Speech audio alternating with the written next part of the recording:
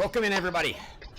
It's semifinal Saturday here at the 2025 ITA All-American Championships. Have our men's matches getting started here at scheduled 11 a.m. Eastern, just finishing warm-ups. The women from Cary at 11:30, but due to weather, they have been moving indoors. So you will see some indoor tennis, and we'll have a split screen once the women come on. Our featured match on this stream, we've got them both up. You can catch Alex Gruskin on the other stream here. We've got Baylor's Devin Badenhorst and Ohio State's Aiden Kim.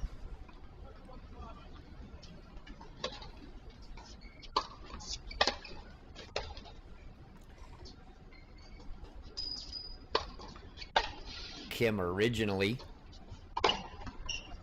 signed and played at Florida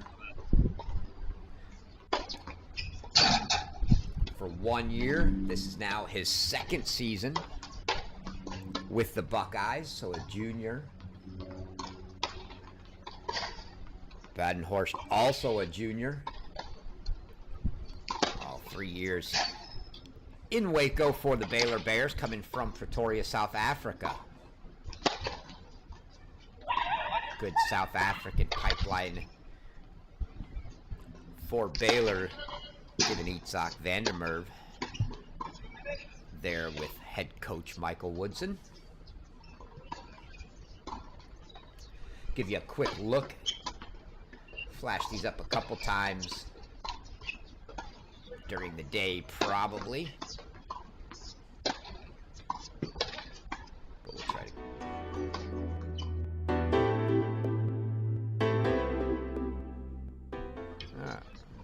Bad button press on my part. Trying to show you the graphics here. So you got Badenhorst versus Kim. Badenhorst a 7-6, 6-3 win over Michigan State's Matthew Forbes yesterday. A great run for Forbes in this tourney. Kim getting the benefit of a walkover over Sebastian Gorsny. The other semifinal that you see over on Alex Gruskin's screen, DK Suresh and Jay Friend.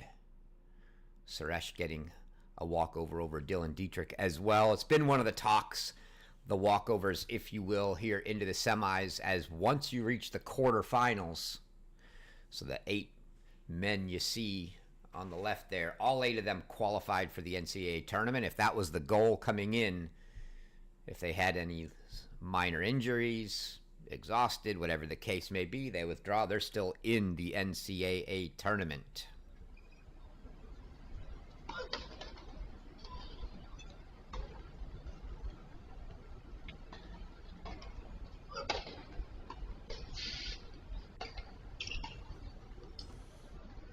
Warm-ups complete.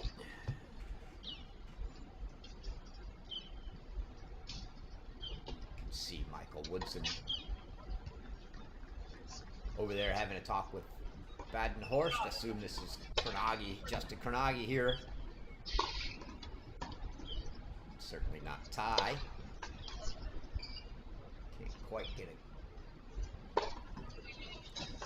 good enough look there, but we'll be set to start. FYI, the women's match that we're going to have on this stream when they get going around 11:30 or so, going to be Taya Chavez from Ohio State. So we got a couple Buckeyes in our semis today, taking on Valerie Glausman, sophomore from Stanford. So we'll bring that one in when they get going. It'll be Badenhorst to kick things off here, serving. Big server. We're going to look for a lot of serve +1 action.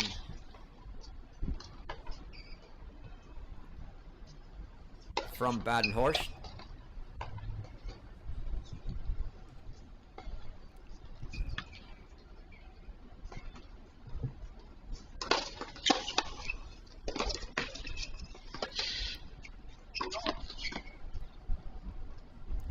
Tim probably going to be looking to play more of the rally ball, though a lot of pace, but certainly going to be more the baseline grind. I wouldn't necessarily call him a grinder, but he, more than Badenhorst, will be looking to play a rally game. Badenhorst can look to end points a little quicker.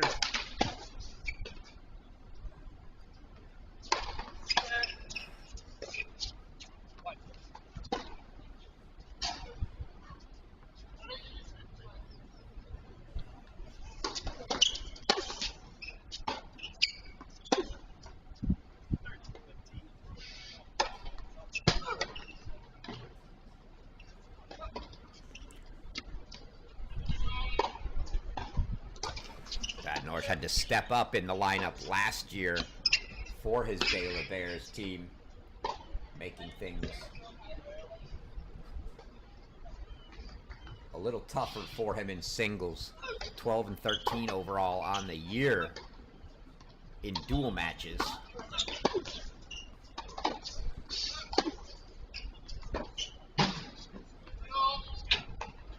Ball looked like it just caught the baseline there, and Badenhorst a little late on it, maybe thinking the ball was going to sail long. Hopefully we'll get the scores going here on the screen.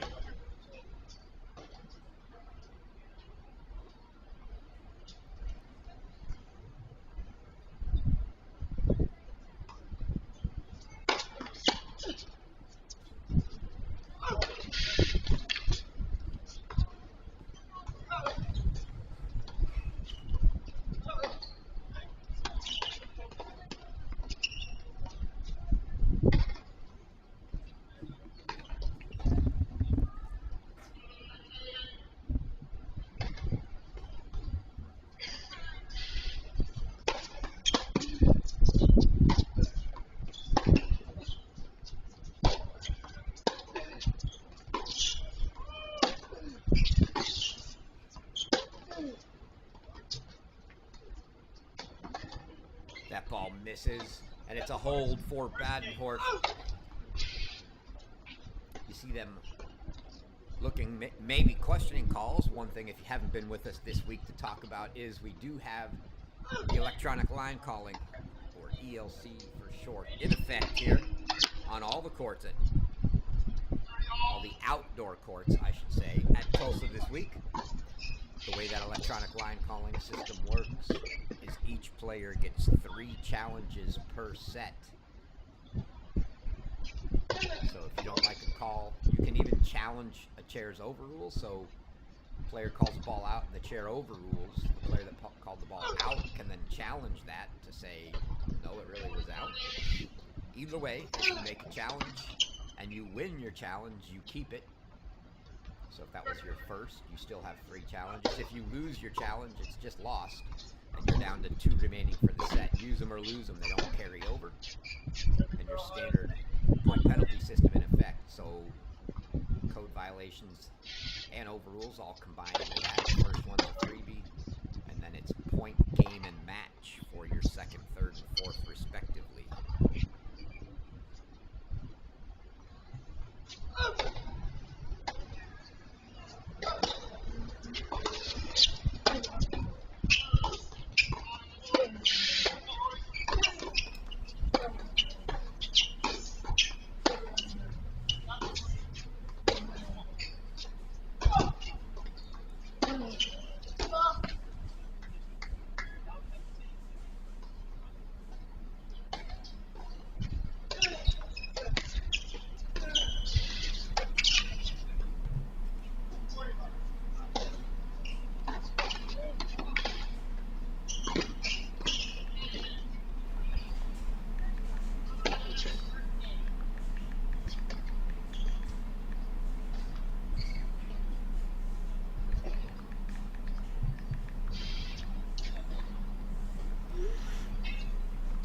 Give them a little longer to get the on-screen scores going, and if they don't, maybe we'll throw some up ourselves, although we're going to be reserving that for the ladies' matches indoors at Cary. You can faintly make out the score on the scoreboard in the background there here at Tulsa.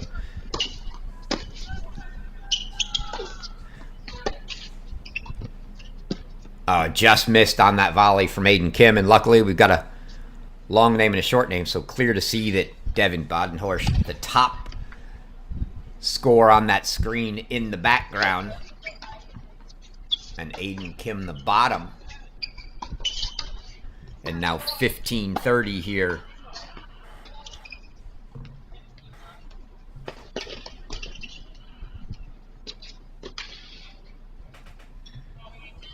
For Aiden Kim in his first service game.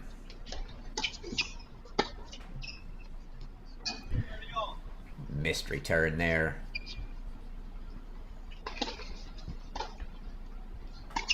For Badenhorst, excuse me. Aiden Kim, his first season as a Buckeye last year. All-American.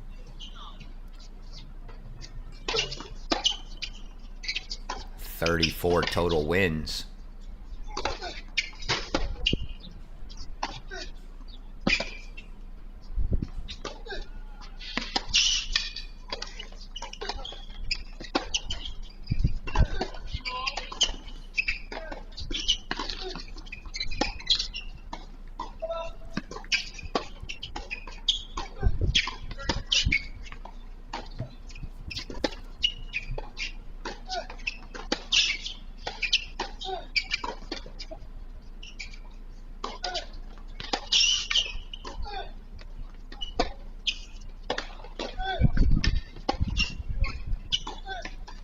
Longest rally of the match early on, and it goes the way of Devin Badenhorst, and it's going to earn him a couple break points here now at 30-40.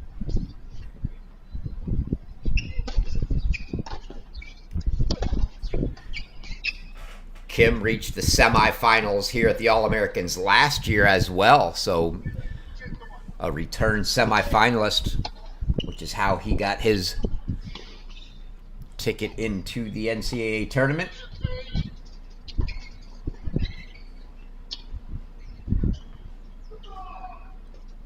(11-8), playing at the one spot for the Buckeyes last year. Got to figure that's his spot again.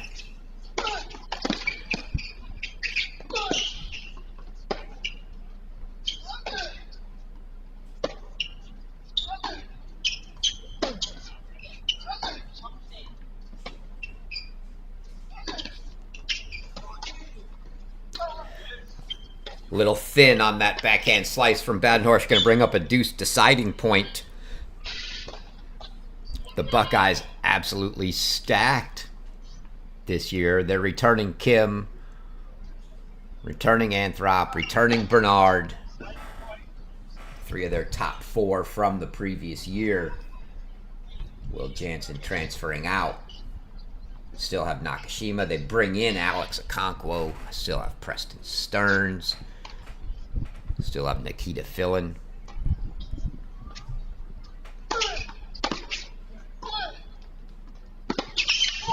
It's a great hold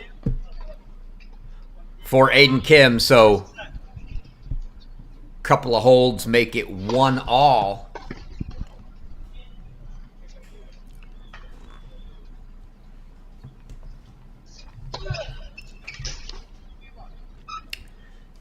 As you get a good look there. Head coach Michael Woodson.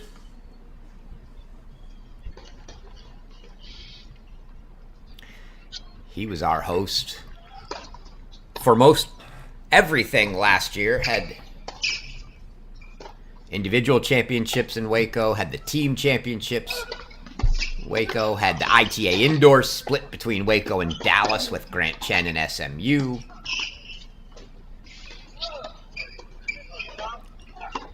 I'm sure a little sense of relief for him this year, not having to host everything and actually getting to spend a little more time focused on the tennis, although he has one of the best in the business, his director of everything down there, Jackie Haddock, who took such good care of us.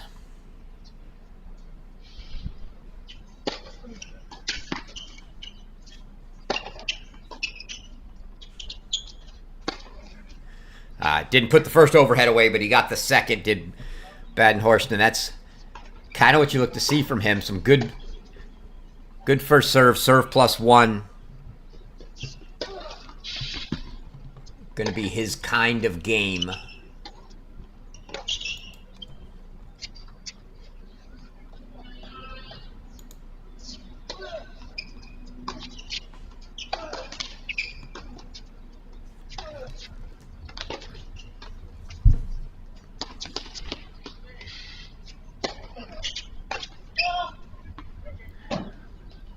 Kim not able to measure that return just yet.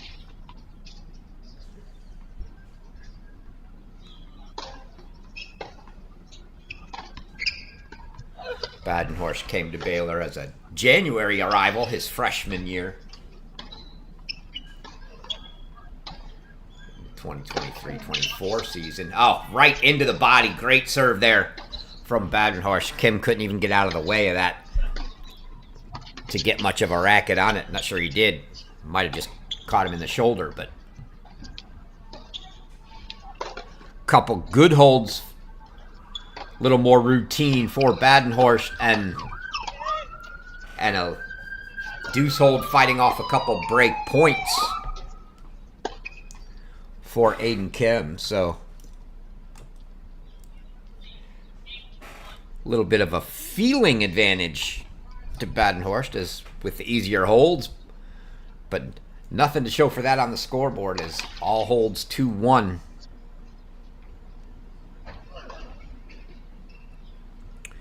Showed you that draw and talked about the reason we see some withdrawals. Maybe next changeover we'll give you the graphic to show you how you get into the NCAA tournament. And this is going to be the first day, at least on my stream. I think Alex Gruskin on the cross-court cast has had singles and doubles action this week.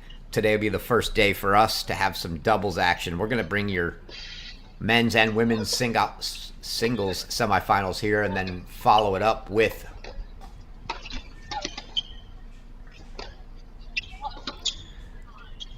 doubles action.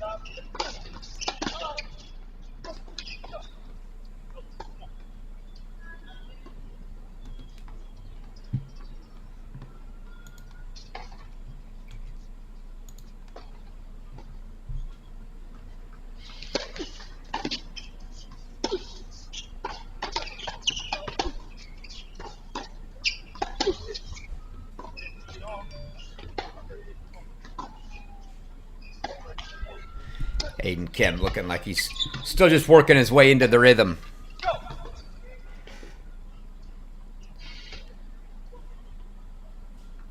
But that's his game. He's going to be tough.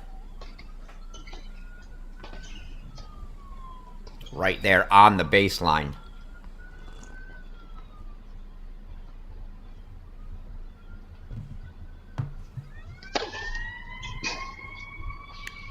Just missed.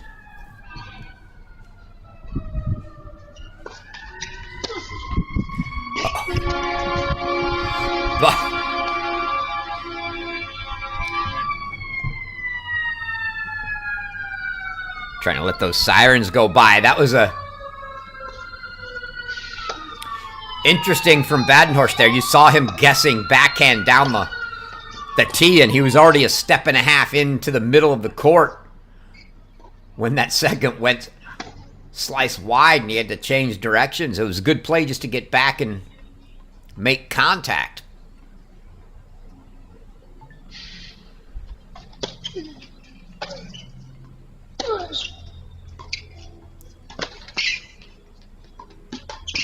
Oh, Almost got there, did Aiden Kim, but a big open court off that backhand slice pass. You don't see that often.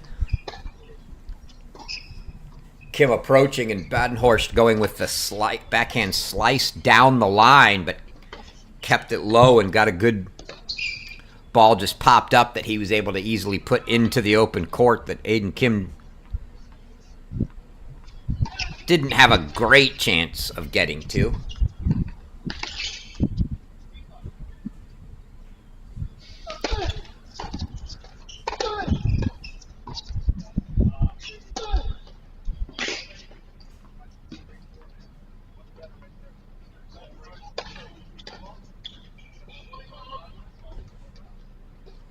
Ball was just wide. I thought Badenhorst looked like he put his finger up to the chair as if he was challenging the call, but maybe not, as it doesn't look like there's a delay.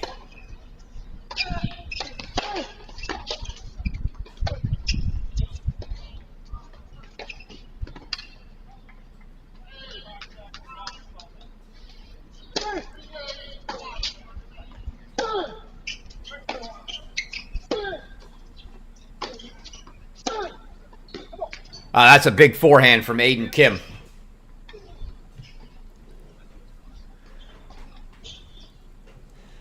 And that's what you look to see as he starts to be able to measure that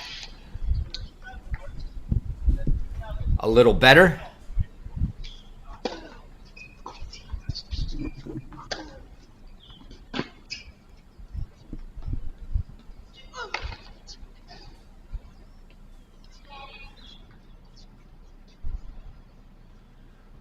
So 2 games all, 4 holds.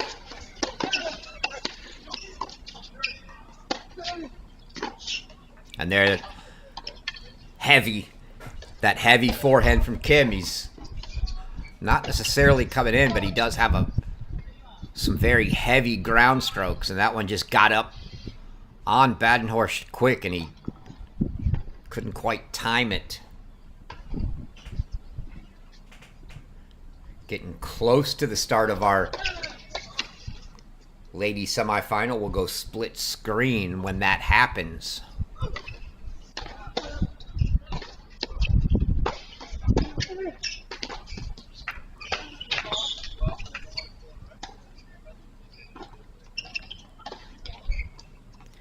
You see Kim just shake his head. There's not a lot you can do about that, and you're going to have your fair share of those when playing Badenhorst. 6'7" is Badenhorst, so you expect to see some very good serving from him. Kim, as you can see, not the shortest guy in the world either. He's 6'3".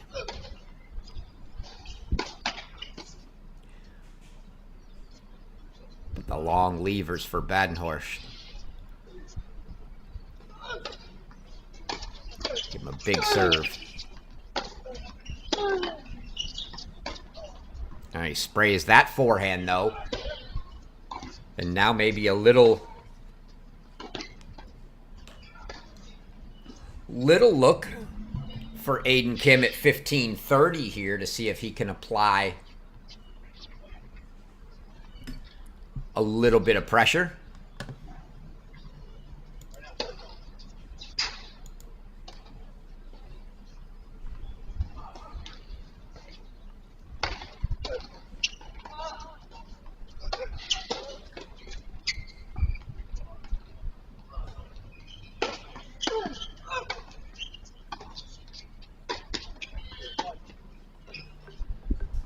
That inside-out forehand called wide.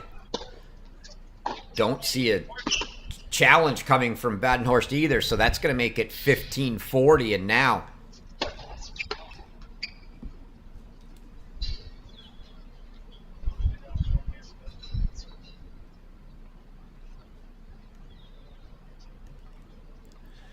the first break chances for Aiden Kim. Badenhorst had 2 he didn't get. Aiden Kim now has 3 if he needs them.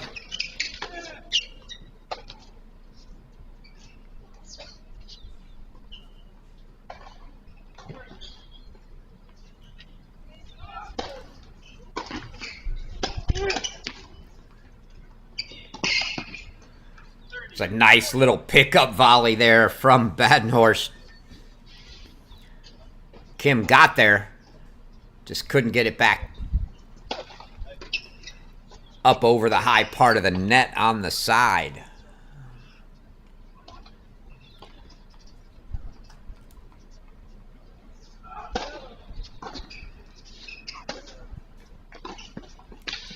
So this will be break point number 2 here for Aiden Kim. Beautifully done there by Badenhorst. Serve and volley. See if we got another look at that one. Good little outstretched reach on the backhand volley to put it away, and now it'll be a deciding point, break point number 3, the third and final one of the game here for Aiden Kim.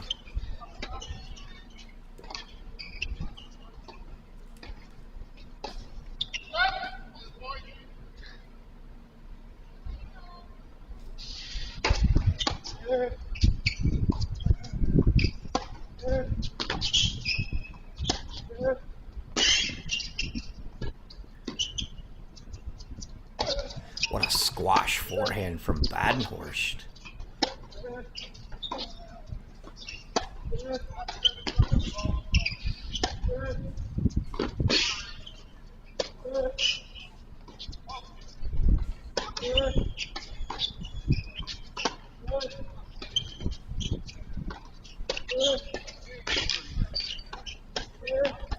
Just too good from Aiden Kim. He had Devin Badenhorst everywhere on that point. He gets the break to take the 3-2 lead. Get a look at the finish of that point, although that wasn't the best part of it.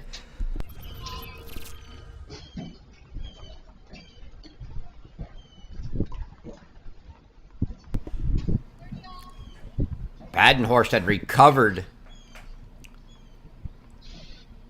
twice into that forehand corner with some great squash forehands just to get the ball back defensively, but in the end,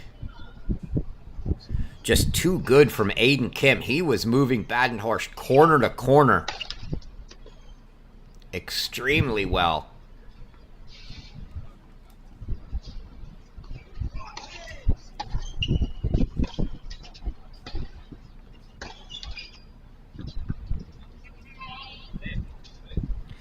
So Aiden Kim breaks through on his third break point.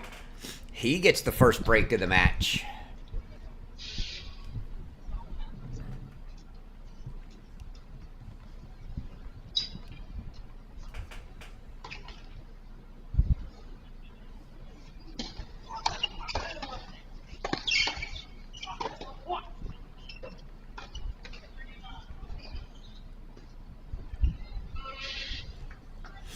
They are in warm-ups now. In Cary indoors for that Taya Chavez, Valerie Glosman.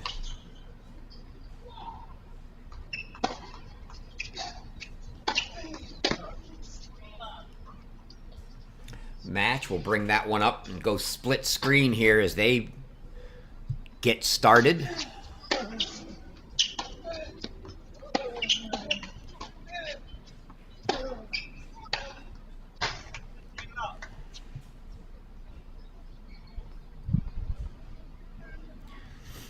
Again, hopefully they'll get the on-screen scoring coming for us. But it is 3-2 Aiden Kim up a break here.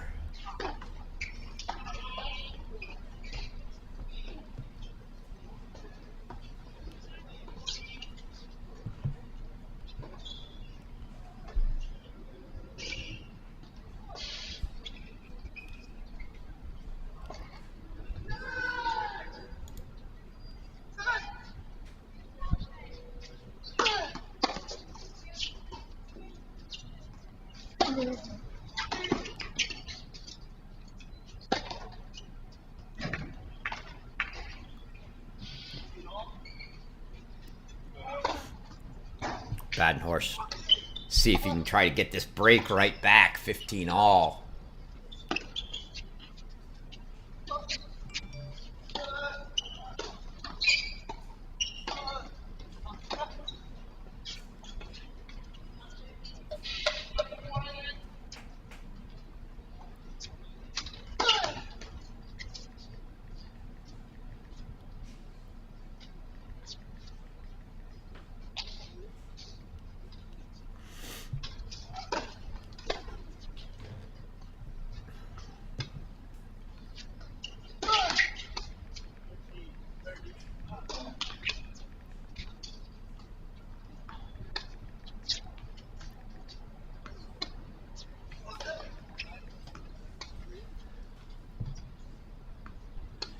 So 15-30 and a little look now for Badenhorst maybe to try to get this break right back.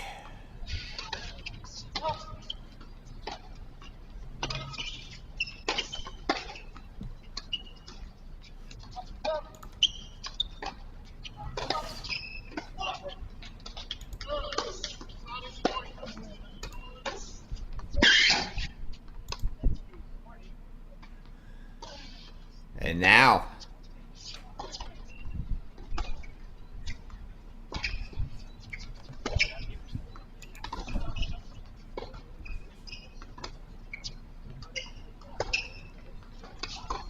three break chances right back for Devin Badenhorst.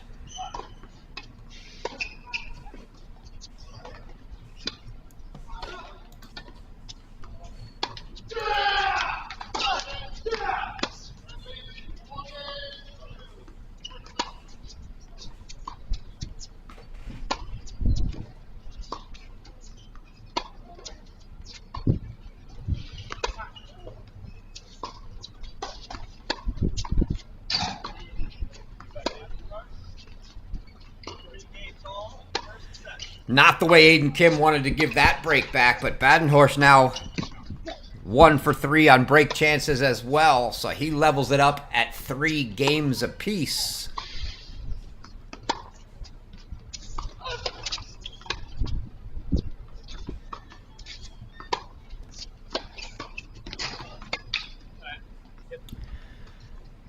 We are going to see if we do indeed have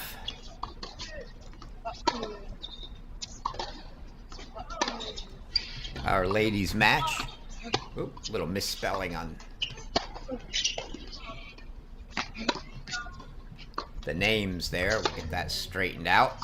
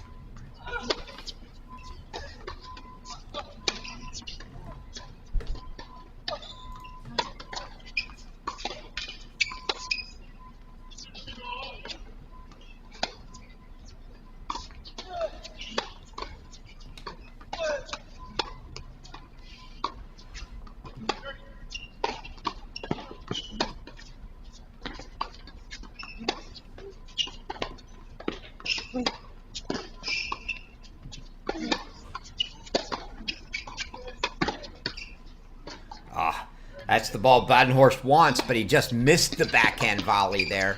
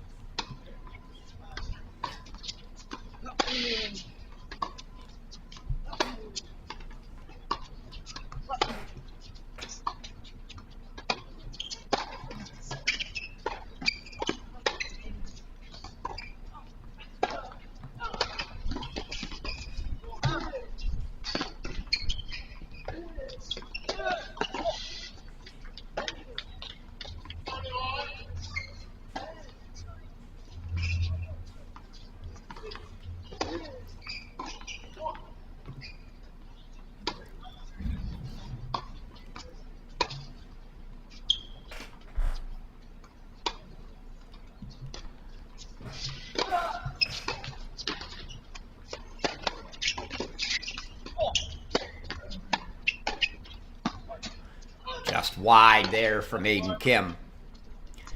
And you can see on the left side of the screen, action underway in carry. Taya Chavez. Valerie Glosman.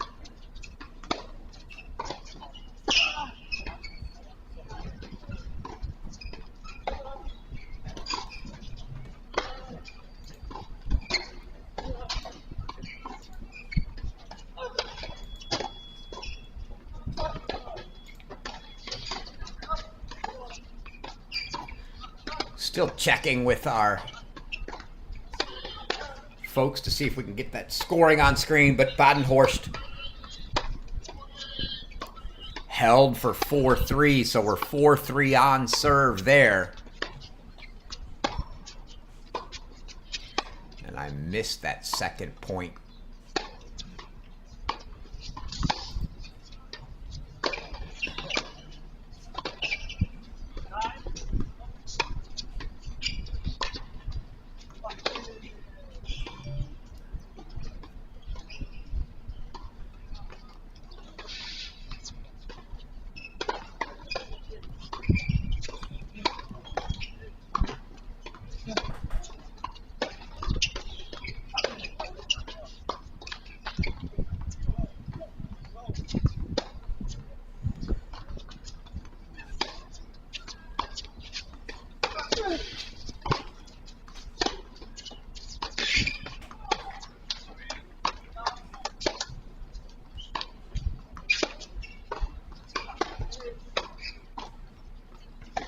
So Taya Chavez now serving here, 30-all. First game for the Buckeyes on your left. Aiden Kim serving at 3-4 on serve on your right. Couple of Buckeyes on the near sides of the court.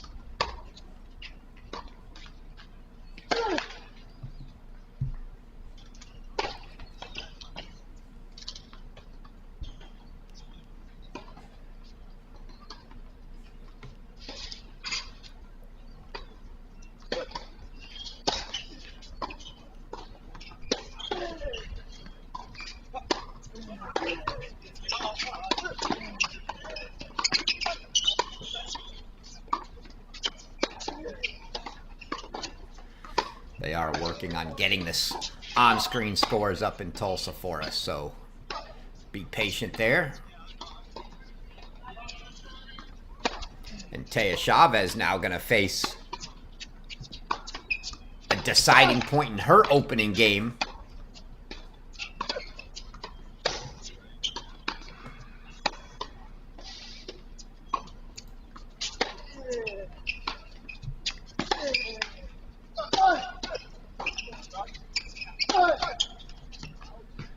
Aiden Kim missing that ball for 15-30 and giving Badenhorst a little look in that ball.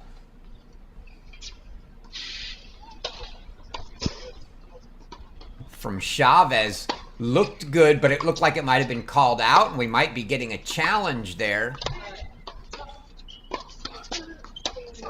And no, it was indeed out. So Valerie Glossman, the opening break for the Cardinal. And now we get a look here at Aiden Kim. 15-30. That's a big serve and a big spot for Aiden Kim. 30-all here at 3-4.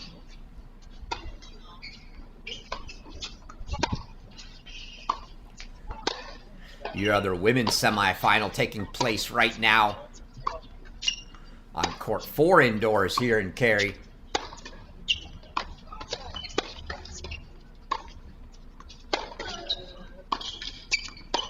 Is Carmen Ray of Texas, Luciana Perry of Ohio State. So the Buckeyes, couple players in the semifinals. Been a great week for them. Look at that forehand from Aiden Kim there. One more look at that one. So from 15-30, he's now 40-30 as he pulls this forehand inside in. Clean winner. 40-30 and a chance to level this one up at 4 apiece for Aiden Kim.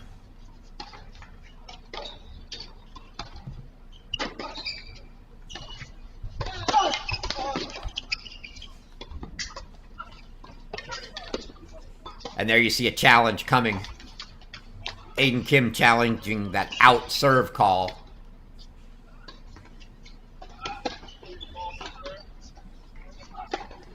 Looks like the call stands.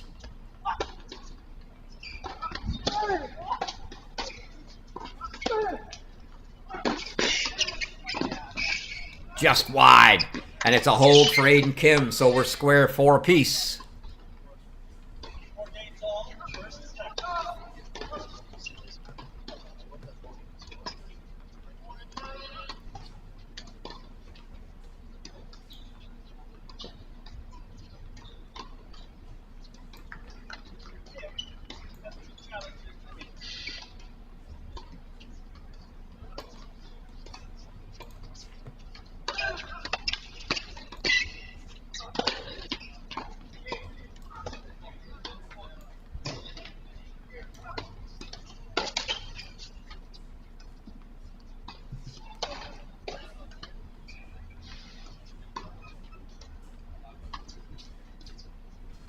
So 4-all on your right. Badenhorst to serve.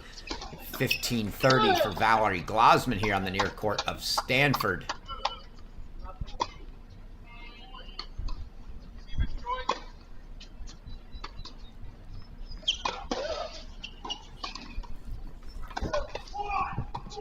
You see Glosman with a good ball into the corner. Leveling it up at 30-all.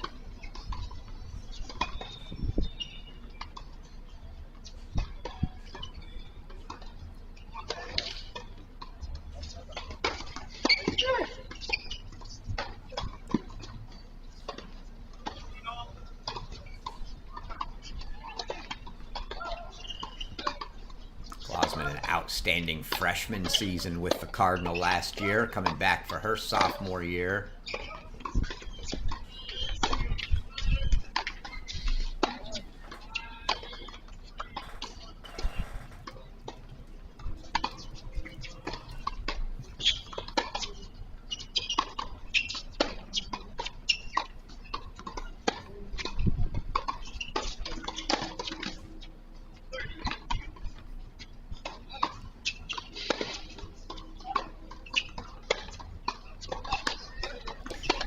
See her two hands. Call that right side the forehand since she serves right-handed.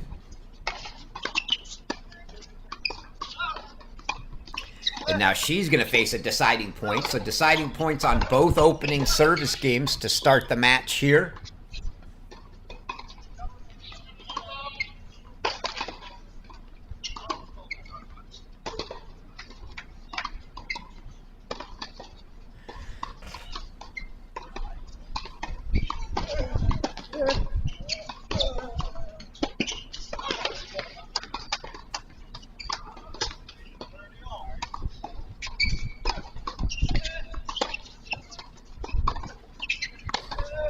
That ball wide. And so Glosman gets the hold. 2 deuce points going the way of the Stanford sophomore, and she takes a 2-love lead. Glosman, the winner of the U.S. Open wildcard playoff this past summer, which earned her a berth into the U.S. Open main draw.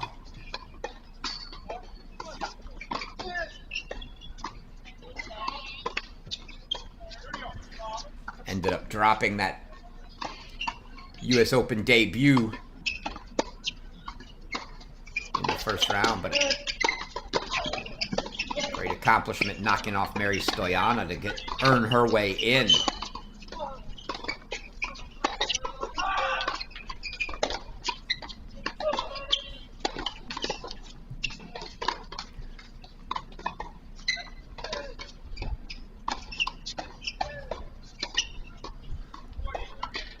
So 40-30 for Badenhorst here now at 4-all, coming down to the tail end of that set.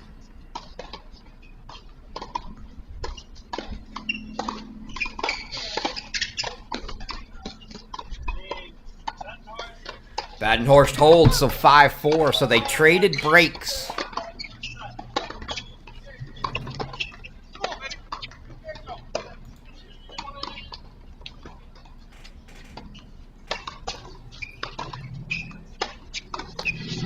Traded breaks once here in Tulsa.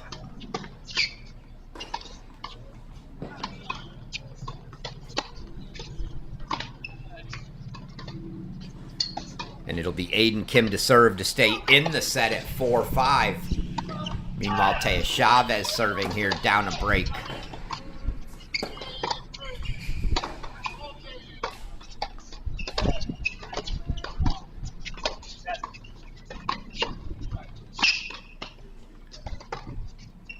And Glosman now applying a little pressure to Chavez early.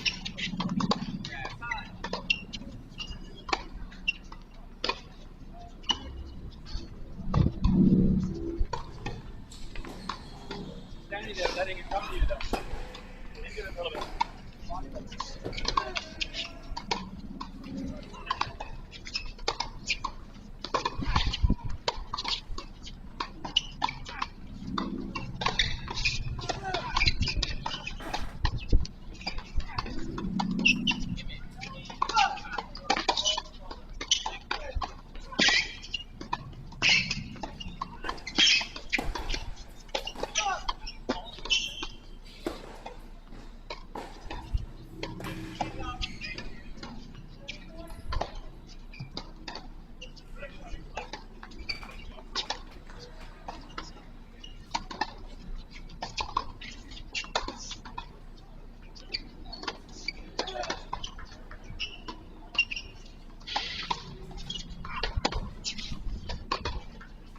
15 love for Aiden Kim here.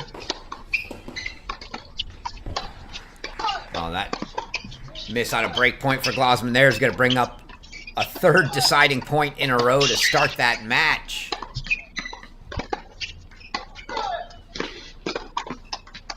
Well done. Badenhorst left too much room for Aiden Kim there, so Kim successful on that pass attempt, but deuce deciding point, third game in a row in carry. Valerie Glausman's 2 for 2 so far on those deciding points. Let's see what happens here.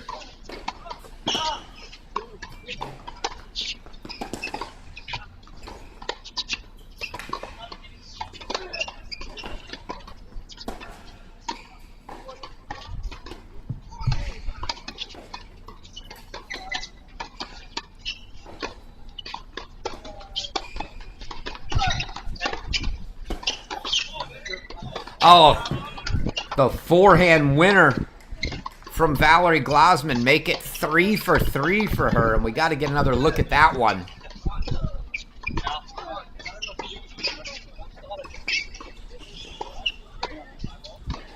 Two-handed forehand winner, and it's a double break 3-love lead for Valerie Glausman. Aiden Kim 40 love here, looking to square this match up at 5 apiece.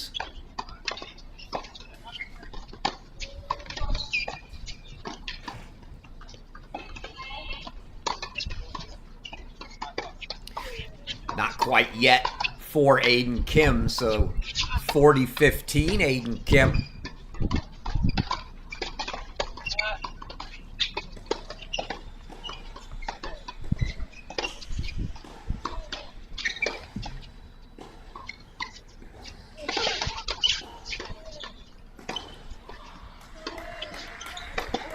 Chavez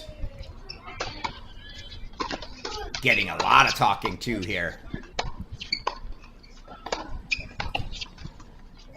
Head coach Melissa Schaub and the assistant Schaub doing double duty as she's got Chavez and Perry both out there. Badenhorst has come back from down 40 love to 40-30, so big point here for Aiden Kim at 40-30, trying to certainly avoid the deciding set point if he can.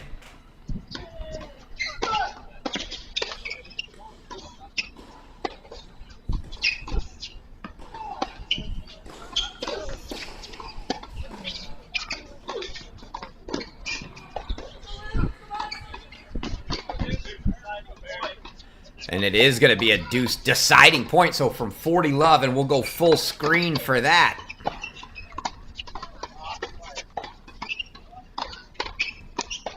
Again, on-screen score is not working yet, but this is 4-5 deuce deciding point, set point for Badenhorst. Game point to get to 5-all for Aiden Kim. First serve deep. So Badenhorst going to get a look at a second on set point here.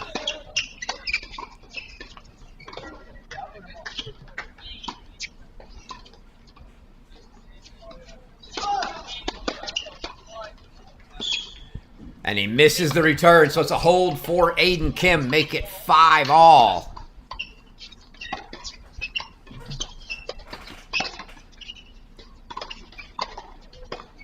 We'll go back to split screen.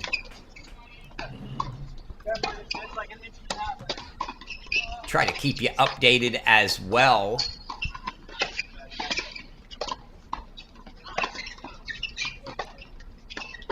To other action going on in the other semifinal matches. That's just too good from Badenhorst. Slice wide, +1 into the other corner.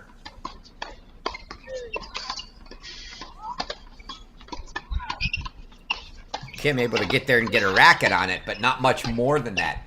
Luciana Perry, Carmen Araya, 2-all in your other women's semifinal.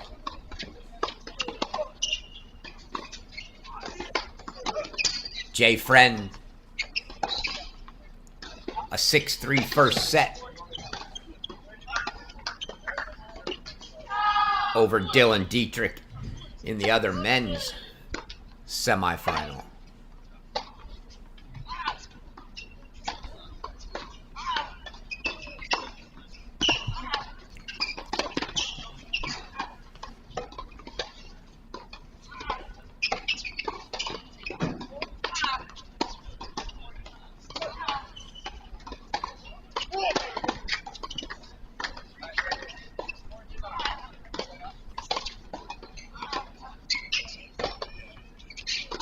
That's a beautiful ball from Valerie Glasman, just at the outstretched reach end of that backhand for Taya Chavez. And so 40-15 and 3 points to take a 4-love lead here.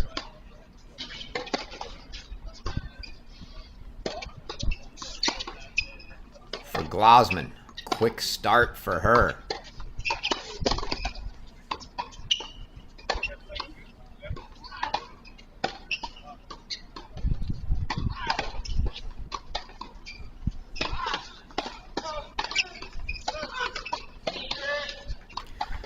And there's something to build on for Taya Chavez. Lovely backhand winner there. Badenhorst 40-15 here at 5-all. Missed return from Aiden Kim, so it's a hold for Devin Badenhorst. He leads 6-5.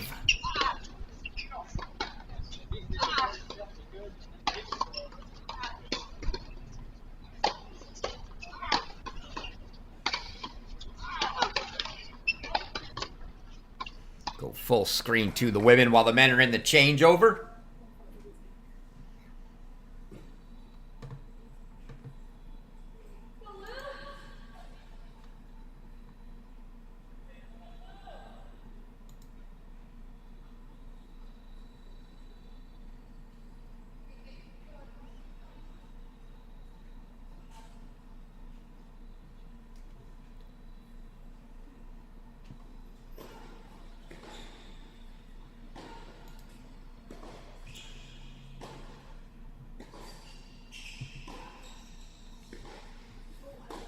Fourth game in a row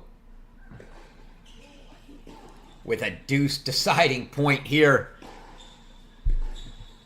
in carry. Can Chavez get on the board for her first one?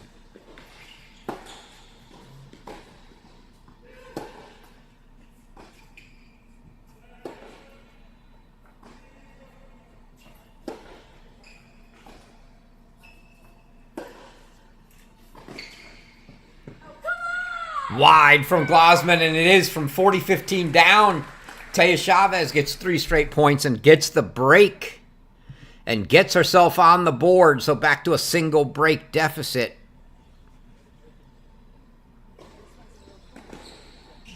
Go back, split screen.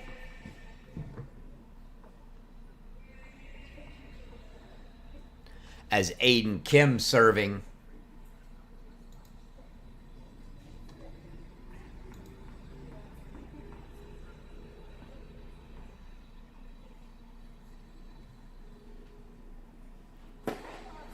At 5-6, trying to send this one to a breaker.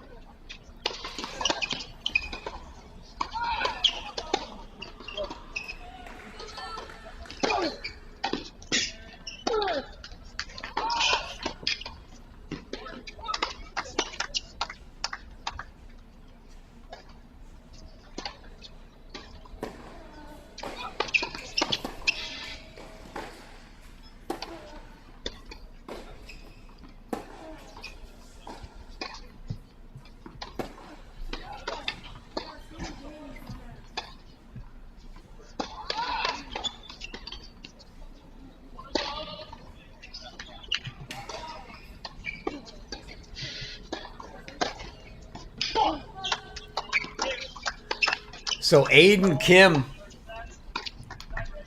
gets the hold, and they're going to play a tie break here in Tulsa. We'll keep our eyes there. We'll go full screen as we get towards set point there, but keeping eyes on action here in Cary right after Taya Chavez got on the board. She now faces 4 break points at love 40.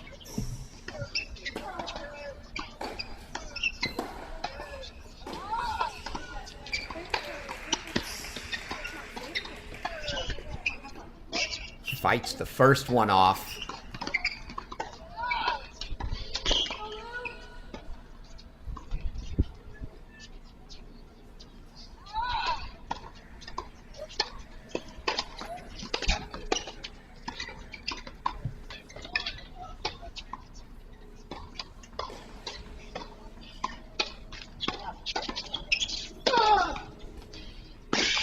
Oh, what a forehand there from Aiden Kim.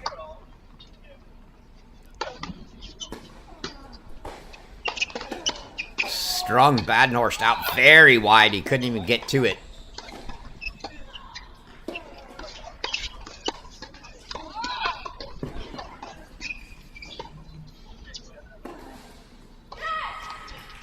Chavez fights back to 30-40.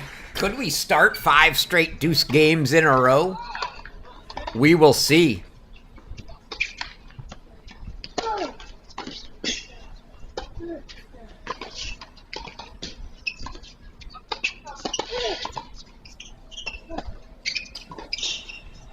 And a good pass from Badenhorst. I thought he was going to go up and over and try to lob him again. Great point. He levels that one up. So too many breaks to start the breaker there at 1 apiece. Chavez here. Can she fight back to deuce?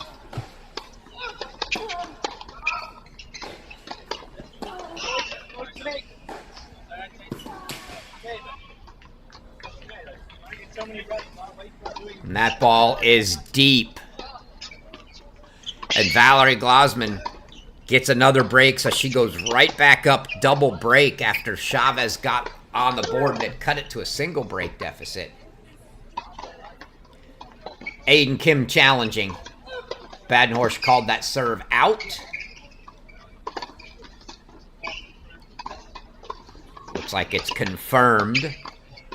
So it'll be a second serve.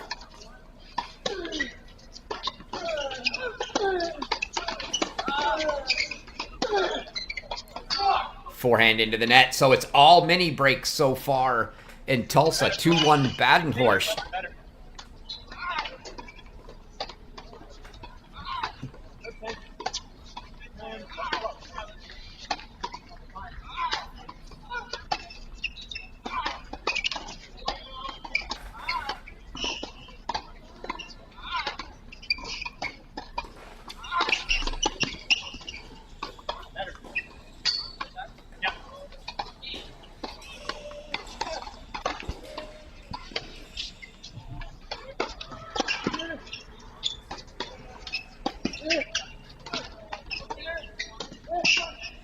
Four mini breaks in a row to start. Aiden Kim showing off some wheels, covering that one. So 2-all in the breaker.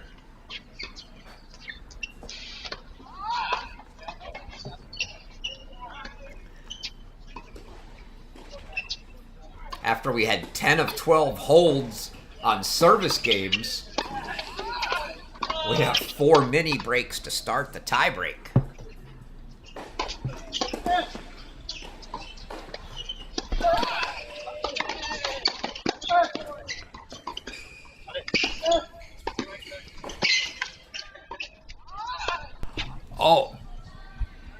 Oh my. I was about to say, what was Badenhorst thinking? He had a completely wide open court. I'll still say, what was he thinking that he should have gone to? And he likes to go back behind Aiden Kim, and it looked like he hit the ball wide, and it just caught the line, as you saw from Aiden Kim's reaction. I think that should be close. That should be close.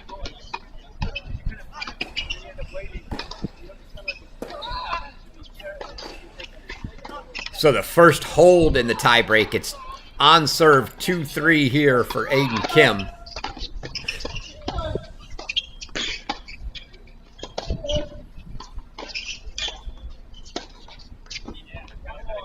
Kim yet to get a hold on his serve in the breaker. It'll be 4-2 Badenhorst at the turn. One serve coming still for Kim.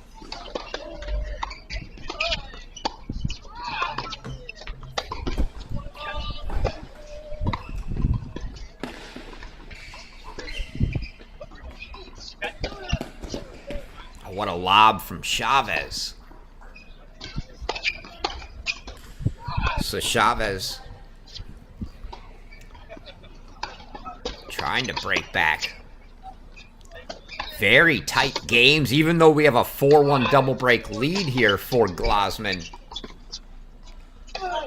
4 of the 5 games have gone to deuce, and the one that didn't was a break from 30-40.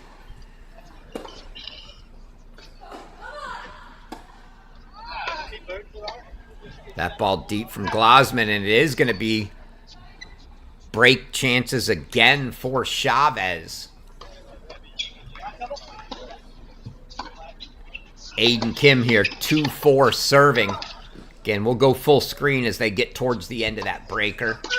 Don't want to rob the women's match, though. There's the first hold in the breaker on serve for Aiden Kim, and he gets it to 3-4.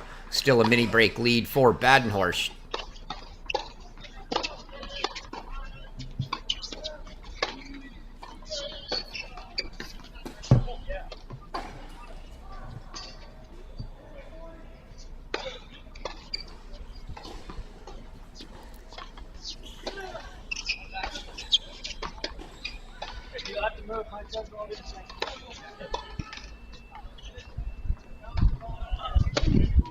Glasman gets it to 30-40. Again, Badenhorst 4-3. That scoreboard's got to take a beating where it's at right there.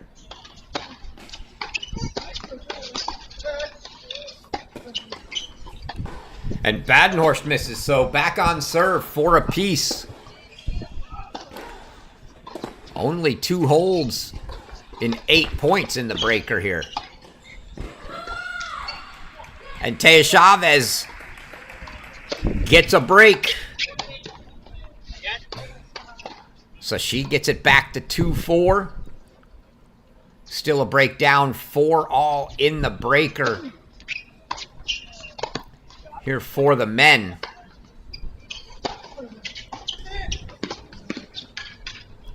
Oh, Badenhorst down the line.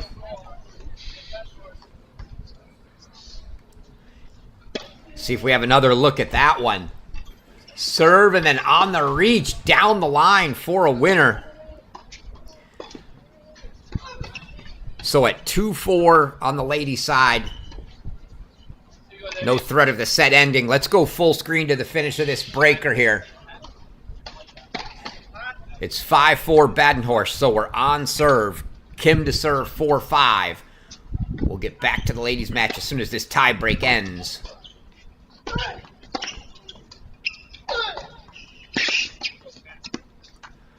Aiden Kim squares it up at 5 apiece.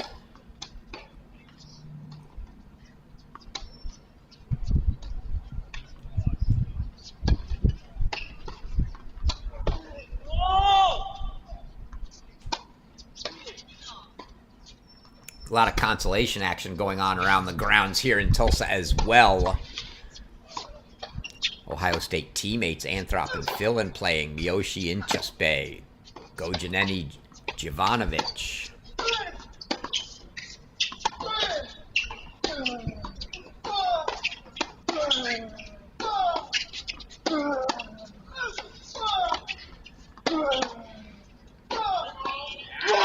Oh, and Aiden Kim yanks that forehand, sends it. And it's now 6-5. Badenhorst with a set point coming on his serve now. So 6-5 Badenhorst in the breaker here. Set point.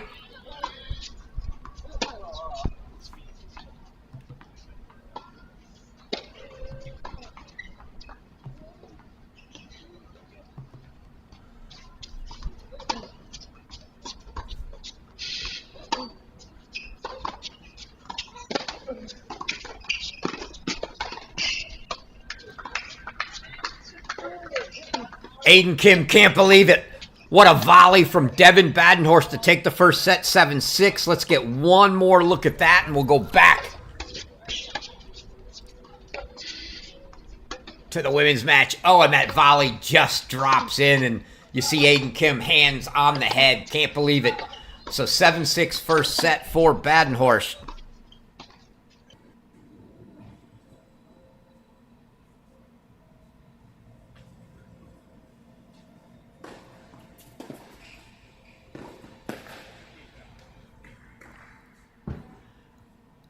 And that right there was, I believe, our fourth break in a row as Valerie Glasman breaks Taya Chavez. And she goes up 5-2. So set break on the men's side. Change over here. We'll go back to the split screen. See who comes out first. If either of the men are taking the restroom break. Not sure. Can't quite see them. On the side there. Looks like Woodson might be. Let's go full screen. See if we can get a look. Yeah.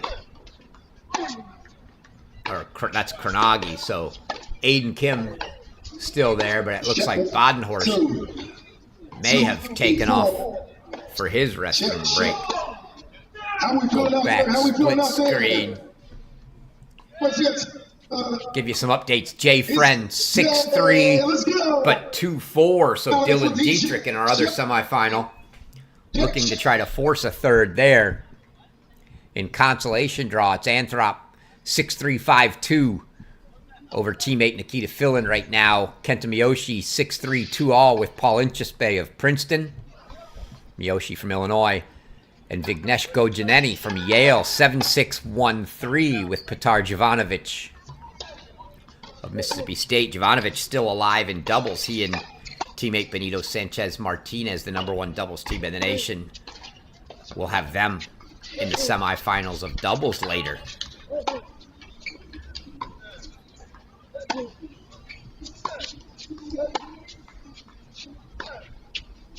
So let's go back full screen while we wait for the men to pick things back up again.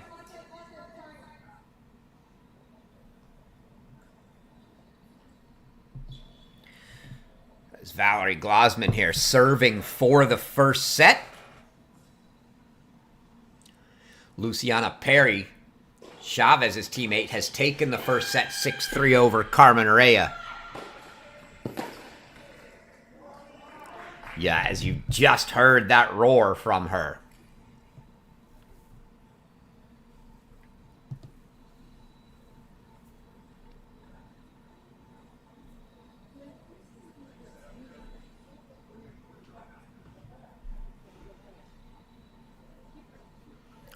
Hats off to all our folks at the ITA. Zach on site here getting all these mobile cameras set up for us indoors so we can cover this action.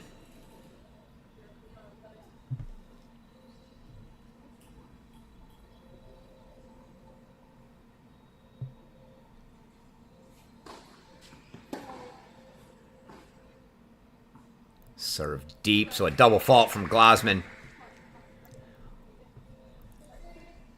Had our share of rain at both sites this week.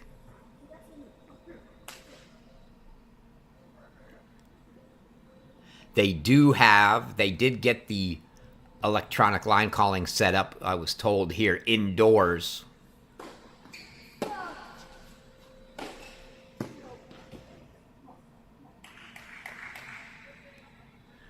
Just missing was Glasman.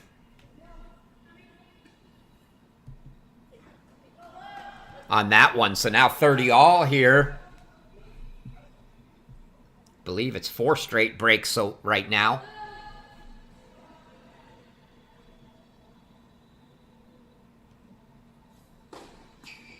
From 3 Love Glasman, we've had all breaks since. But that missed return's going to bring up a set point now.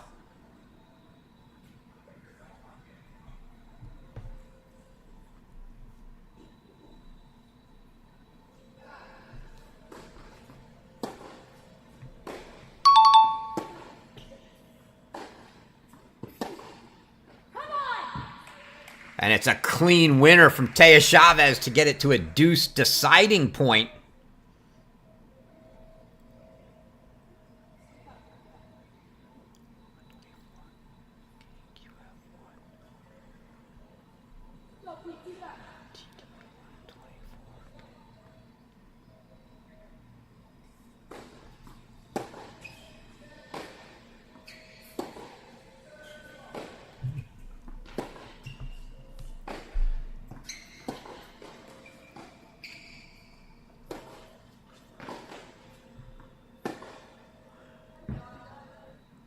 That ball called deep by Glosman for a set. Of course, Chavez going to challenge that. Let's see what the result is. Overruled. So the electronic line calling system overrules Glosman there.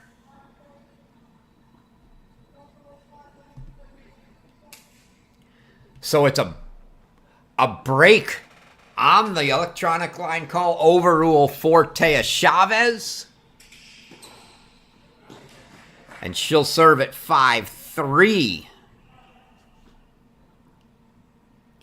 As we're back in action now. First point of the second set in Tulsa.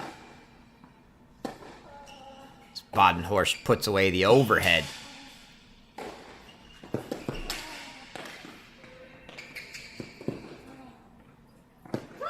Oh, look at that.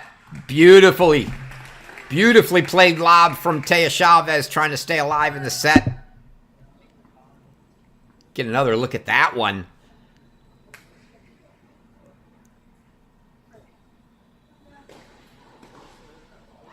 I think Glosman should have seen that ball coming. You could see the windup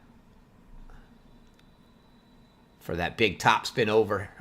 Lob overhead there from Chavez.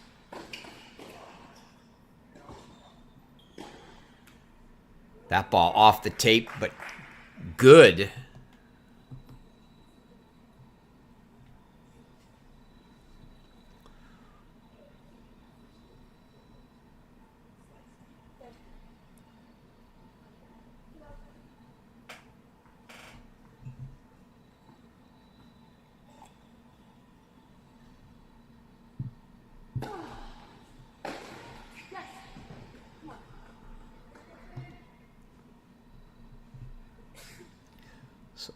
Chavez extending life after that overrule there on set point.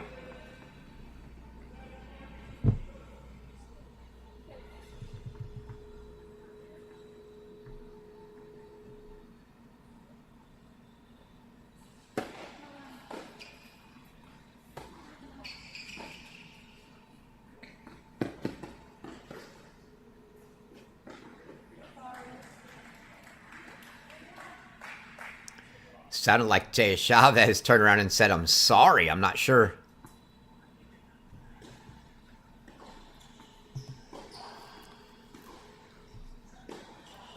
What that was about there. Maybe just didn't do what she was asked to do.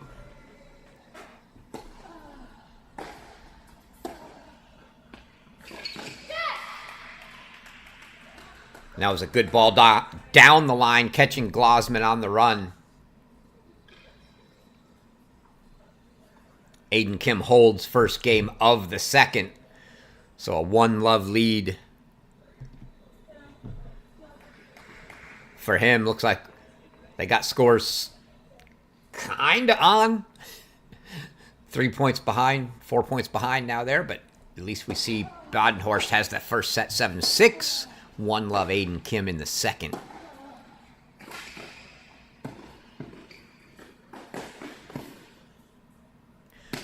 Chavez misses the volley, and it's going to bring up another set point here now for Valerie Glosman on a deuce deciding point.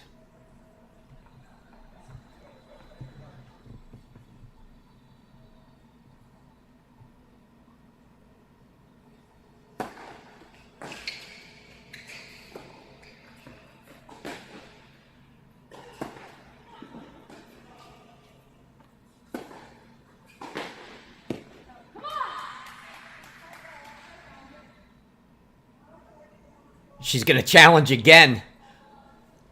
Almost the same spot as the previous one.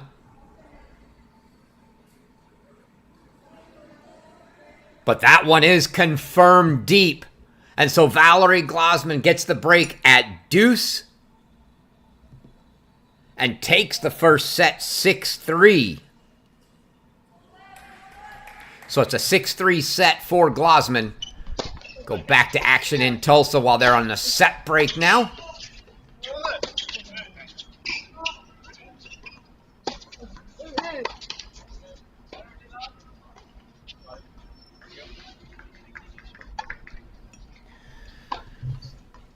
Six, 3, love 1 for Luciana Perry. Your other women's semifinal, your other men's semi. Jay Friend, 6-3, 3-5 with Dylan Dietrich. So they could shortly be heading to a third. We'll keep our eyes on that.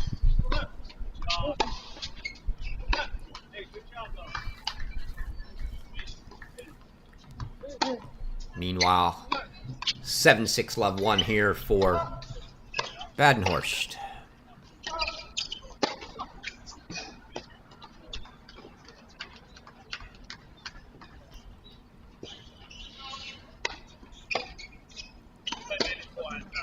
That's a deep serve. Double fault from Badenhorst for 30-15.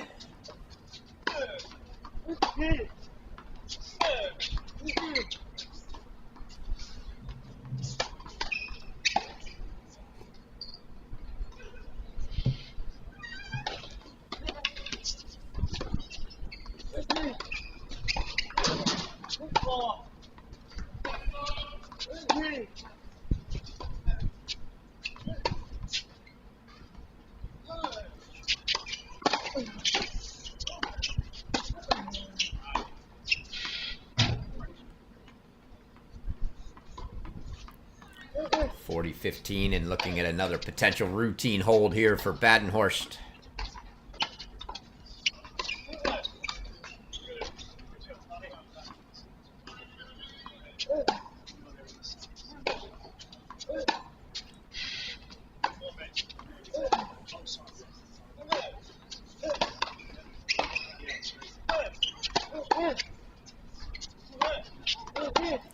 Another one. That slice wide from Badenhorst keeps kicking left of that little divider there and sending the ball astray.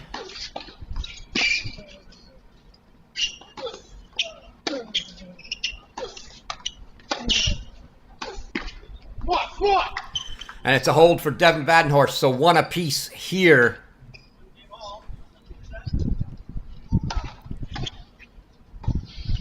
As you see Valerie Glasman making her way out, about to start the second set.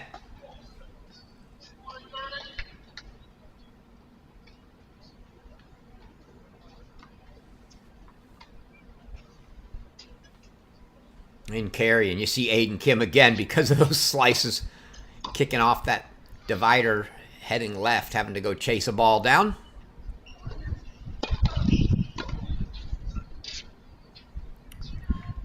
Beautiful forehand down the line from Glasman. Get another look at that one. Serve +1, stepping inside the baseline. Sending that two-handed forehand right into the corner.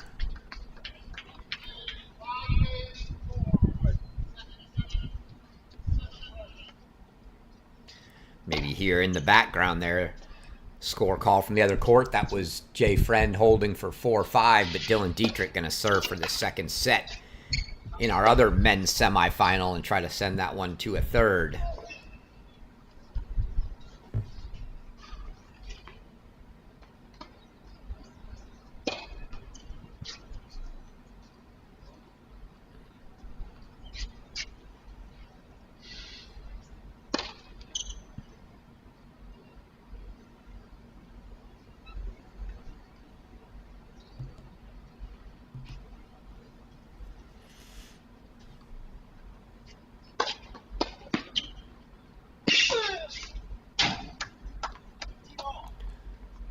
Little frustration coming out of that one from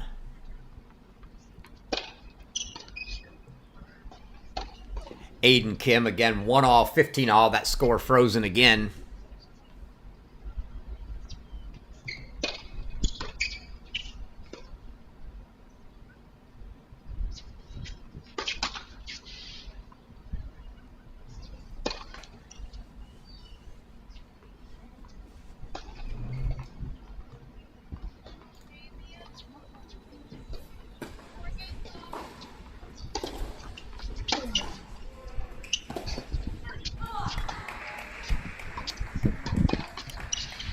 Nice backhand from Chavez to keep first game of the second alive here.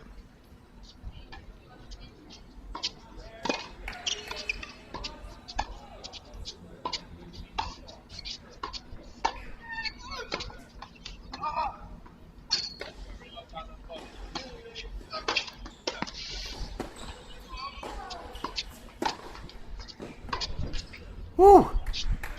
What a ball up the line there from Glasman. She gets the hold, so she takes a 1-love lead.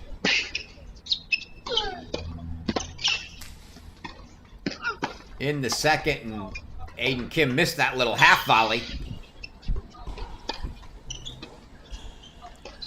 So makes it 30-all on his service game.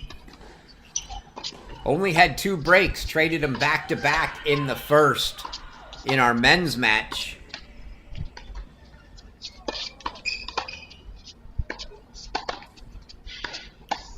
We'll see who's the first one to break the ice here in the second.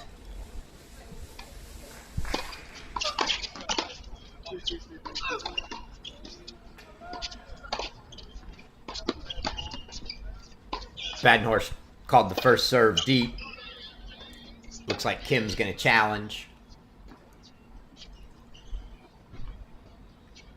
Ball was deep. You look at 30-all. Badenhorst really wanted to take a crack at that second serve. Stepped into it, got up into his chest though, and he pushed it long.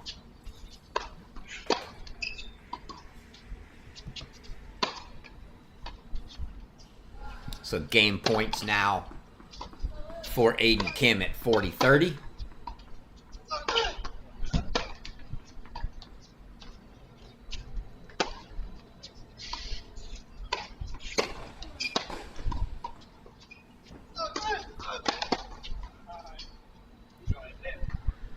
And it's a hold for Aiden Kim, so he takes a 2-1 lead. As they'll change ends.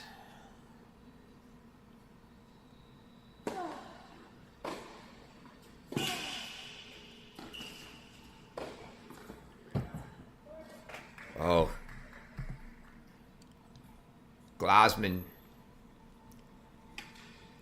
threatening to take control here, up a set. And now Love 30 looking to go up a break. Chavez needs to find something quickly here.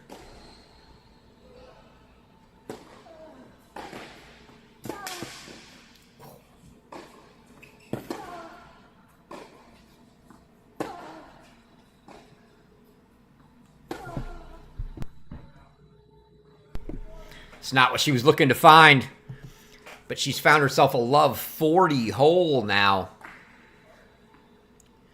Meanwhile, her teammate, Luciana Perry's up a set and a break. So things looking good for the Buckeyes on the other court. Not so good at the moment here. Chavez needs to try to find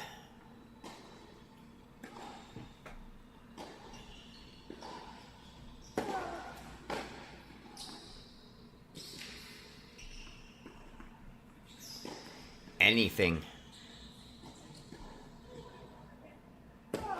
Here, she needs 4 straight points.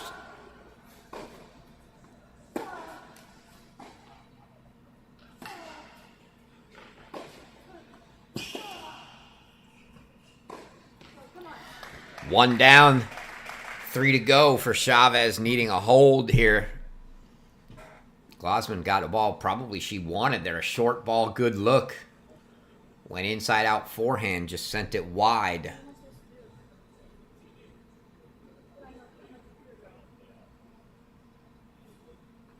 Not a great sign there. You heard Chavez asking her coach, what am I supposed to do? Trying to do a little problem solving, but not sure exactly how to solve the problem. And she sends the ball long, and it's a break for Valerie Glasman, and she goes up 2-love here in the second.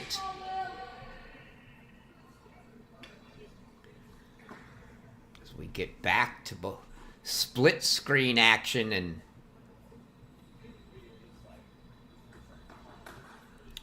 again, it's 2-1 Aiden Kim in the second here. So 1-2 Badenhorst serving. On serve, 15-all. Again, apologize. Those scores, for some reason, just not keeping up on screen in Tulsa, but I'll call them out for you.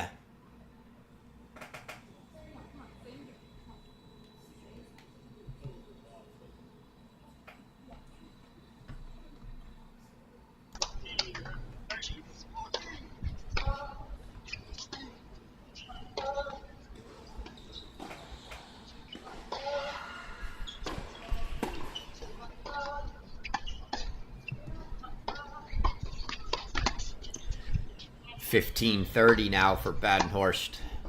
It was Kim who broke first in the first set. Badenhorst broke him right back.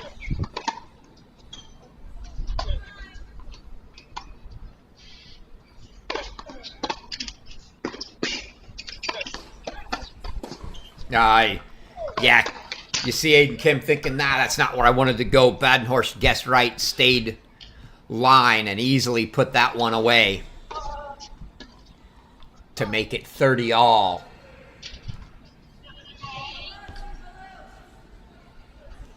And Taya Chavez just looks a little lost at the moment, searching for answers.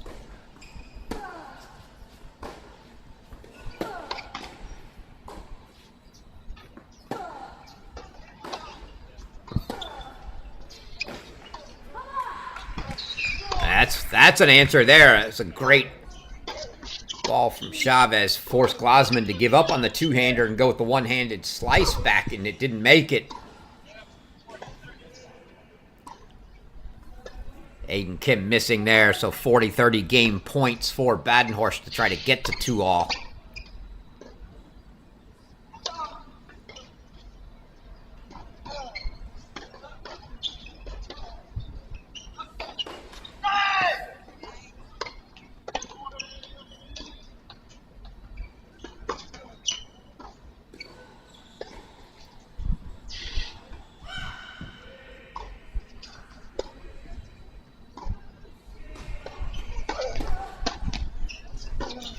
And another missed return from Chavez. Makes it a couple game points for Glasman. And there's a winner from Aiden Kim to get to a deuce deciding point. So game point Glasman, game point break point here on the deciding point for Badenhorst. Can Aiden Kim find the first break of the set yet again?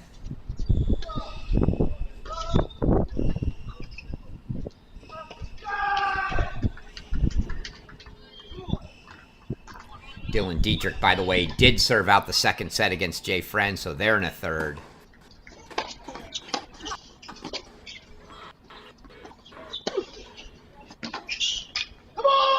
And it is a break at deuce for Aiden Kim. He gets the first break of the second set. He takes a 3-1 lead.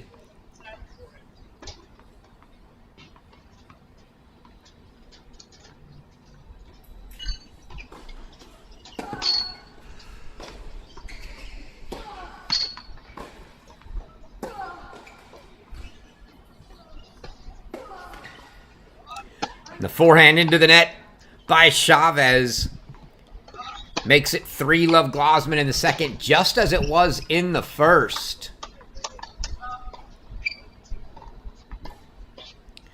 So they'll change ends. Glasman commanding lead now in that match. While they're to change over, we'll go full screen here in Tulsa. Aiden Kim serving at 3-1, 15 love.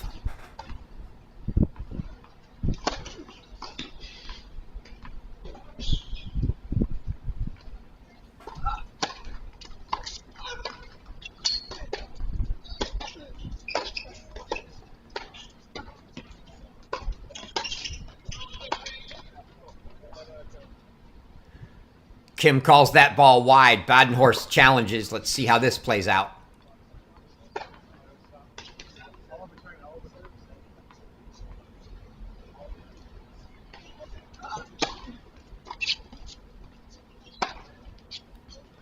Looks like Kim concedes the point.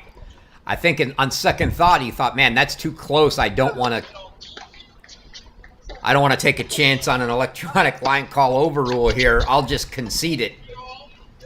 So it did appear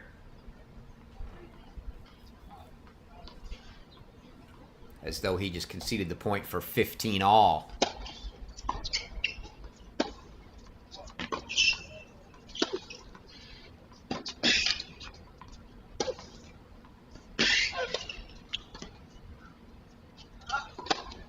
And that ball got to be a little right to left wind there because that just kept moving. As Aiden Kim backpedaled and sailed wide.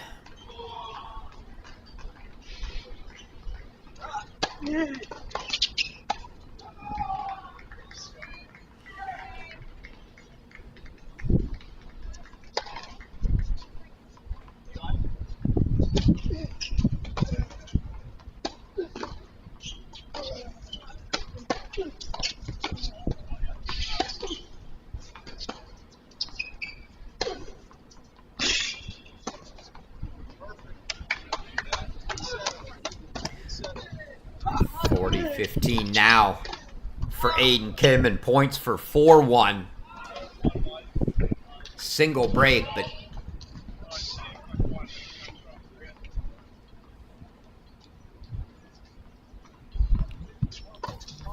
certainly feels good on the scoreboard if he can get there.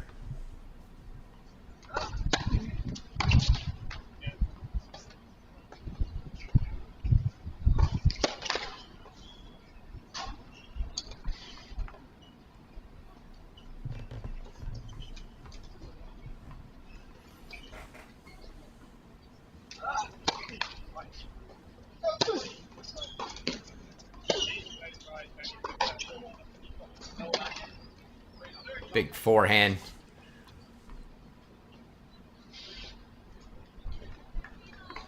From Badenhorst, not letting the game go yet, so 40-30, still a couple game points.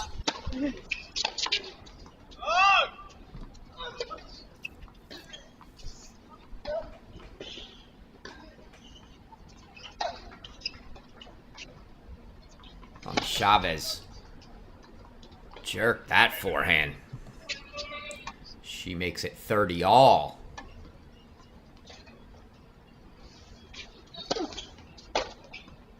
And once again, Badenhorst rips over top of a forehand return. And now, all of a sudden, from 40-15, it's a deuce deciding point for Badenhorst to try to get the break right back, as he did in the first. He gave up a break and got it immediately back. Can he do the same here? And it's break points for Valerie Glosman to take a commanding double break lead.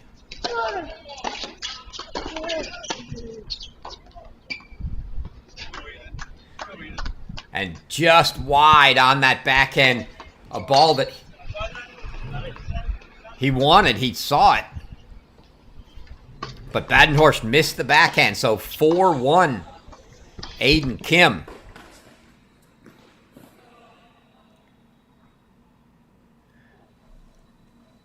And now break point here for Valerie Glosman to take a 4-love second set lead. And she does just that. So Valerie Glosman on a roll. Get one more look as she sends Chavez wide. And then the two-hand forehand into the open court past the outstretched Taya Chavez.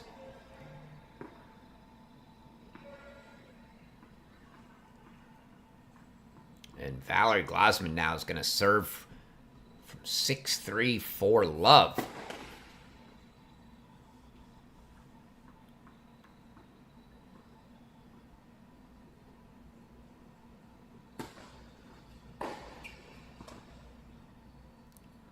Ball deep. I'm just noticing the very comfortable looking arrangement on the far side of the court on the right.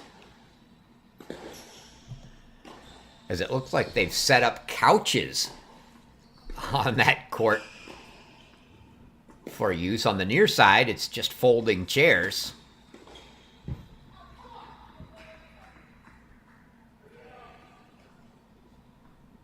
We'll go back. Split screen now as we're back in action. First point of the 1-4 service game for Devin Badenhorst.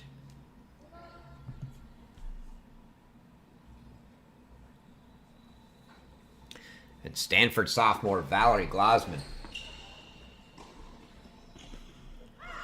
is running through Taya Chavez right now.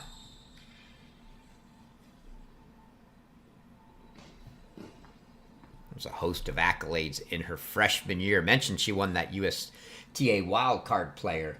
She was an All-American in singles, the Northwest Region Rookie of the Year, ACC Freshman of the Year with Stanford now in the ACC.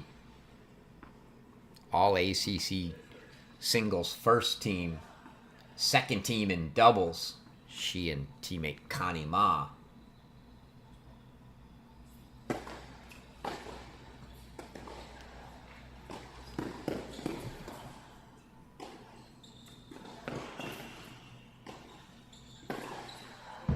And the overhead is put away. And that's 5-love Glasman now.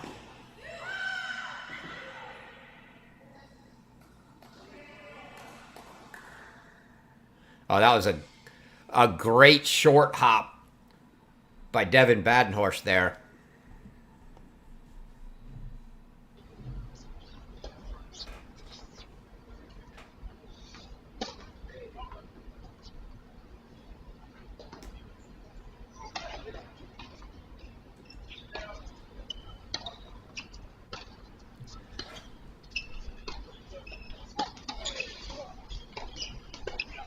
Badenhorst serving 30-15 at 1-4 here.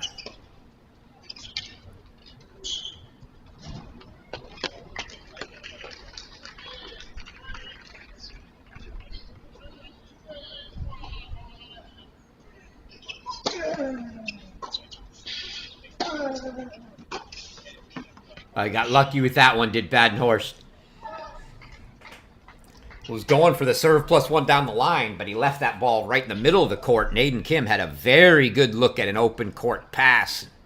Just missed it. So it'll be 40-15 for Badenhorst. Going to go back split. Don't want to miss anything here in carry as Valerie Glasman is a game away from closing out that match. Taya Chavez serving, and it's the let court ace for Badenhorst.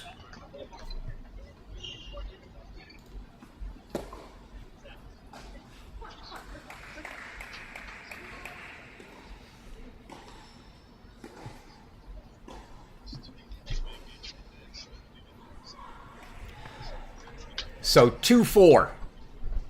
Make it 4-2. Aiden Kim to serve in the second set. Down a set is Kim.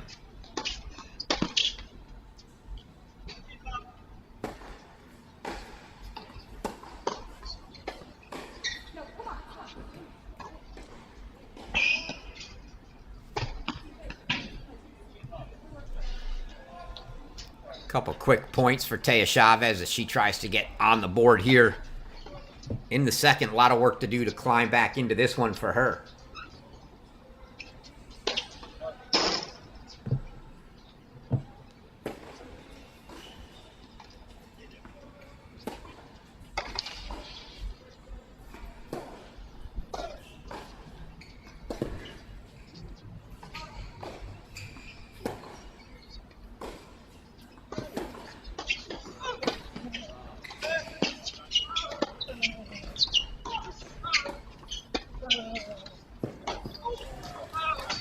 play from Glasman at the net there.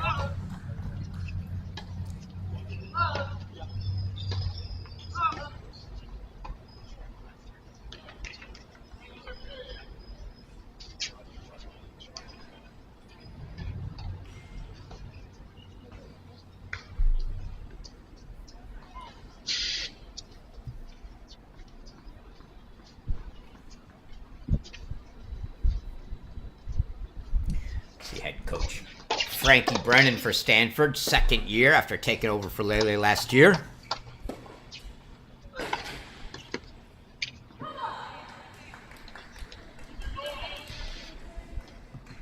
Chavez makes it 40-15.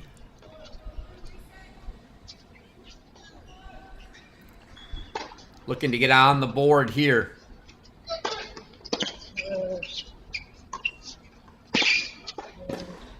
A beautiful pass there from Badenhorst to make it 30-all as he's still trying to pressure Aiden Kim. We take another look at that while we see Taya Chavez does indeed get on the board. There's that pass from Badenhorst. So Glasman now 5-1, going to serve for the match.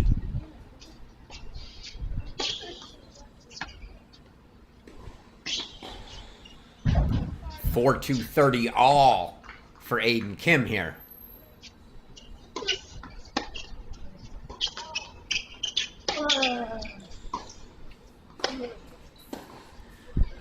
Badenhorst has been very good off those short hops, timing them today, but that one he missed. Caught a little of the frame, sent it long. So game points coming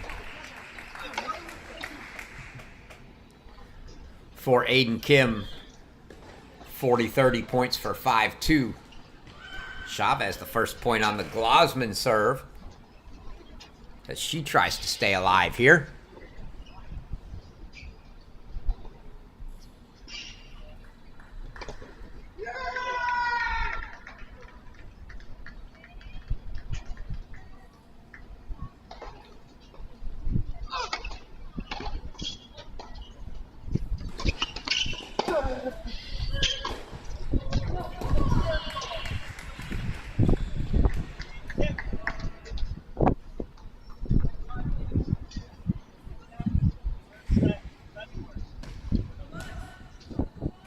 Aiden Kim takes the 5-2 lead.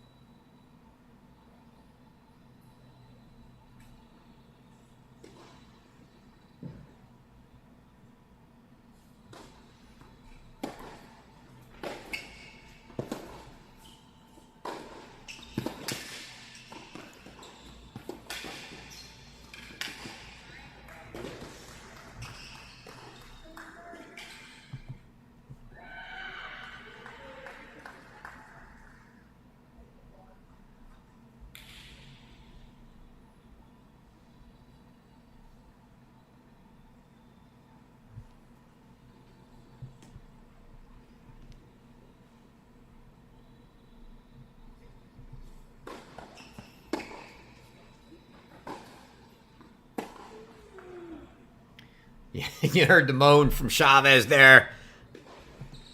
Not the ball she wanted to hit. We'll stay full screen here for this game to see if Glasman closes it out before we go back. Unless I see Aiden Kim approaching set point. As he is up 5-2 in the second, but it's Badenhorst to serve there. And it's 30-all for Glasman here. 2 points from a match serving.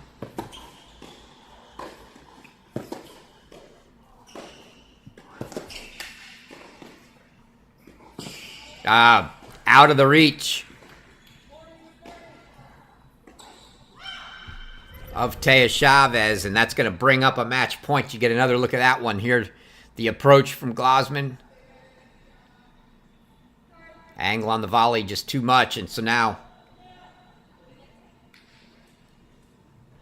match point for Valerie Glasman of Stanford to try to punch her ticket into the final.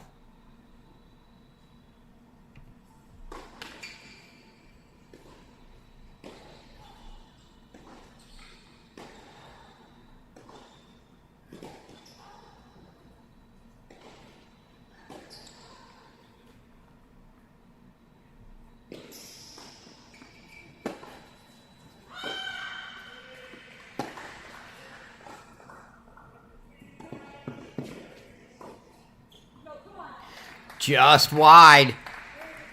Chavez gets it to deuce.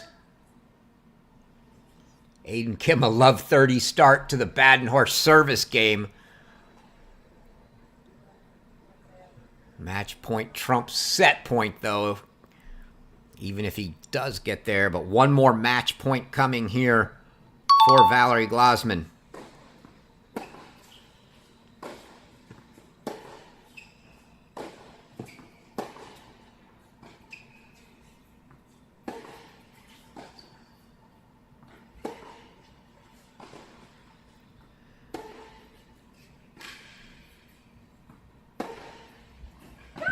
Oh, what a ball to stay alive. Fights off 2 match points.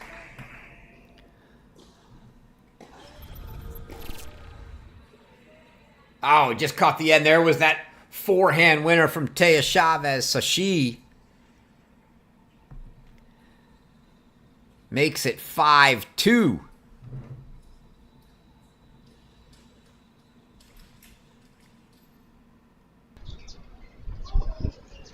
Go back while they're in a changeover to Tulsa. Aiden Kim trying to force a third. Had a love 30 start, now 30 all here.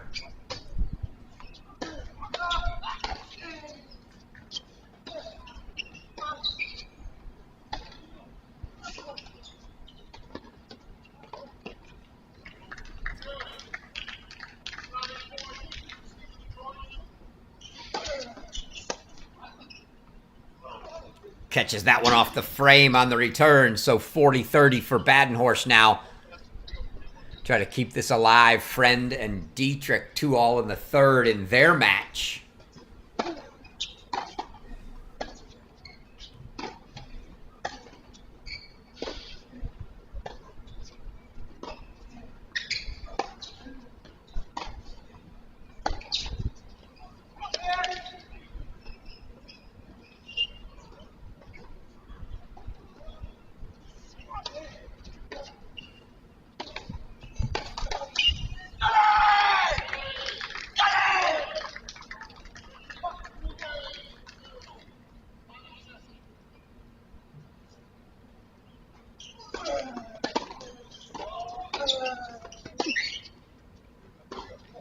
And it's a hold for Badenhorst. So he holds for 3-5.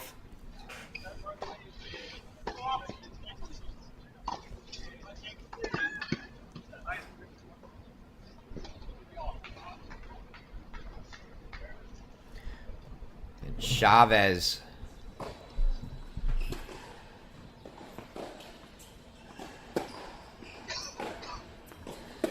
serving to stay in it again.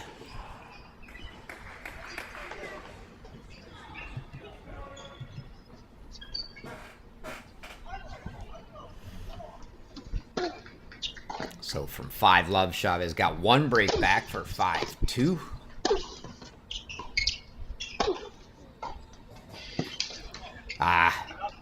Aiden Kim didn't quite put that one away. Right back at Badenhorst, who hit the open court. A must-break game. Again, Aiden Kim serving at 5-3 here for the second to try to force a third. Must break for Badenhorst to keep the set alive, or they will head to a third. Meanwhile, you might have heard the roar from the other court. It was a J Friend to hold to make it 3-2 on serve still there.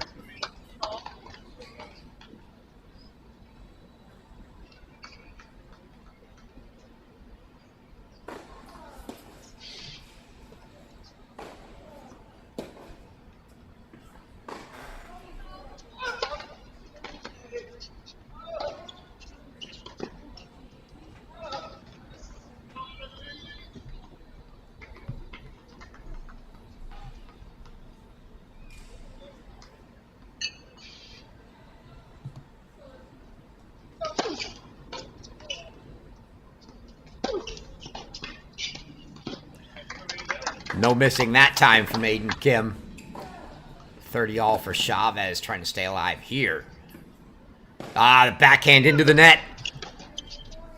Going to bring up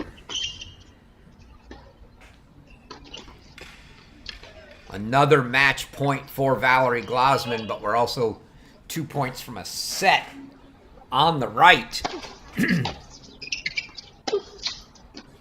30 all, so let's go full screen to Glasman's match point here.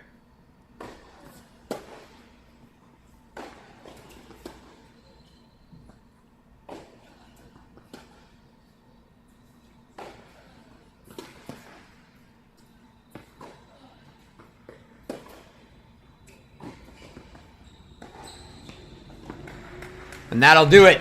Game, set, match. Valerie Glasman, 6'3", 6'2", over Ohio State's Taya Chavez, and she punches her ticket to the final. Oh, and we come back just in time to try to see Aiden Kim go behind the back volley, half volley. Doesn't quite get it up and over, and Kim now 30-40. Facing break points. Badenhorst trying to get this one back on serve. So Valerie Glasman through. She will face the winner of Carmen Araya, Luciana Perry. Perry had been up a set in a break, but they are back on serve at 4-5. Catch that one on Alex Gruskin's stream, along with the J Friend Dylan Dietrich match, and Aiden Kim gets it to a deuce deciding point, which is now a set point for Aiden Kim.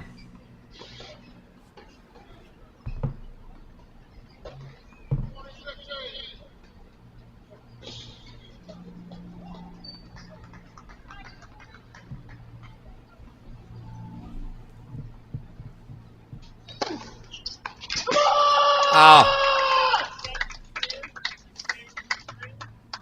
An ace for Aiden Kim to close out the second set.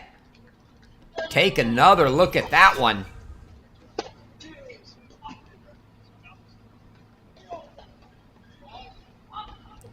And the roar. So Aiden Kim takes the second set 6-3, and we will head to a third here.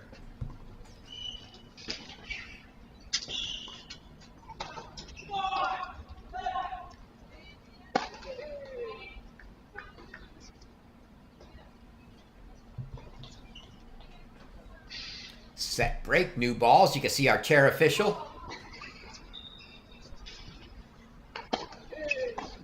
Coming out with the new balls, going to set them down on the service line for Devin Badenhorst.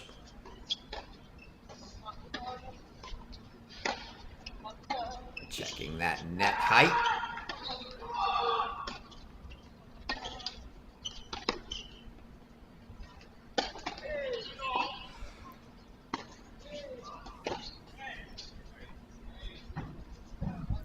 Dietrich and Friend 3-all in the third. It's a match point. Excuse me, not a match point, a set point, a deuce set point break point for Carmen Araya on Luciana Perry to try to split and send that one to a third.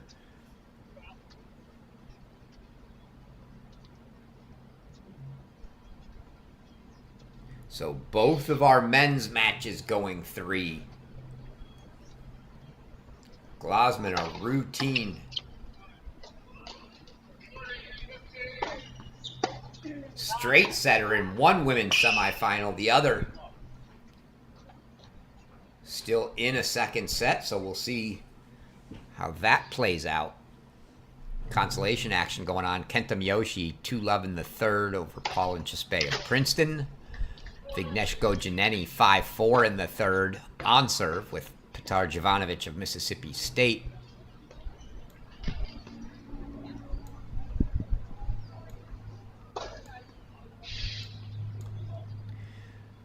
Karita and Krivakapic, Baylor and Purdue respectively, 3-all in the first, just getting going. Jakob Verba, Emin van Lobensel's on court now. But we'll have this one now to conclusion. Full third.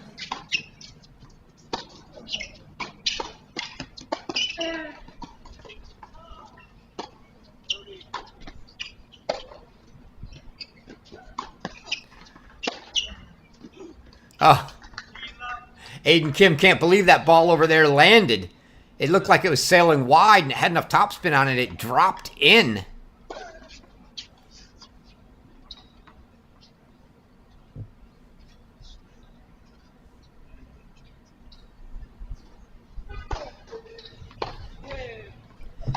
And Carmen Araya did get the break, so they are going 3 in the other women's semifinal. So a couple 3-setters on the Alex Gruskin stream. Friend and Dietrich on serve, 3-4, Dietrich serving. And a second set just finishing on the women's side. We had a straight setter with Valerie Glasman knocking off Taya Chavez, but we've got a 3-setter here, Badenhorst and Kim.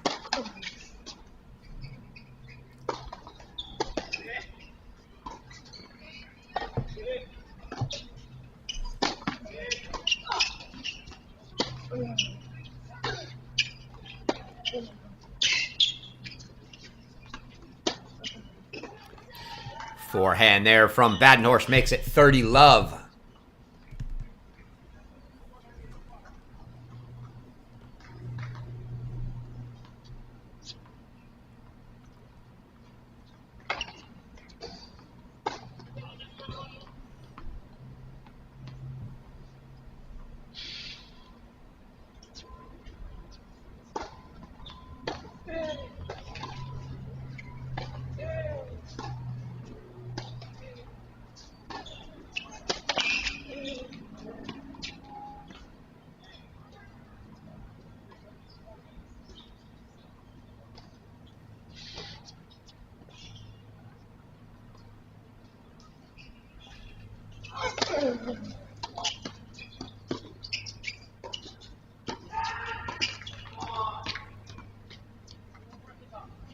$40 for Badenhorst routine service game so far.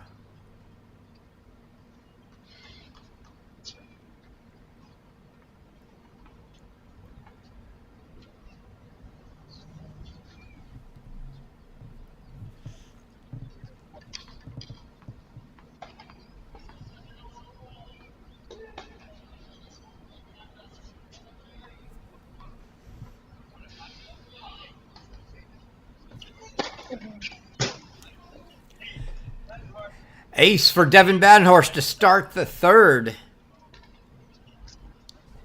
One more look at that one.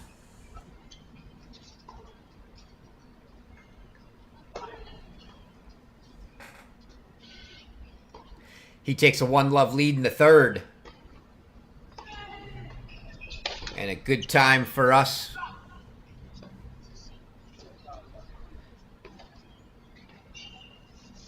to cover that path to the NCAA tournament. All these players you're seeing now are in the NCAA tournament via making the quarterfinals here at the All-Americans, but you can see your path.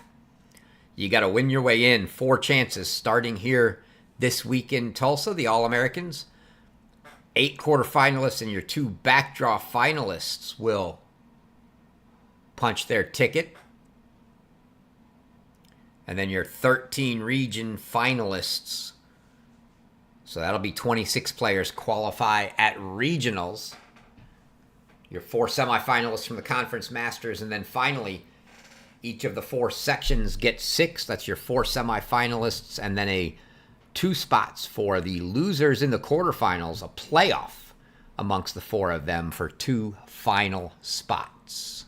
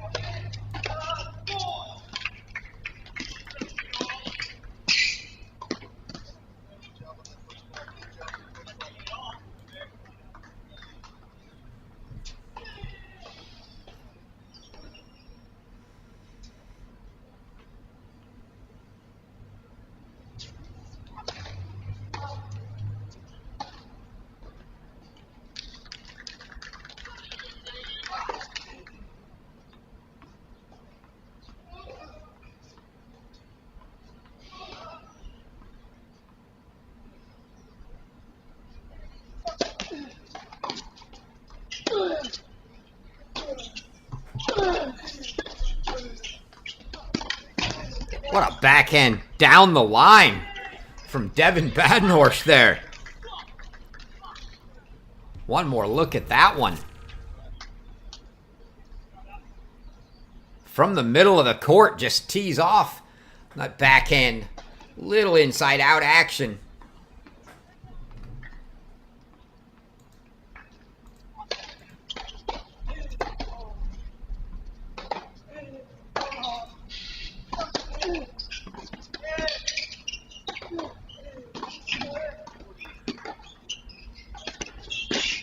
Oh, just in.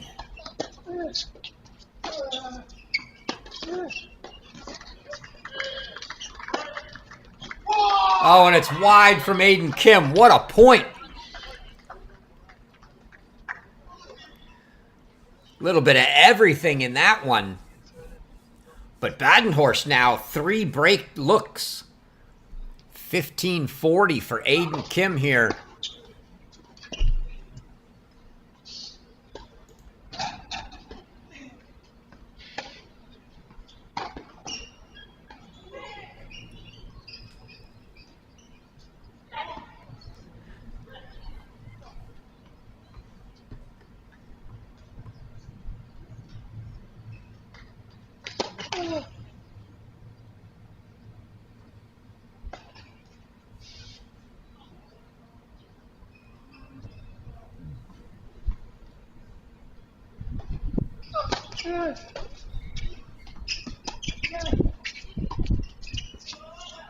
Oh, and he sails the first backhand volley long.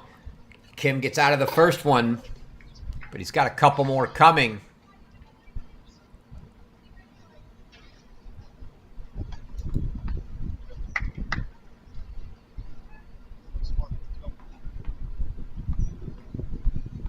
So 30-40 now.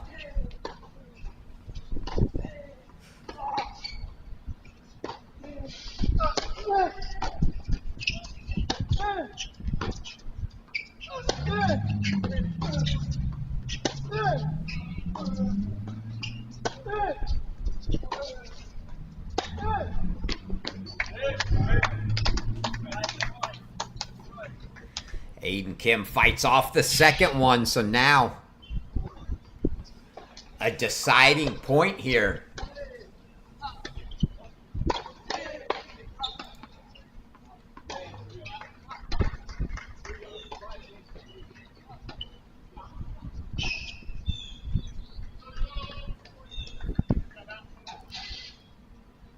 Kranagi looking to see where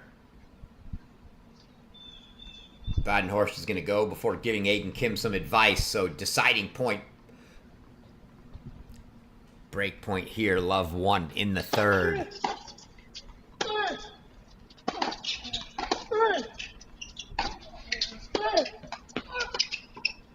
Oh, between the legs. Oh, and it doesn't come down.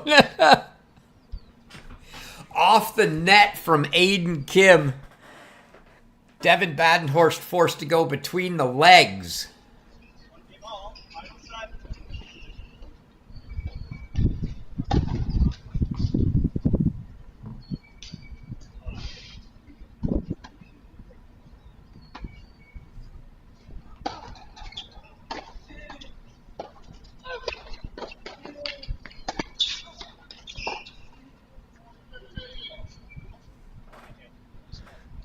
So Kim fights back from 15-40 to hold. So we're 1-all in the third.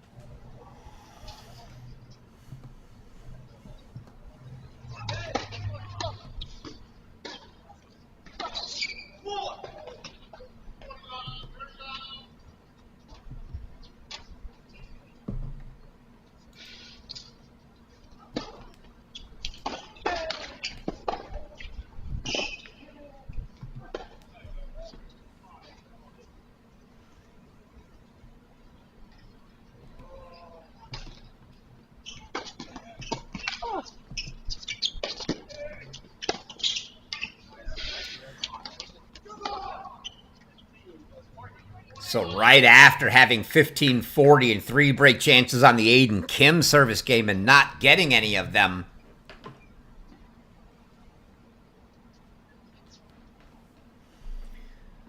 Badenhorst is going to face 15-40.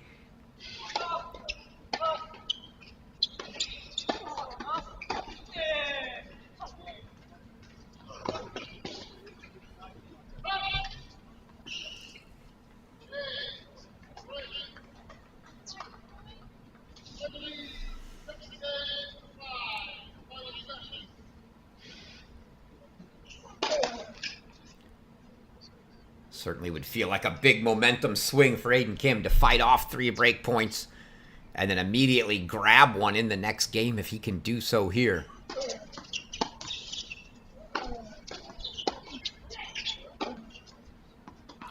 And he does. Badenhorst backhand well long, and Aiden Kim gets the break and takes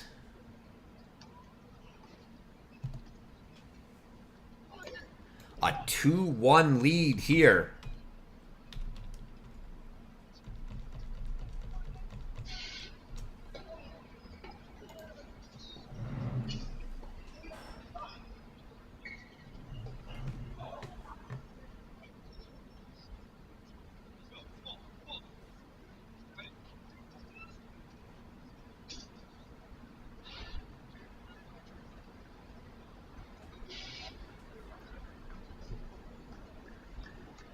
See if Coach Woodson can get Badenhorst to reset here.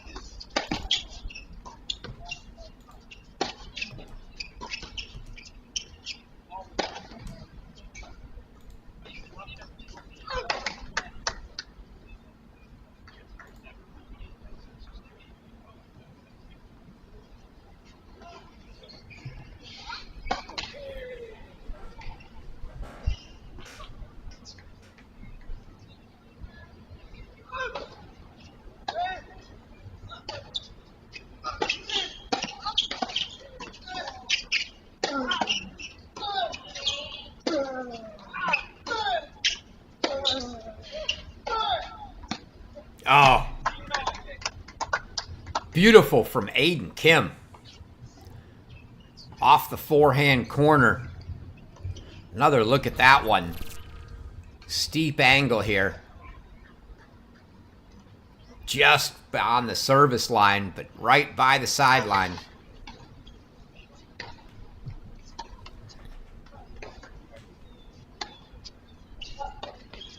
To make it 15-all.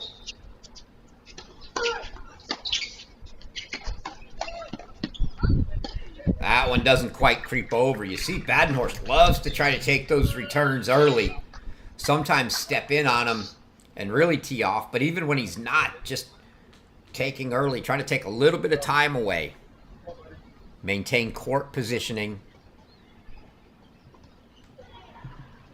And take a little bit of time from his opponent. Aiden Kim now 15-30.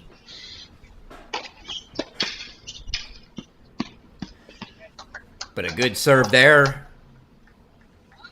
No return from Badenhorst makes it 30-all.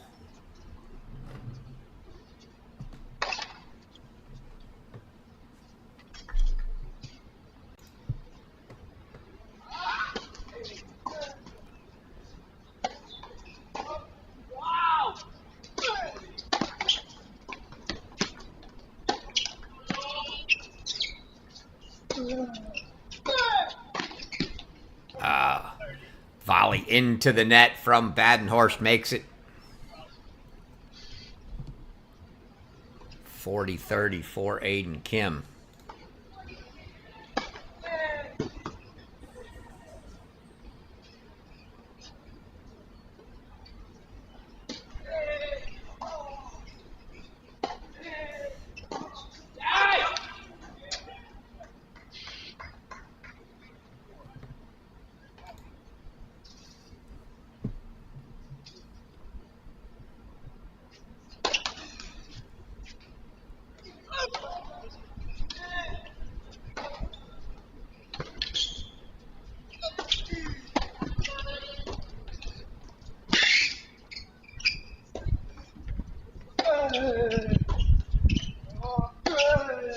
Some great hustle there from Badenhorst to keep that one alive.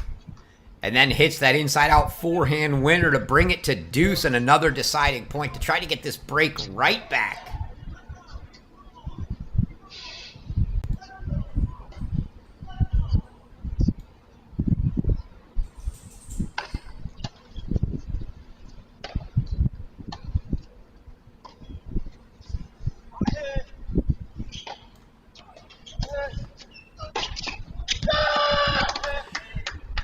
And just as he ended the second set, Aiden Kim with the ace. And a roar, and he takes a 3-1 lead here in the third.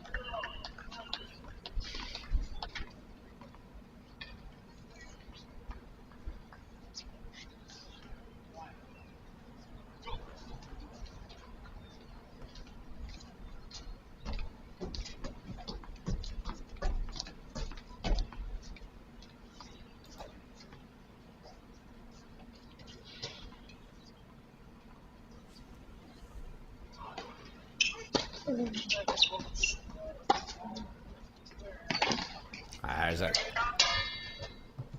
good start to the service game. Badenhorst feels like must-holds now, down a break in the third.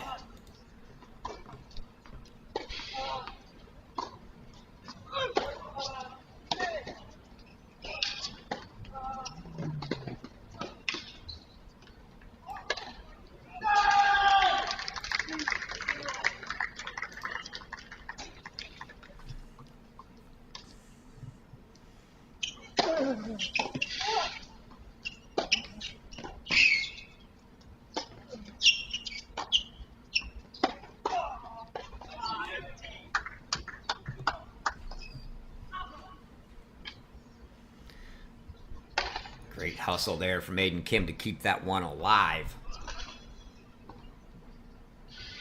You see Kim just hitting the ball to Coach Woodson to hand it over to Badenhorst.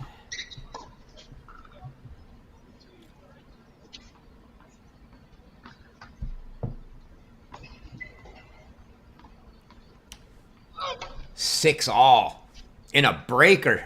First time I'd looked in a little bit there. Jay Friend and Dylan Dietrich, your other semifinal, earn a third set breaker.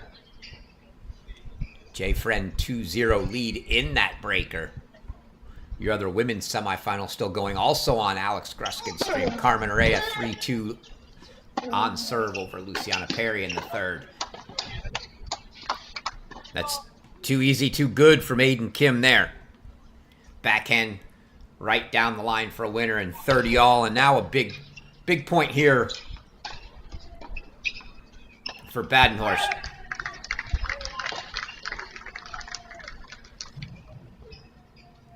Jay Friend 4-love in that tie break. Friend, I believe, made it to the consolation finals. He and teammate Colton Smith last year. Friend looking to make it to the main draw finals now. 3 points away, Badenhorst here. Big serve coming.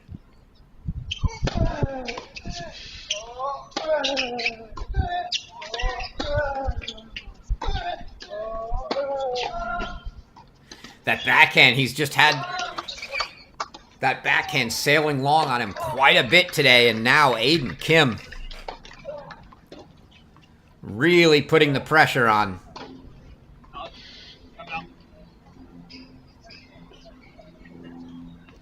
As he's got break points for a 4-1 double break lead in the third. Would spell a lot of trouble for Badenhorst. Needs to find a way to fight out of this. Get a couple points here.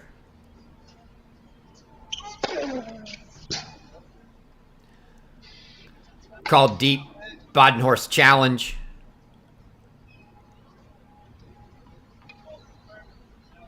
Call's confirmed, so challenge lost for Badenhorst. And a double fault and break for Aiden Kim. Tough way to give that one up, but Aiden Kim now 4-1 here in the third. And you can hear the score call coming from the other court. 5-1 Jay Friend in that breaker.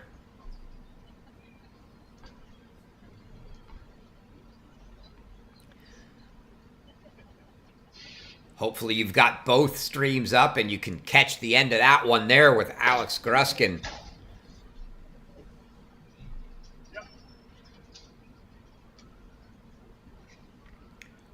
As we'll stay here with Aiden Kim and Devin Badenhorst.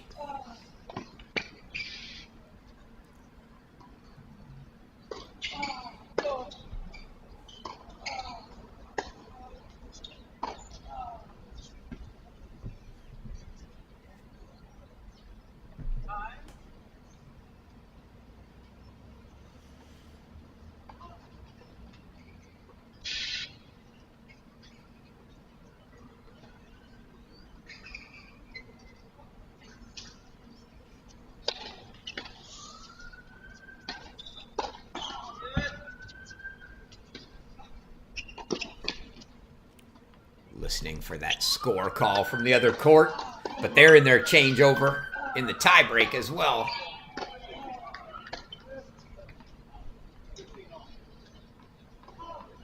Now 5-2 Jay Friend.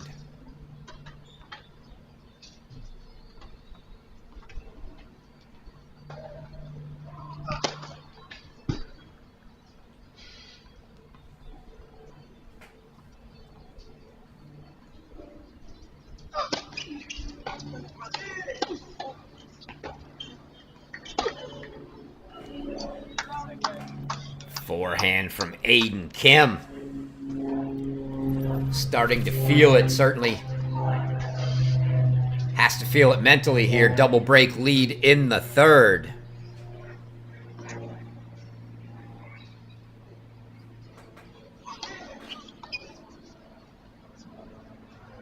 Ohio State junior looking to punch his ticket into the final.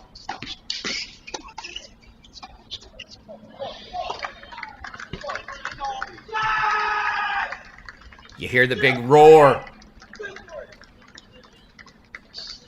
Was that a Jay Friend win? I'm watching the scores. It shows 6-2 in the breaker.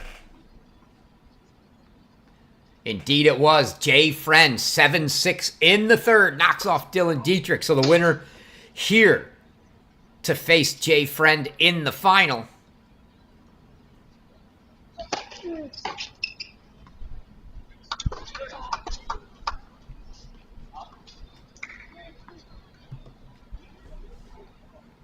And right now with a double break lead, Aiden Kim with the inside track to that spot against Jay Friend.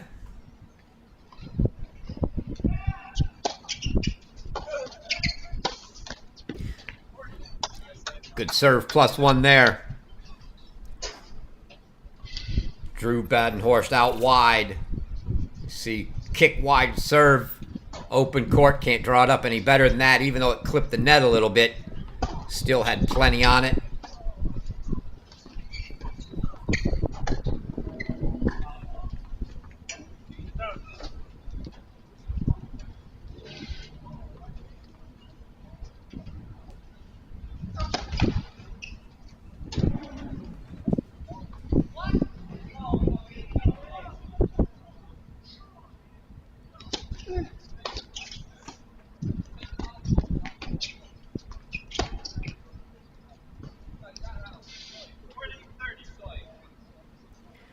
Just missing there from Aiden Kim.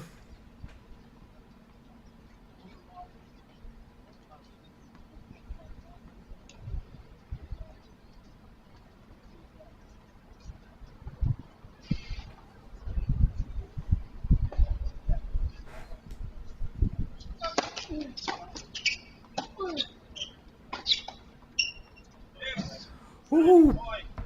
Badenhorst with the clean winner down the line. A little more inside out to the line, but nonetheless, that gets a deuce deciding point. He's going to try to get one break back.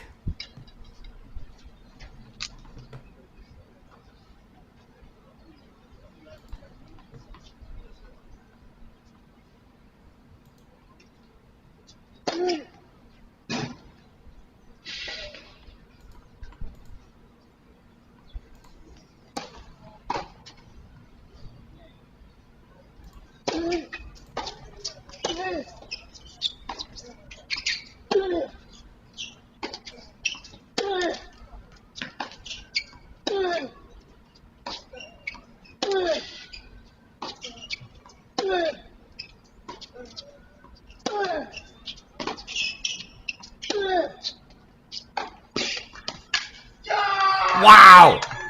Devin Badenhorst keeps it interesting. Prevents Aiden Kim from going up 5-1. One more look at that one.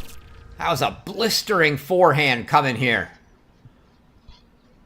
Deep in the corner. And Badenhorst gets one break back. So from double break down, he's got one back to 2-4.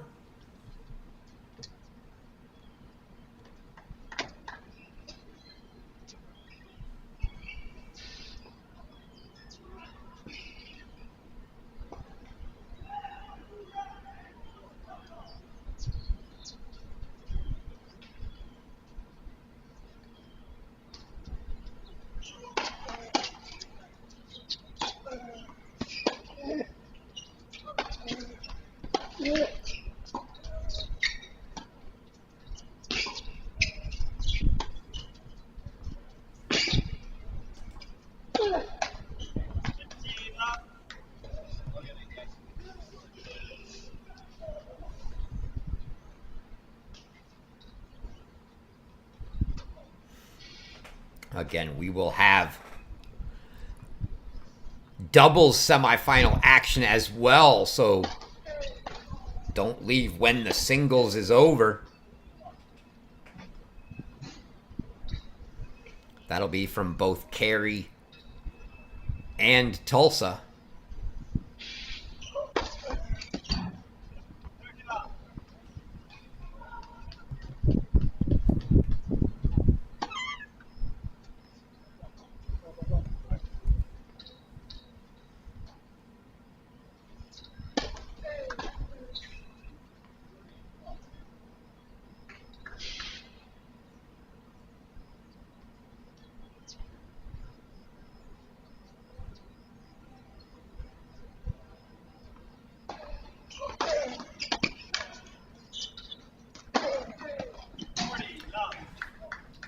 Put away by Badenhorst for 40 love.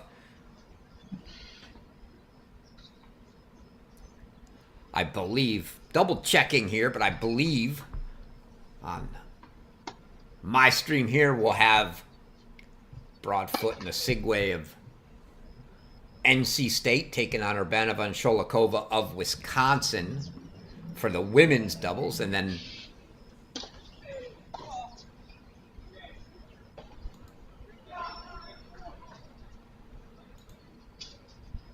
believe, on the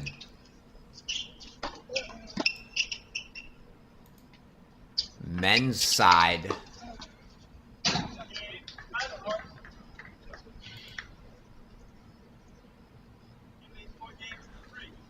I have Sanchez, Martinez, and Jovanovic of Mississippi State against Nierendorn and Jefferson of Florida.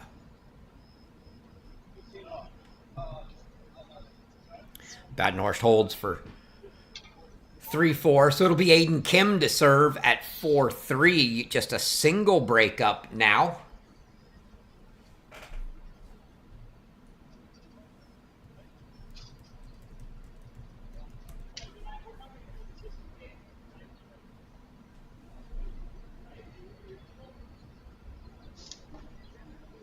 See Coach Woodson in a discussion with somebody on the court next door. Oh, it must be he's got Alex Carita playing. So that must be the match next door. You see the black shirt. That must be Krivakapich of Purdue. As Carita from Baylor. Still alive. Jovanovic was alive. Lost 6-4 in the third on a deuce point to Vignesh Gojaneni of Yale. So that'll probably be the limiting factor on start time for that doubles match. Still looking for a start time.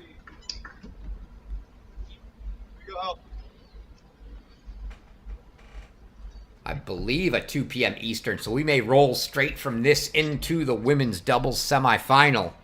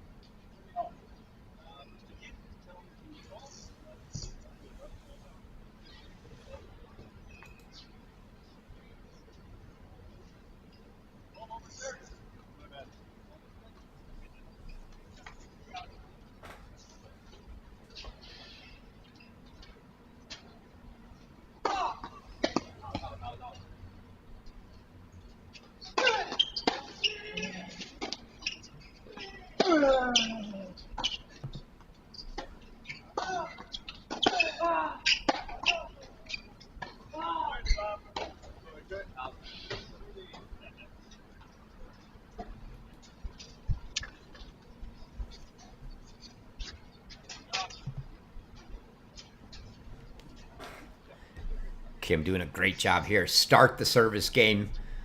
Play from in front. No pressure. Dropping 2 breaks in a row, at least as of yet. Oh, that one clips the tape and stays on his side for 30-15.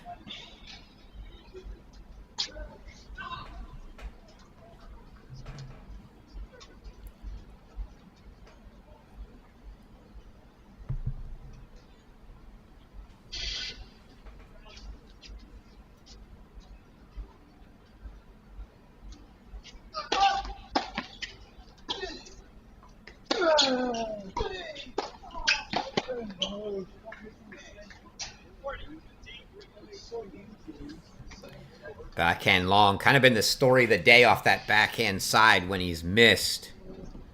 For Badenhorst, it's been long. You see on those serve returns, he does a really good job of getting in and getting over the top of it. From the baseline, he's had a tendency to let that ball get up on him and sail long.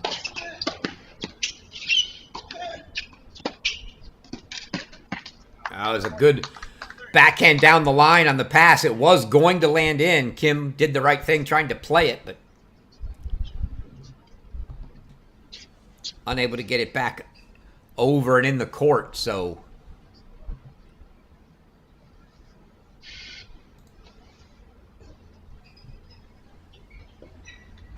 Alex Gruskin, a couple thrillers. 7-6 in the third for the men on his stream, and he's got 5-4 in the third on serve on his women's match. And there's another big serve when needed from Aiden Kim. He takes a 5-3 lead. Now recipe's clear for Devin Badenhorst. Must hold, must break.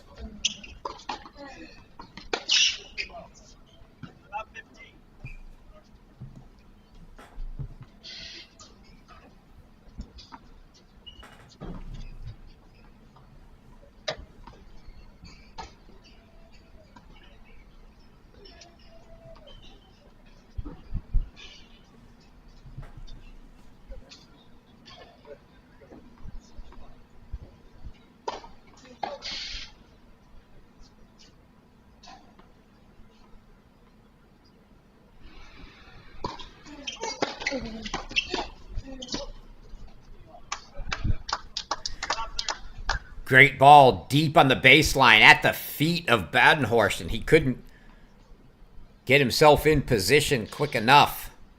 So Love 30 and Aiden Kim 2 points from a match and a finals spot to take on Jay Friend tomorrow.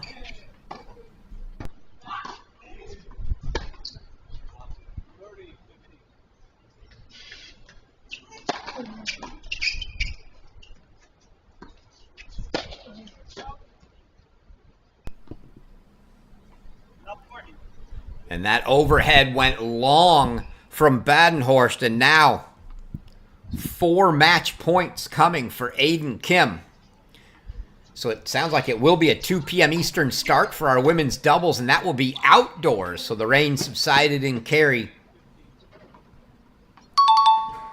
and they'll be playing outdoors, but 4 match points if needed coming here for the Ohio State junior Aiden Kim.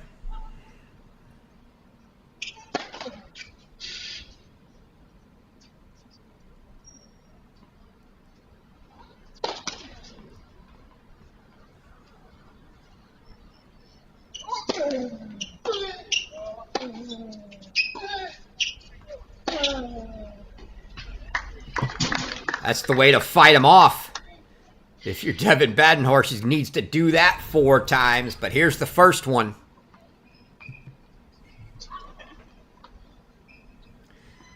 Inside out forehand winner. See if he can do it 3 more times. Another match point coming.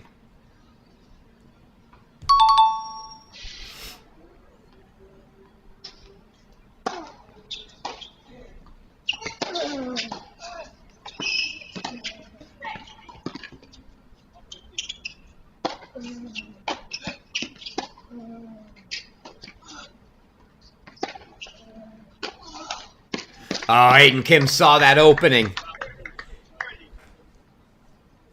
Went for that forehand corner over the high part of the net. Just didn't get it up. And Badenhorst fights off the second match point. Makes it 30-40.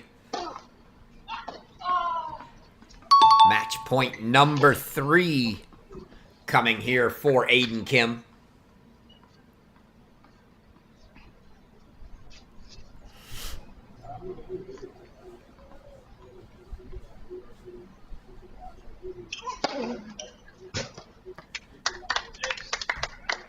Ace from Devin Badenhorst.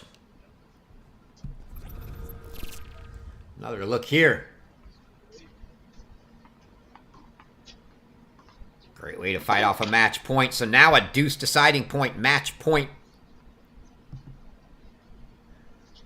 number 4 for Aiden Kim. Will the 4th time be a charm, or can Devin Badenhorst force Aiden Kim to try to serve it out?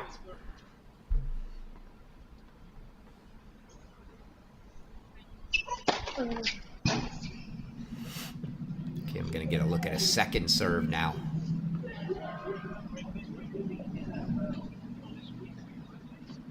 Unfortunate that that ball rolled back in play. Kim had to stop Badenhorst's second serve.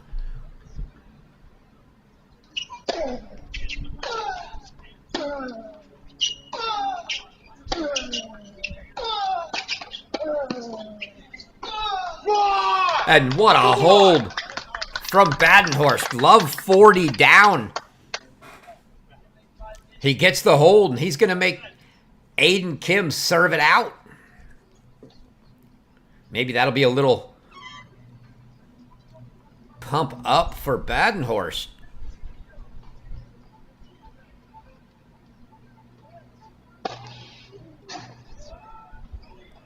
We will see.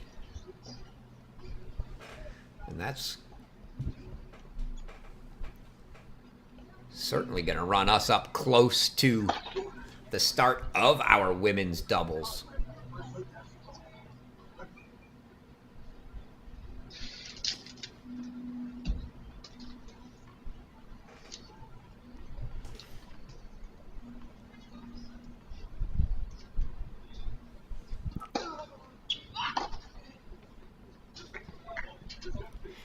Get you a look real quick at that women's doubles draw that we're going to be seeing here coming up in about 15 minutes or so. We'll have that match in the bottom half. As Broadfoot and Osigwe of NC State, your 5 seeds, were 6-2, 6-2 winners over Kajuru and Maltby. They'll be taking on Sholikova and Urbanova, who knocked off Suarez and Yella Papari. 6-1, 6-2, both teams dominant yesterday. And we come back just in time to see an Aiden Kim ace to start his 5-4 service game.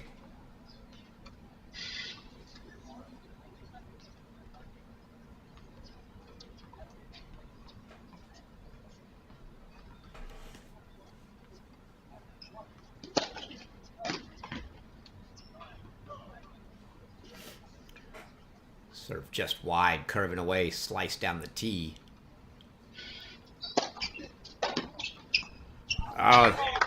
Badenhorst has done that so many times. The problem is he's missed his fair share, but when he's hit them well, this is what they looked at like. You see him step in, take early, get over the top of it. He's a step inside the baseline when he makes contact and directs that ball into the corner for a winner.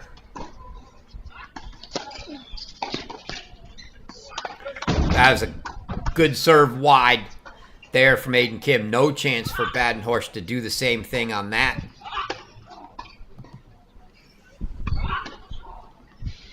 So now 30-15.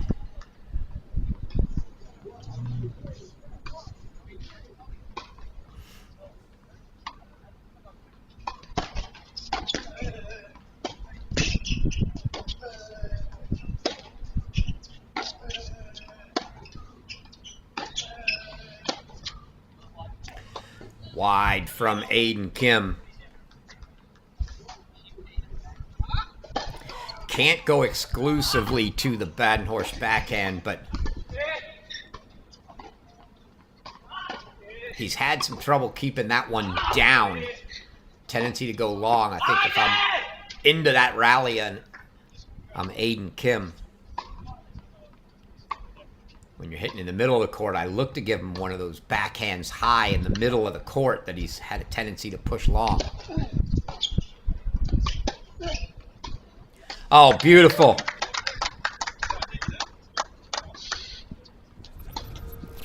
Setting up a match point here. One more look at this +1 from Aiden Kim. Right in or on the line. And that makes it match point number 5 for Aiden Kim here.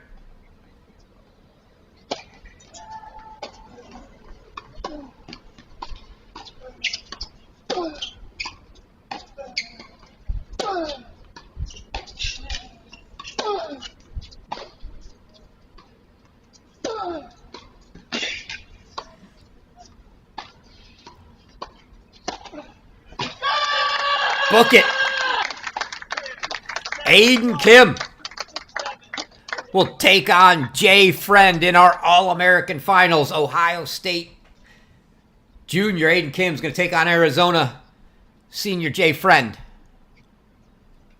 As we take one more look at the close for Aiden Kim on the overhead. And that'll do it. 6-7, 6-3, 6-4. For Aiden Kim, as you see, he and Coach Justin Kernagi there on the side. That's going to do it for our singles semifinals. Valerie Glosman of Stanford, Aiden Kim of Ohio State. Winners here on this stream, Jay Friend and I believe Carmen Araya. Knocked off Luciana Perry on the other one. We'll have about a 10-minute or so break, and we'll come back with doubles action from Carey outdoors. So grab a snack, grab some lunch, whatever it is you want. 10 minutes or so, we'll be right back here from the 2025 ITA All-American Championships in Tulsa and Cary. I'm your host, Chris Halioris. Come back in a few.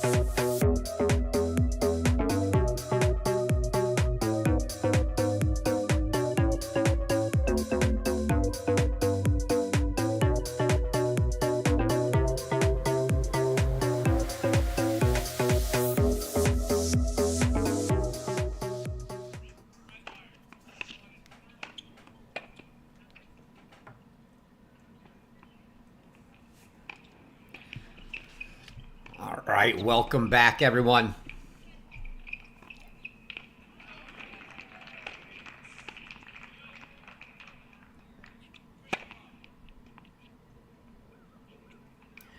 We are finishing the warm-ups here.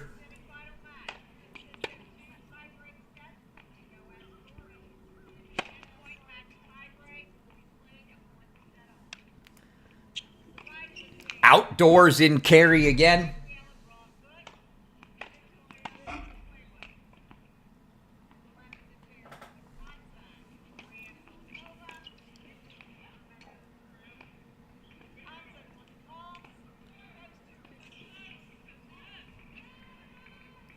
All right, set to go. You see head coach Simon Earnshaw for the Wolfpack making his way across the court to see his ladies, Asigwe and Broadfoot, taking on Sholikova and Urbanova.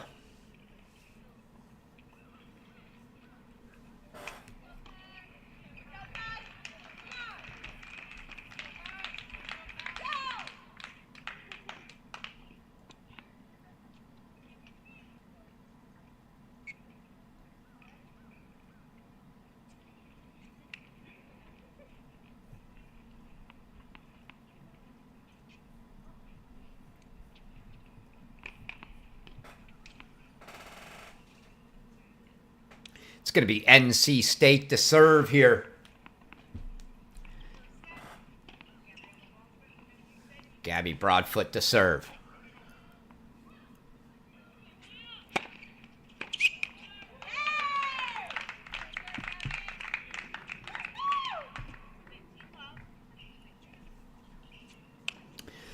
Back outdoors. Again, they did get the electronic line calling going indoors, but we have that outdoors as well. For those that haven't been with us all week, I'll give you a refresher on that between points. That ball lands wide, so a double fault for Broadfoot. Each team's going to be awarded 3 challenges each set. If you don't like your opponent's call, or if the chair overrules and you don't like that and you want to challenge, you can. You get 3 challenges. Use them or lose them. They don't carry over each set. If you win your challenge, you keep it. If you lose it, that's 1 down, and you're down to 2 for the set. Standard point penalty system in effect. First one's a freebie. Then a point, game, and match. On the second, third, and fourth code violation / overrules. I say it in that manner as they both fall into the same point penalty system. So if you have an overrule and then a code violation and then another overrule, that's your third, not your second. They go together.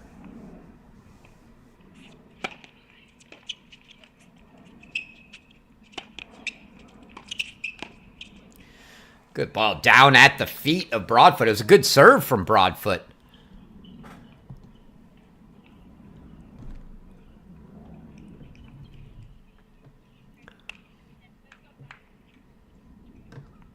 After Asigwe elected to let that one go, and Broadfoot took the swinging volley.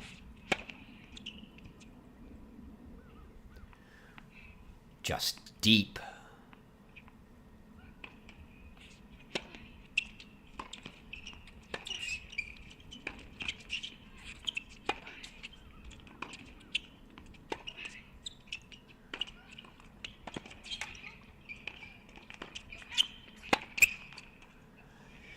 It's a break for the Badgers.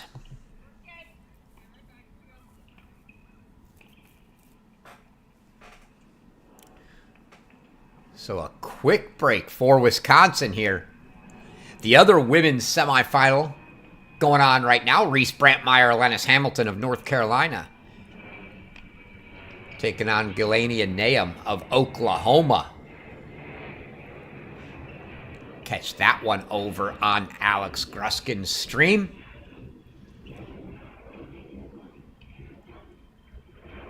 And then at some point,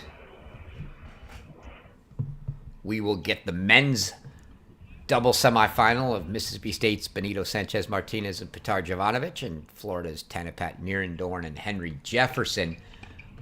Going to check to see if we have a projected start. Jovanovic played singles this ending maybe an hour ago, so they might be okay to go on soon. We'll check that. It'll be Sholikova to serve here for Wisconsin.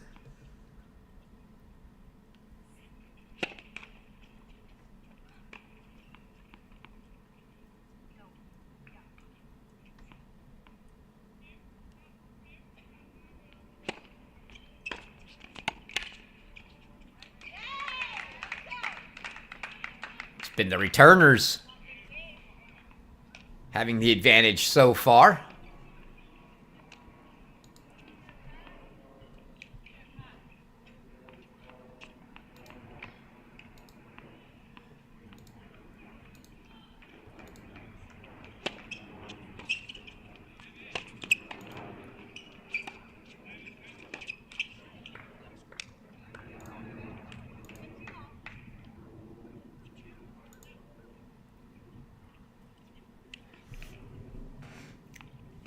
Looks like those doubles matches in Tulsa scheduled for 5 p.m. Eastern. So we'll have this match and have a break before we get to those doubles matches.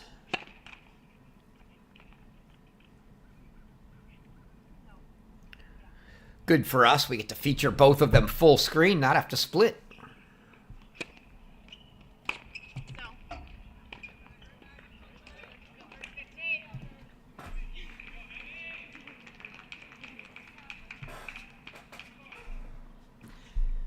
Had Sholikova earlier in the week against Georgia's Icicle Mert. First day of the tournament, I believe, on Wednesday as the featured match on the women's side.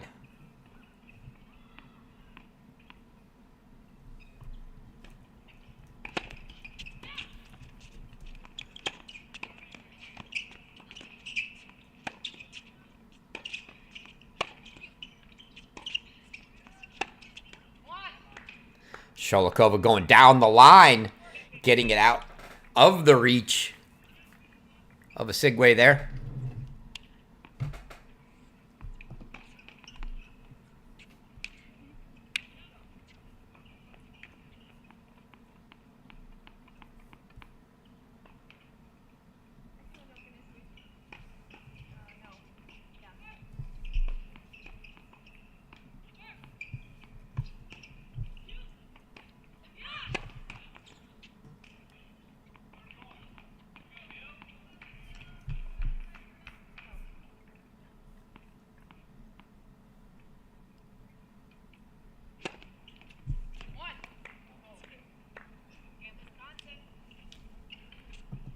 So it's a hold for Sholikova.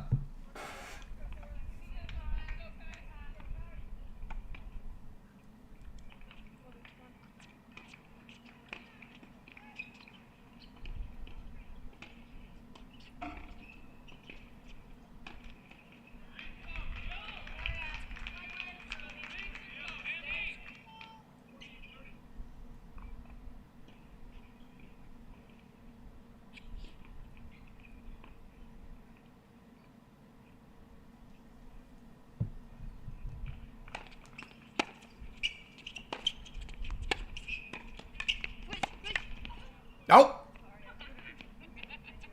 Sholikova off the back of her teammate. You see her laughing it off, saying she's okay. Both of them having a good laugh over that one.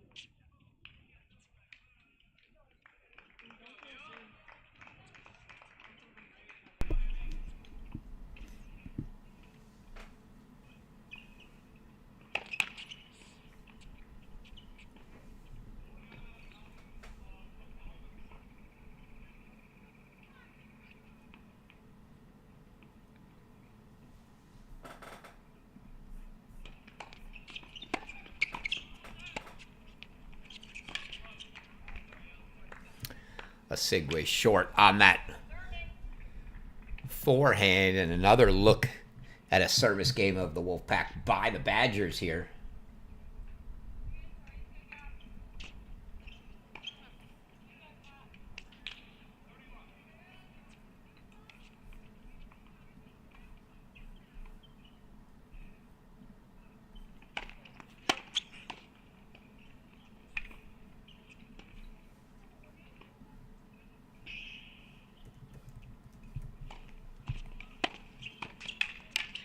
It's a good volley by Gabby Broadfoot.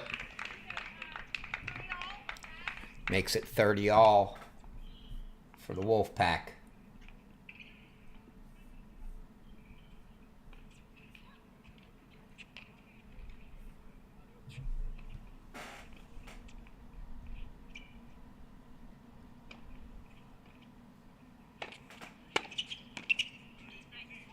Oh. Quote unquote missed the volley. Did Broadfoot off the frame, but landed in, just in or on that sideline there. So 40-30 for Osigwe here.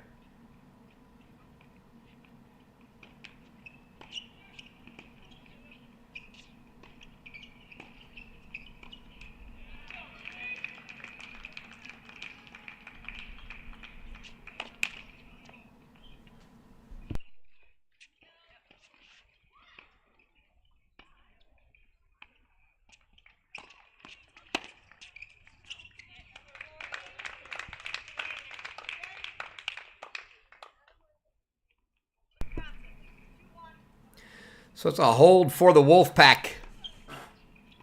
They're on the board. And Wisconsin leads 2-1 with Urbanova coming up to serve for the Badgers.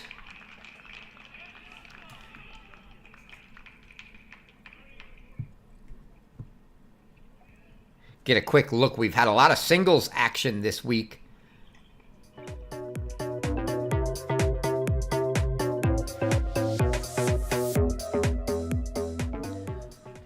Second time I've made that mistake today. Meant to go to this graphic, but the first time we've had doubles. So a quick look at the pathway to the NCAA tournament for doubles. 4 teams qualified here, and it's the 4 playing today. Your doubles semifinalists all qualify for the NCAA tournament. So each of these teams have earned their spot in the NCAA tournament. Your winner of every region, your 13 regions, will make it. You'll get 3 doubles qualifiers, your finalists, and a playoff, a third place playoff at Conference Masters. And then each section, there's 4 of them, will also get 3, your finalists, and a playoff for the final spot.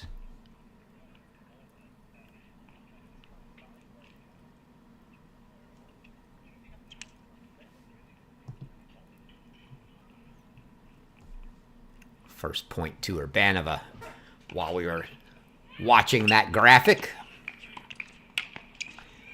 Good volley there from Sholikova. And a quick 30 love.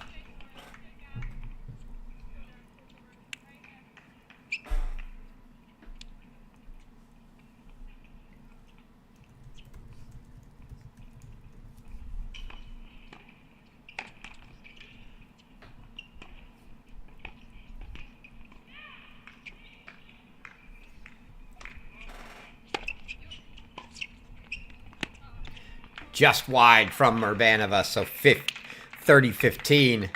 And that was freshman Victoria Osigwe with the return there. Newcomer for the Wolfpack.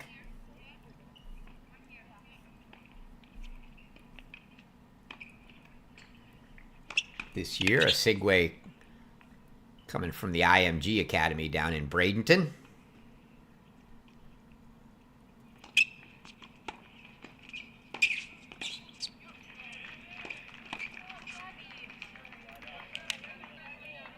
You heard Gabby Broadfoot with her own "Oh Gabby" as she popped that volley up. And long, it'll be a couple game points, 3 of them coming for Urbanova now.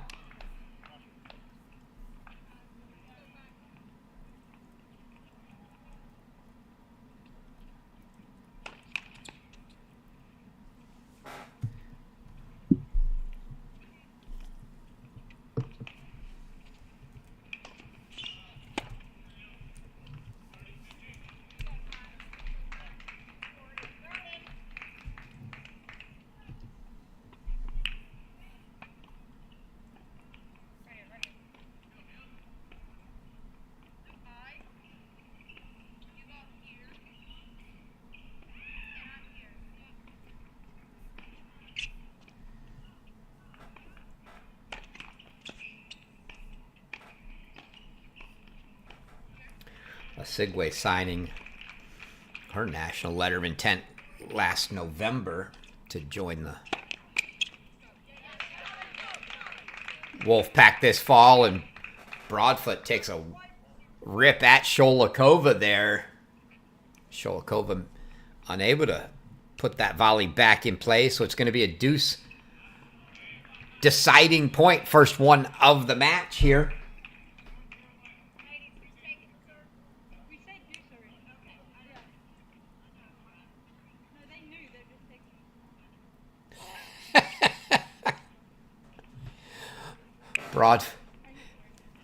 They were asking where it was going, and Broadfoot saying, we said deuce already, and they know they're just taking their, and the chair said, I know.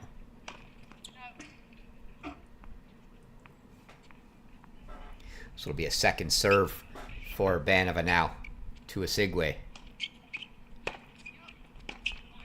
Great return deep from Sigway, and it's a break for the Wolfpack, and we're back even to a piece. Interesting that the Wolfpack there go with the freshman on the return early. And it works out. Gabby Broadfoot, a junior from Johannesburg, South Africa. And she'll be back to serve here again for her second time.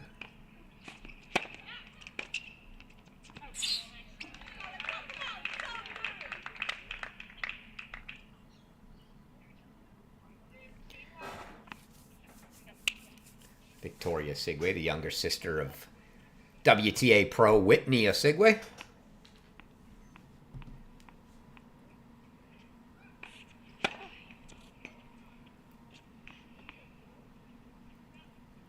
Dad was a tennis player in the family, hence the tennis there. He played at Jackson State. Double fault from Broadfoot.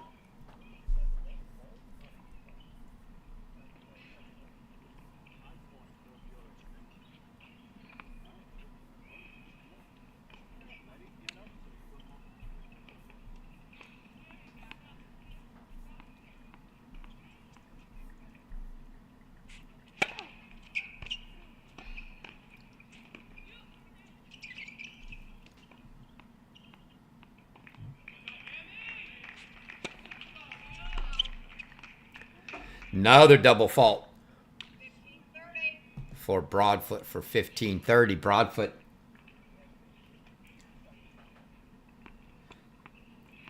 top 10 ITA doubles player last year, all year. She was paired up with Maddie Zampardo.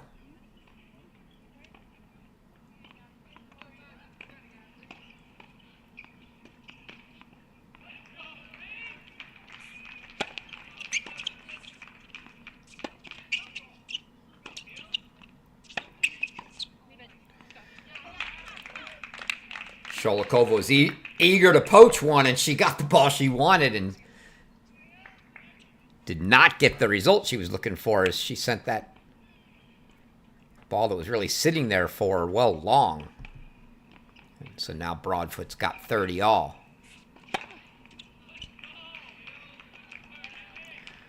Sholikova, Broadfoot, a little frustration serving to Sholikova there. Can't buy a first serve. She does get a second, but Sholikova goes at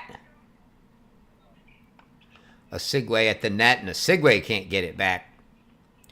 Some good tests early from both teams going at the net player. You saw them attack Sholikova. This time Sholikova attacks Sigway.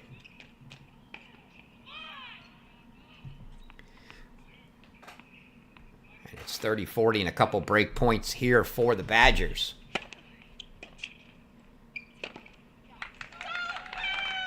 Easily put away. A good serve there from Broadfoot, drawing the return that barely made it over, and Sigway puts it away, and that's going to bring up another deuce deciding point. It's going to be Sholikova to take this one.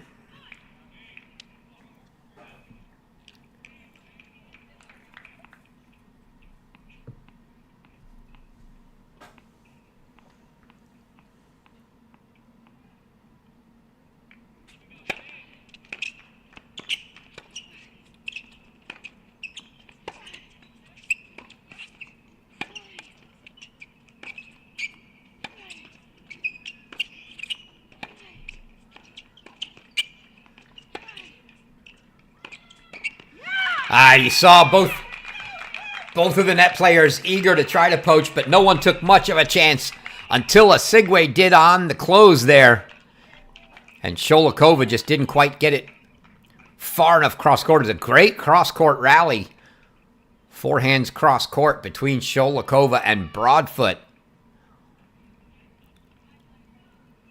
But eventually, Sholikova gives first and leaves the ball a little more in the middle, and Osigwe wasted no time in pouncing on that and putting it away.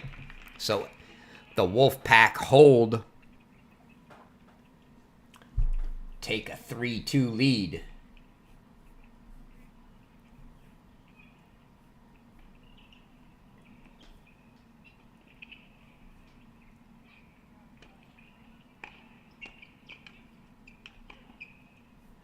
So you see their head coach, Marek Michalika, over to have a word. It's Simon Earnshaw walking back with the ladies on the far side for the Wolfpack, the head coach for NC State.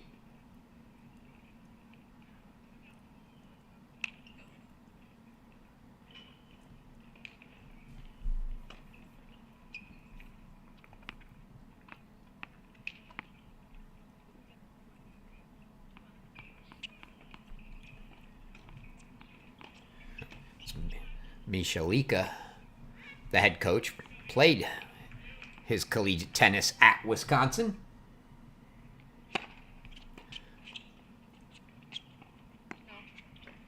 Taking over this year the reins of the women's program.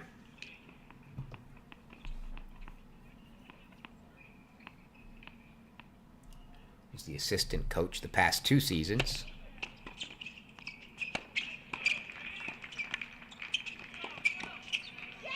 It was a good close from Osigwe that set that one up.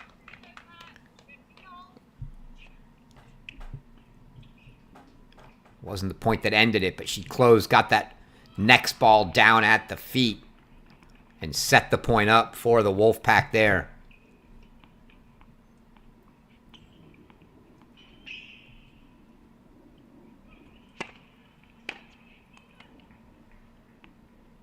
Every year, it seems, NC State has some top doubles teams, great doubles play, any Simon Earnshaw coach team. And that ball long from Sholikova makes it 15-30. In fact, both sides there at NC State. Earnshaw, great doubles tactician. On the ladies' side, head coach Kyle Spencer, tremendous doubles player himself, has always got good doubles teams for the men.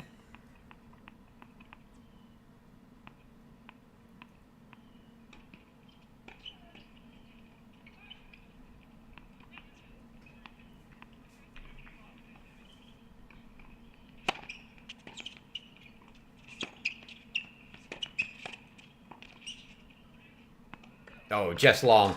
It's a good block return from Broadfoot there, but the volley from Osigwe floating just long for 30 all.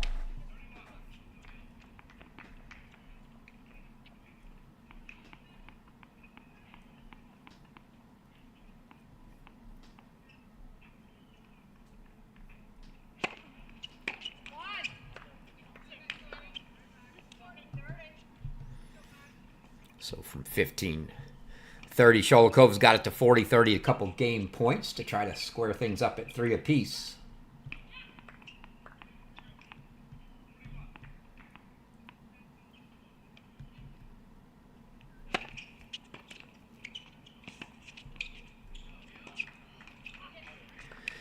They do just that, so it'll be 3 apiece, and we'll get our second look at freshman Victoria Osigwe serving here.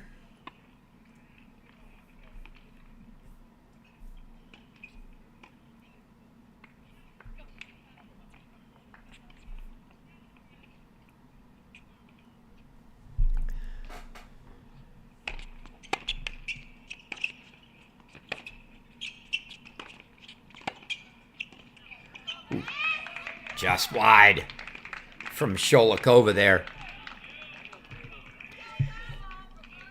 Mentioned Michalika in his first year as the Wisconsin head coach, Simon Earnshaw in his 12th season as the NC State head coach.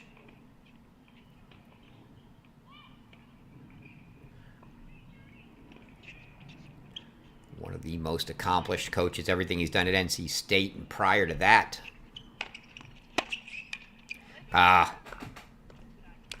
Beautiful from Urbanova there. Let's see if we get another look at that return winner down the line. Earnshaw spent 15 years leading the men's and women's program at Armstrong State in Savannah, Georgia.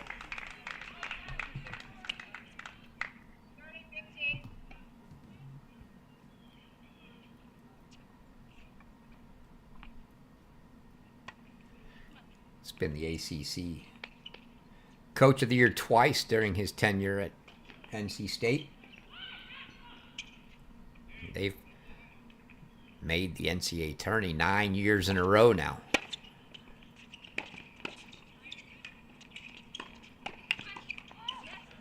Some hands from Sholikova there.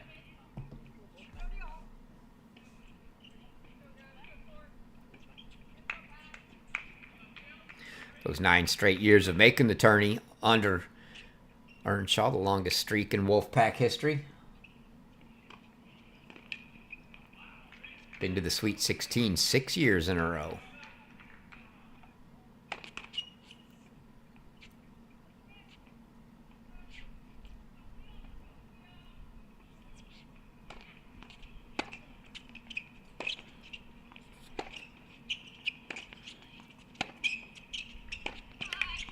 That's a good look from Victoria Sigway there. She saw Urbanova cheating. Urbanova tried to poach, and Sigway just went right behind her for the winner.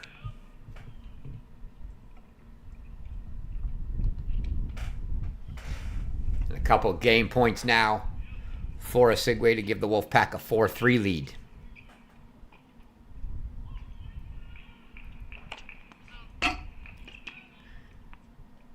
Coach Earnshaw, always one of the best characters on the women's side to talk to. Love seeing him, and be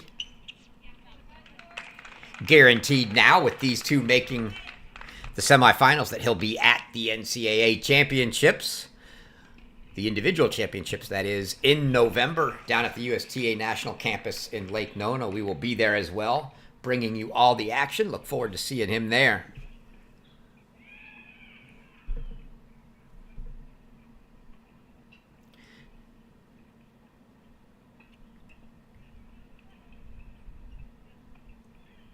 Give you another quick look at that ladies doubles draw.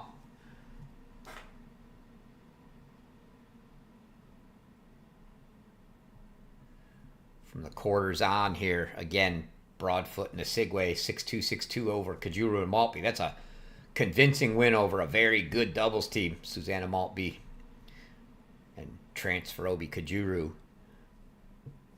for the Tar Heels, and equally impressive in a 6-1, 6-2 win for Wisconsin, where Sholikova and Urbanova over Vanessa Suarez and Sarai Yelapapari of Tennessee.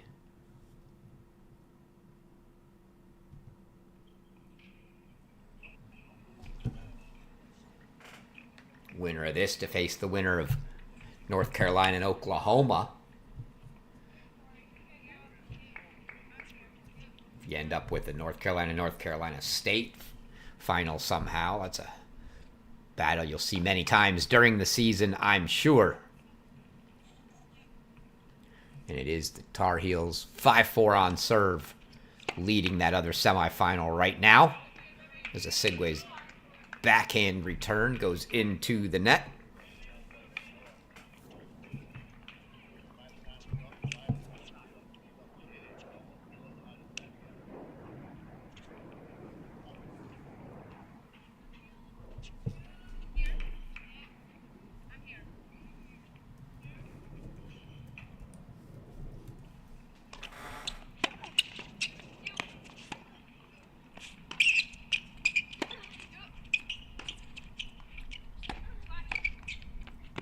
Sigway just popped that one up right in the middle for Sholikova. She took care of it.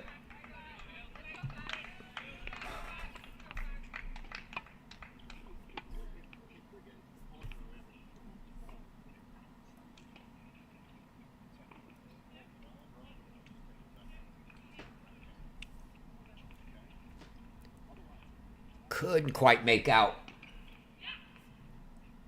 exactly what Coach Earnshaw was saying there.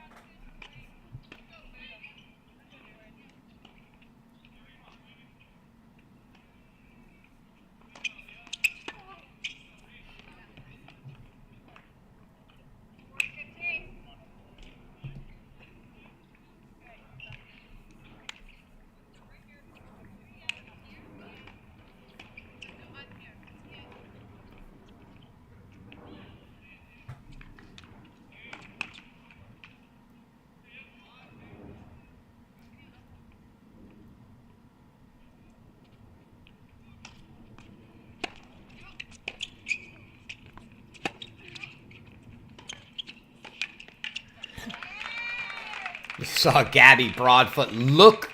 Yeah, she's even making the motion there. She wanted to take that one out of the air. I'm not sure if she didn't because she thought it was a little out of reach or she thought it might be going long. Either way, well done by a Sigway to cover it, and then they end up winning the point. So 40-30 now for Urbanova.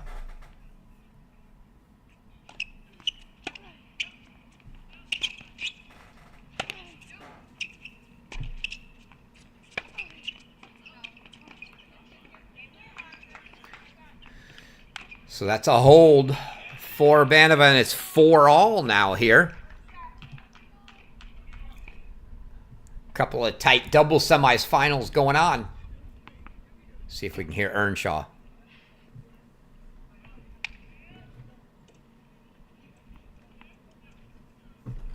Not quite.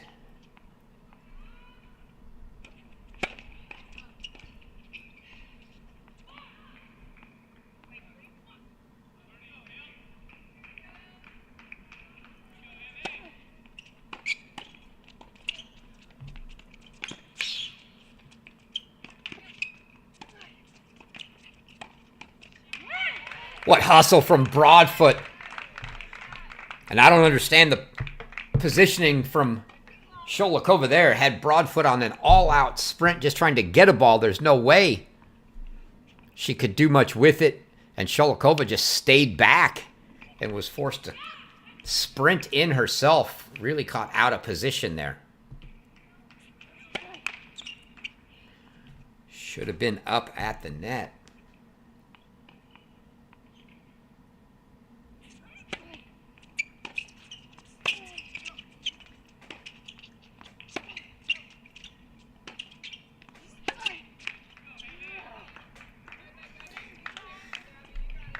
Exultation of frustration there from Broadfoot.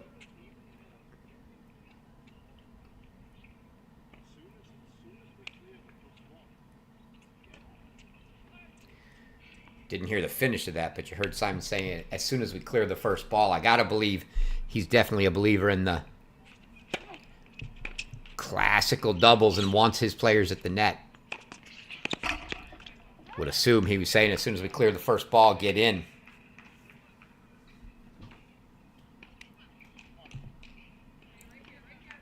Broadfoot struggled in all three of her service games. Broken the first time, managed to find a hold. Second time, but now 15-30 here once again.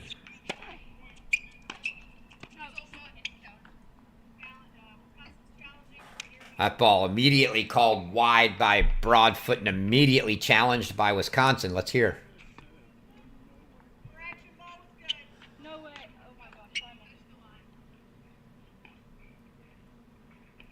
Well, you can look all you want, Simon. It's not going to change He's probably going to have a word, but... So that makes it 15-40 and an overrule in the books. So the next one will be a point penalty against the Wolfpack.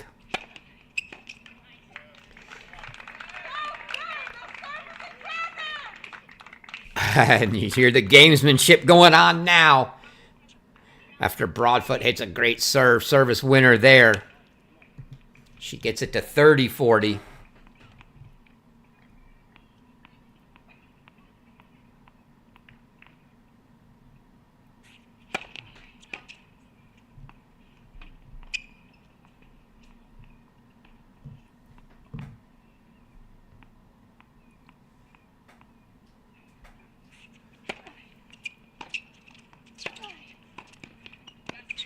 And that's a volley winner from Sholikova, and Wisconsin gets the break. Takes a 5-4 lead. Interesting setup here.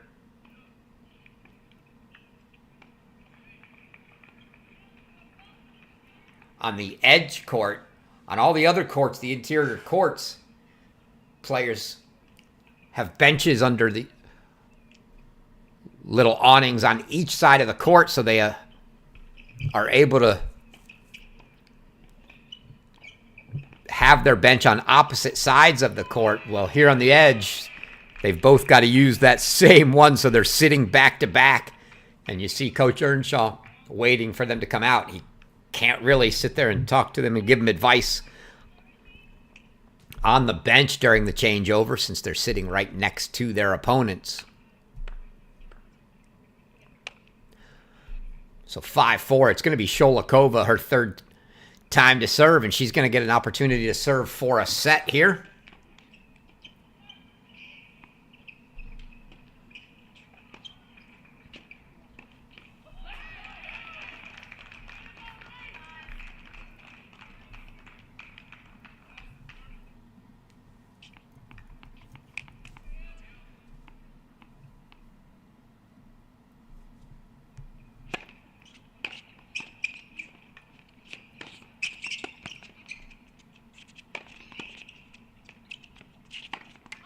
Some great hands there from Urbanova just to get the ball back, but Osigwe puts it away anyhow.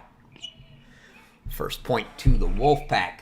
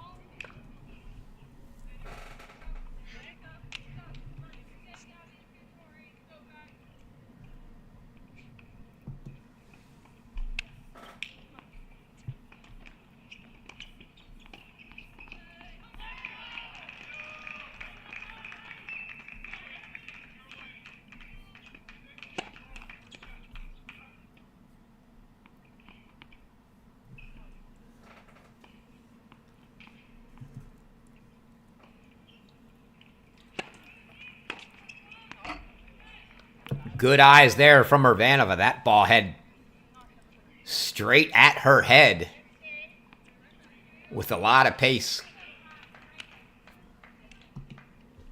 from Osigwe. She elects to just dodge it and watch it sail long. So 30-15 here for Sholikova.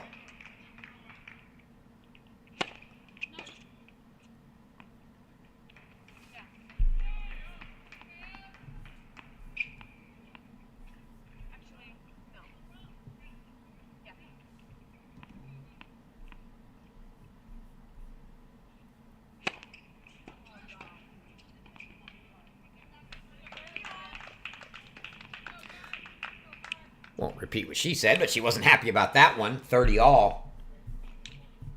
Sholikova, senior from Russia, paired up with the freshman Urbanova from the Czech Republic.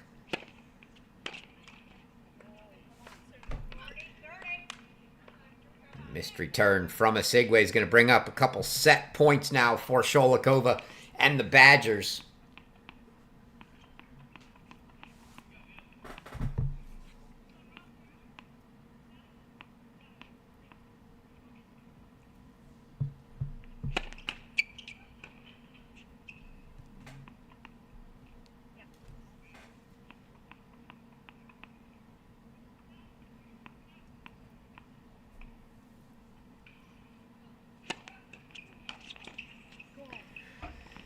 And that return off the frame from Gabby Broadfoot gives the first set to the Badgers. So Sholikova and Urbanova take that first set.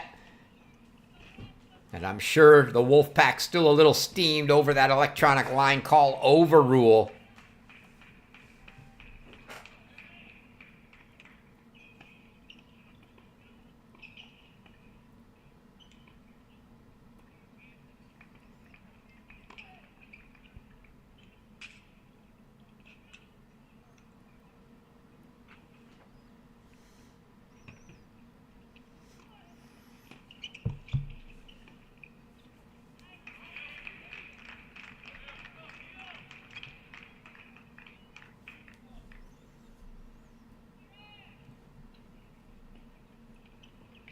We've seen a few, not as much drama here in Cary with the point penalty system, but a fair amount of it. It's been quite the talk in Tulsa, especially amongst some of the players and coaches, as we've had at least two. There are 2 match defaults that I know of that we had there. Some of the folks talking about that electronic line calling system, but in the end, if it helps all the players just call the match a little cleaner and avoid calling balls out that are close, I think everyone's for it. Obviously, we want the electronic line calling to be accurate, but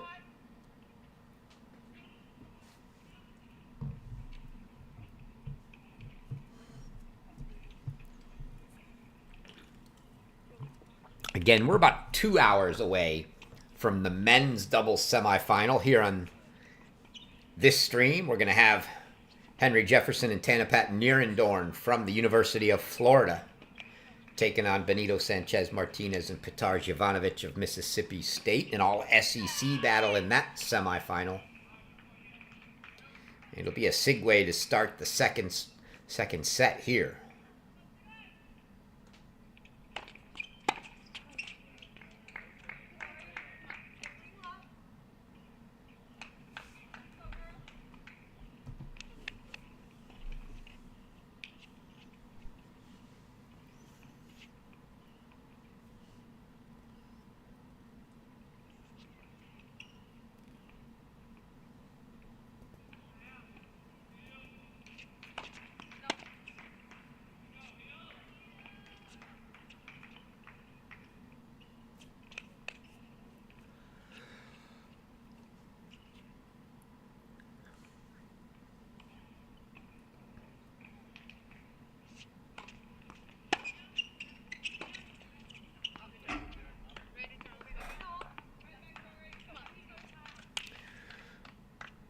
Ball long.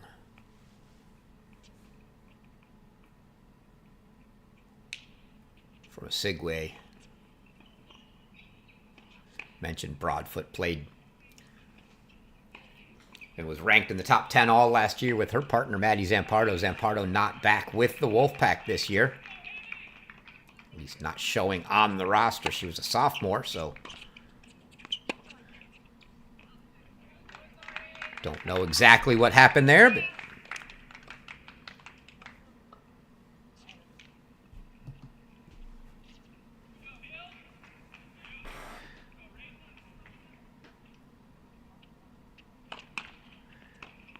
Coach Earnshaw probably pretty pleased with the way the Osigwe's worked out here with Broadfoot so far. Wow.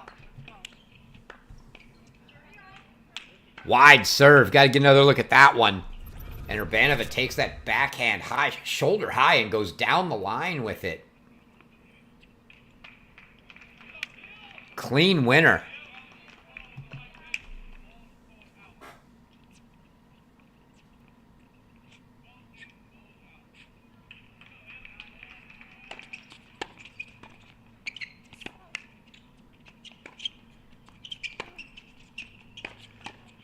Well played by the Badgers. That point really set up by that shovel scoop backhand from Sholikova.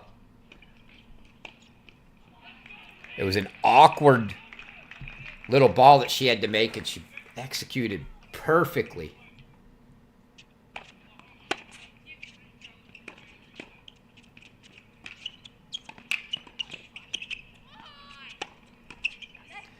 And the backhand from Urbanova handcuffed Osigwe a little bit there. She couldn't quite pull that racket in tight enough, and it's a break for the Badgers.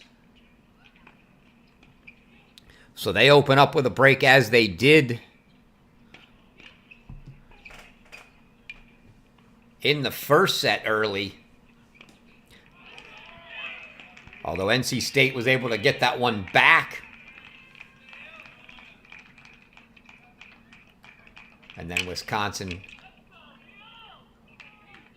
got the late break to take the set. See if they can hold it here.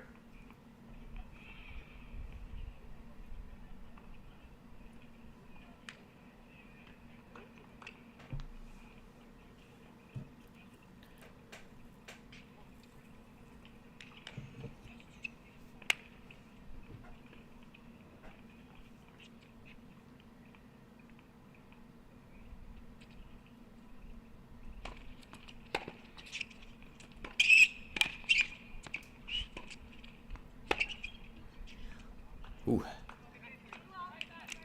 Osigwe really wanting to lean into that one, but leaned back a little too far. Got up and under, sending that forehand.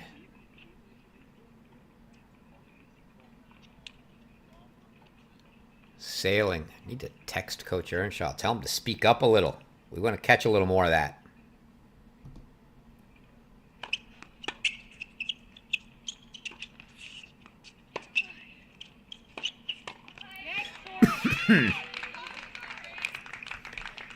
Victoria Osigwe was looking to come across the whole time. She was already halfway across when the ball was hit.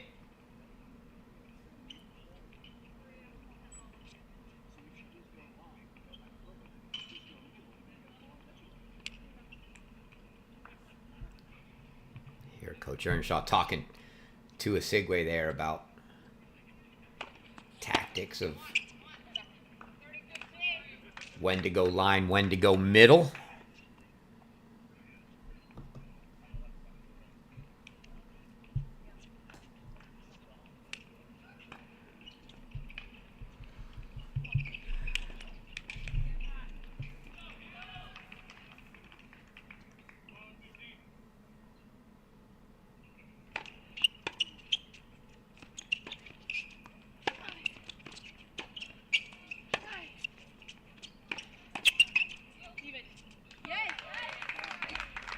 Urbanova, first attempt at poach, got across the service line and still unable to get to that ball. Broadfoot kept it cross court very, very well.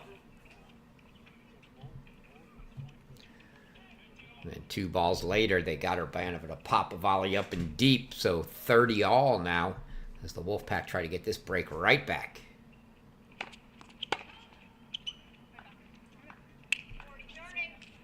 Osigwe looking to go line just a little late.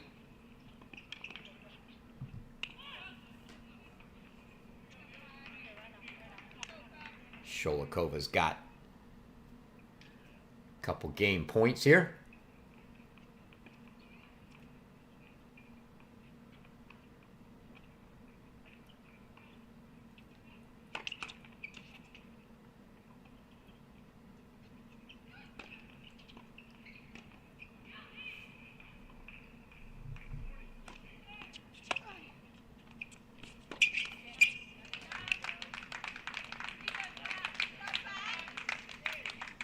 Backhand into the net from Sholikova is going to bring up a deuce deciding point. See, it looks like maybe they're going to go to Gabby Broadfoot this time. The Sigway's been missing a lot of returns. I got to think you're going to go to Broadfoot here.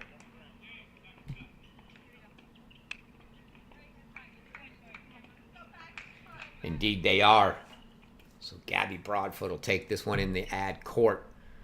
Deuce deciding point.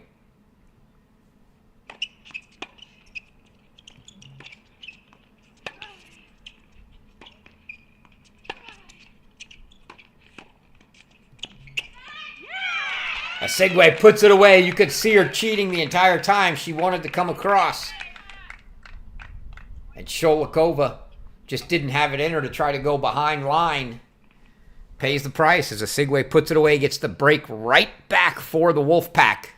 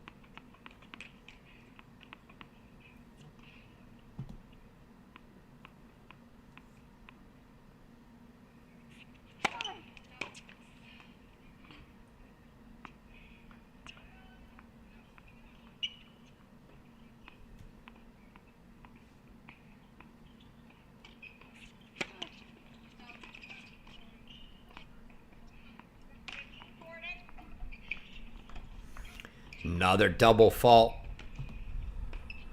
from Gabby Broadfoot. She's had her struggles with that second serve today, and that's going to give 3 more break chances to the Badgers here. We might open the second set with 3 straight breaks.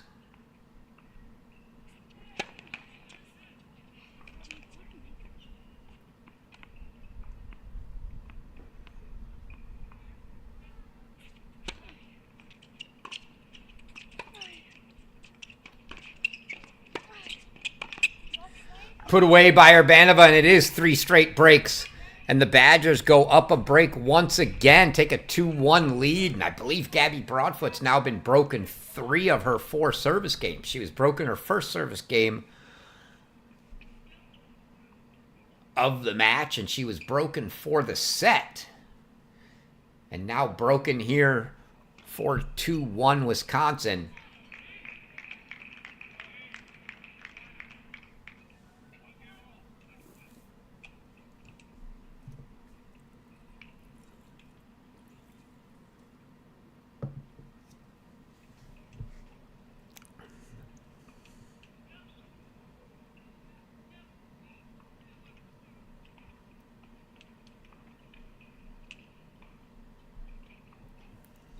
Update on the other double semifinal going on right now. North Carolina's Reese Brantmeyer and Alanis Hamilton took a first set tiebreak 7-3. So they have a set lead. Now 7-6 1 all in that match.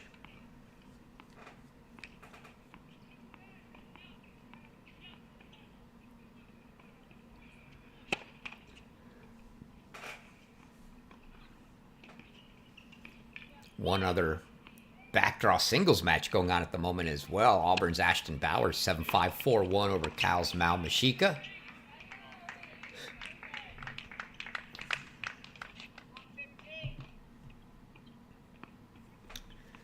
Bowers back with Auburn, where she had originally committed as a high schooler before decommitting due to the coaching changes and things that went on there. She went to Texas, played last year at Texas, and transferred, now back at Auburn where she originally committed. Her brother Tyler plays at Illinois. And a double fault from Urbanova. Got a little bit of the Gabby Broadfoot yips on the second serve there. And love 30 as the Wolfpack look to make it 4 straight breaks to start the second set.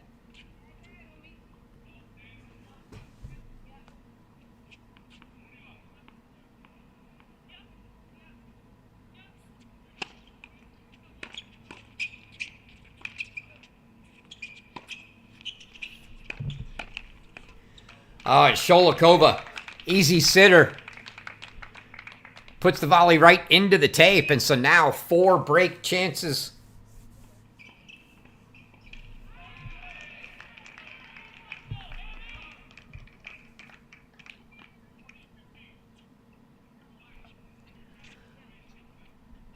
Three break chances. Update for the men's doubles if you're looking for that. Still a little ways away, but we're going to get a 4:30 p.m. Eastern time start for the doubles match on this stream. It'll be 5 p.m. for the other one on Alex's.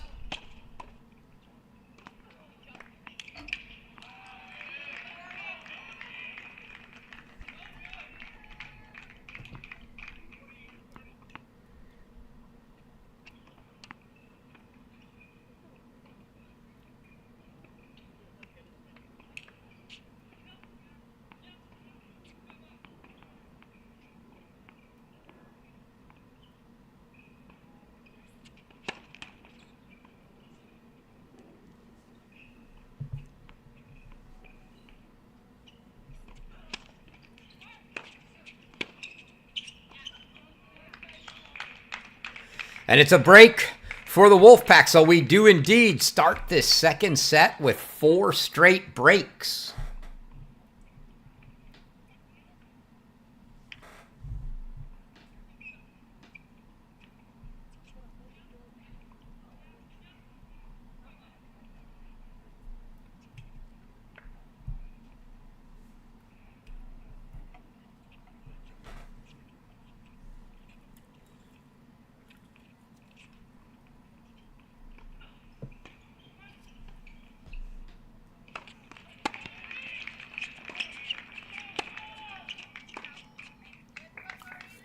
Forehand deep from Sholikova, and a good start for the Wolfpack here to try to get the first hold of the set on the board. That on the serve of Victoria Sigwe, as Broadfoot's had her struggles today, so definitely like to get the hold from a Sigwe.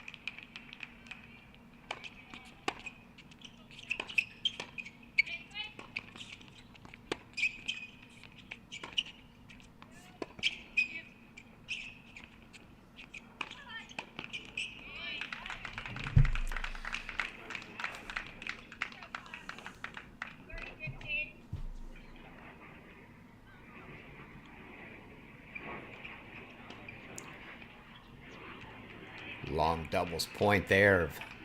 One up, one back for both teams. Don't think Coach Earnshaw wants to see that.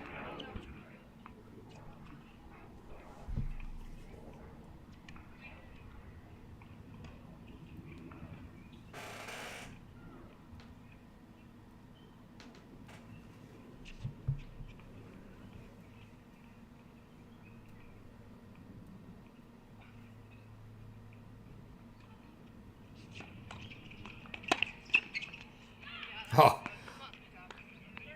Urbanova really tin off on that one. Going straight at Gabby Broadfoot.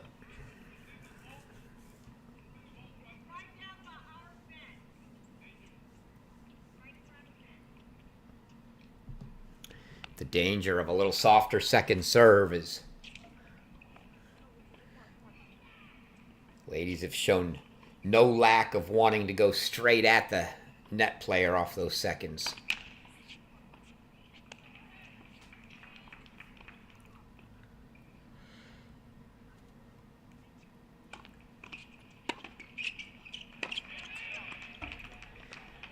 Deep from a Segway, and now all of a sudden it's break points for Wisconsin.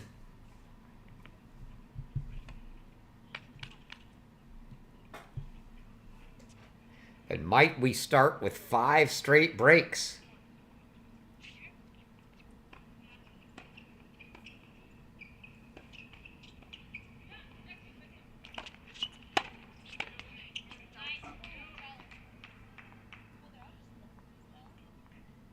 That ball called out by Sholikova, being challenged by NC State. Let's listen for the review.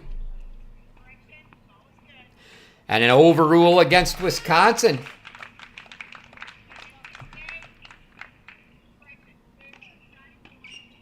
So now it's a deuce deciding point. Both teams with an overrule against them. So they're both facing point penalties on the next overrule.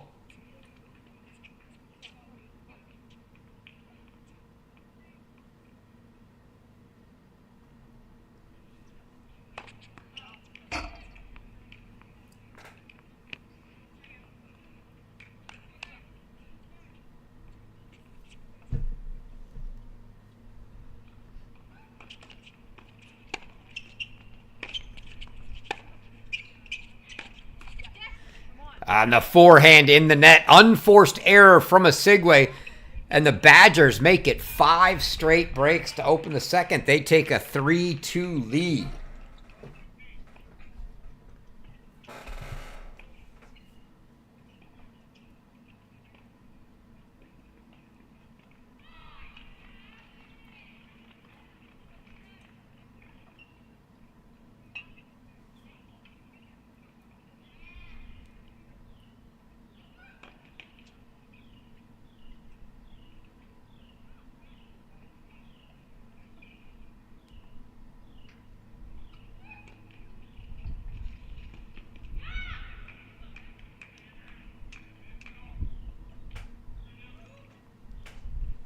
North Carolina has taken a 3-1 lead in the second set, so a set and a break lead for the Tar Heels on Alex Gruskin's stream. And it's a set and a break lead here for the Badgers, although be really careful about saying that the break was a lead, as it's been all breaks in the second.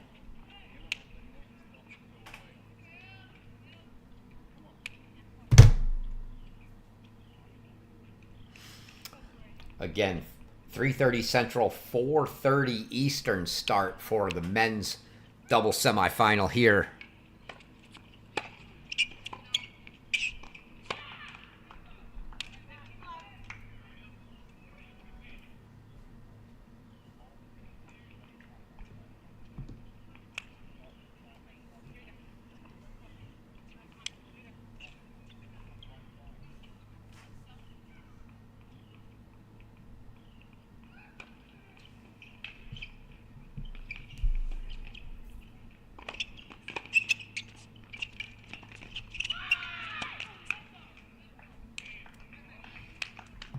Wisconsin now 30-love, and opportunity to get our first hold of the set.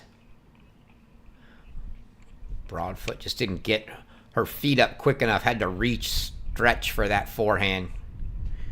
A little too far out of reach. Couldn't get it up and over.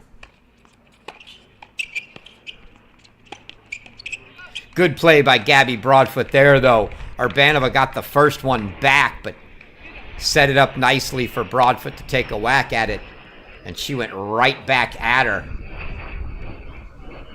Urbanova closer to the net, less time to react. Good play from Broadfoot.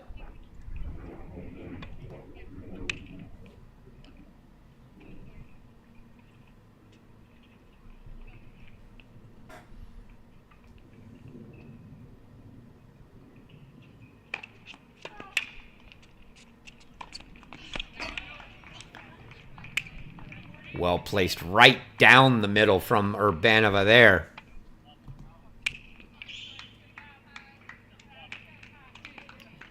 Sholikova now 3 game points.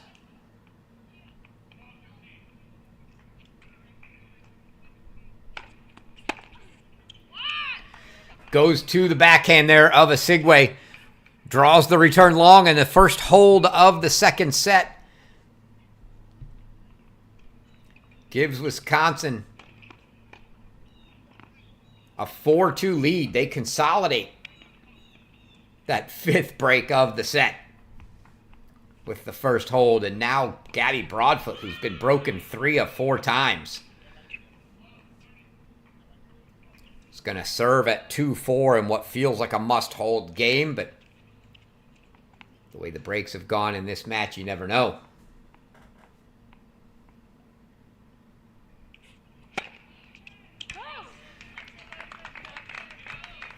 Ace T from Broadfoot. She's had a nice, good flat first serve when she's been able to make it.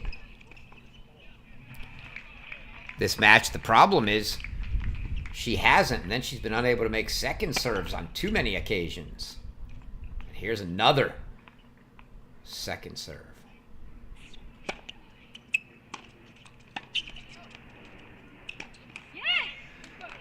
No issues at all with that second. Makes it 30-love. We'll take another quick look at that first one. First point of the game. Right down the tee for an ace there.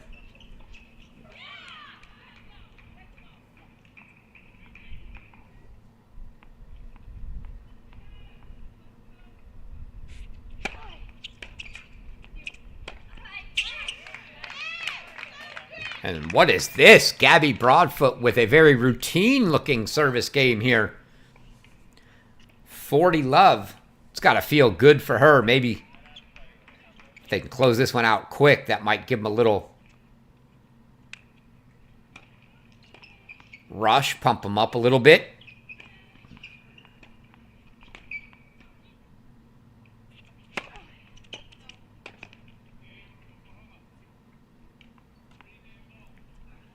And Oklahoma, as you can hear in the background, has gotten that break back for 3-all.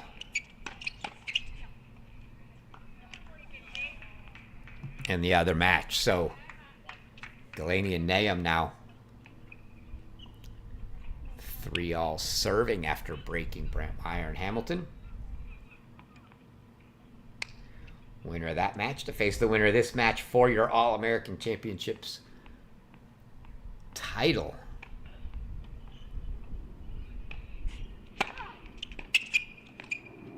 Oh, beautiful hands there from Osigwe. That flat tee's been money for Broadfoot when she's been able to hit it. Didn't go as an ace or a service winner that time, but her teammate Victoria Osigwe made sure that it went for a game. So we take another look at that here. Beautiful touch on the drop volley from Osigwe. So Wolfpack keep it to a single break deficit, 4-3, and it's going to be Urbanova to serve.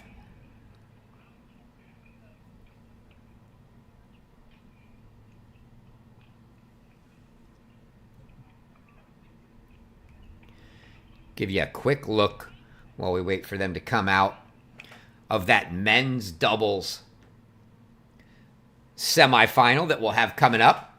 Have the top match on this stream. Benito Sanchez Martinez, Petar Jovanovic, your top seeds, taking on Tanapat Neerdorn and Henry Jefferson of Florida. And Alex Gruskin will have DK Suresh and Andrew Delgado of Wake Forest, taking on Paul Inchespe and Landon Ardilla of Princeton.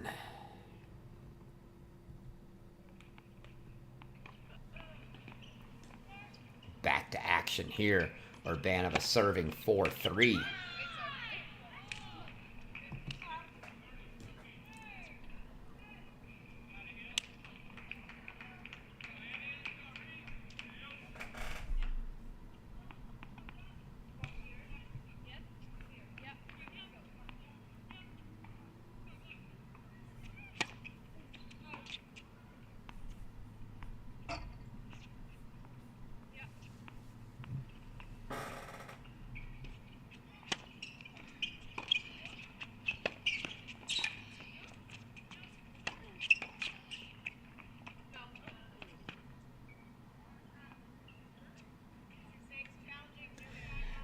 Very slow ball called out by Urbanova, and it's a challenge coming.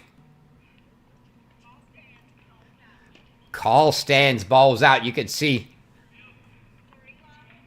even as they challenged, players a little fearful. 2 challenges remaining here for NC State.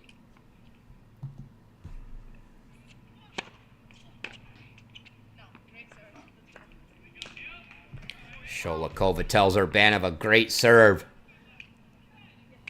Love seeing these senior freshmen pairings, senior leadership of one of the top players in the country, Maria Sholikova. Getting to mentor more than in just tennis. Another foreigner coming in, freshman season to the United States. Sholikova puts that one away, and it's a hold at love for Urbanova. And the Badgers now find themselves a game away.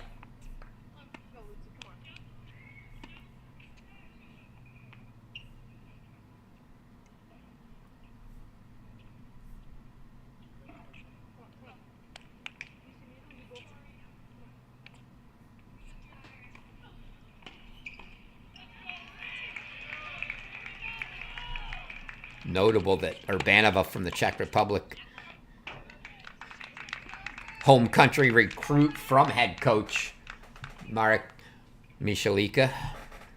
He a Czech native.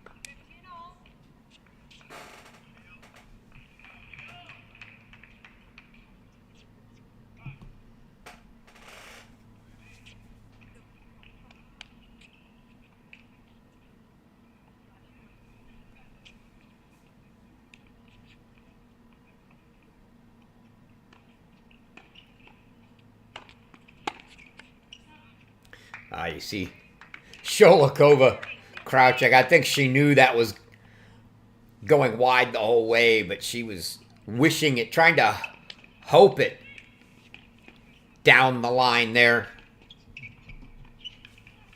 Sigway now 30-15.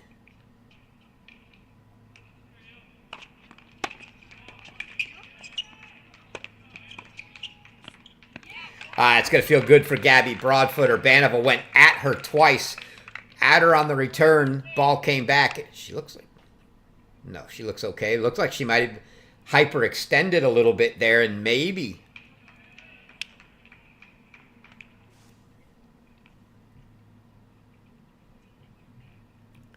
just maybe something was hurting a little. as she went for that second ball out of her reach. Not convinced that it isn't, that she didn't bother a knee or something there, because she didn't look super comfortable on that last point either. So we shall see, although she will have the benefit here of being at the net. I believe it's Sholakova's serve coming here.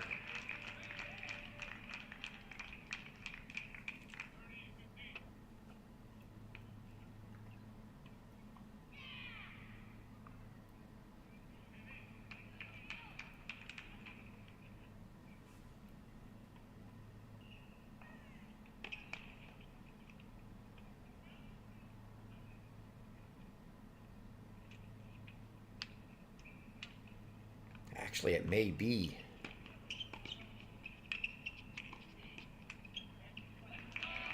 Urbanova's serve here. Not sure. No, looks like it is going back to Sholakova. So, yep, Urbanova will be at the net. So, even if she is nursing, you see her still look like she's standing a little bit awkward. I'm not sure if that might have been that left knee.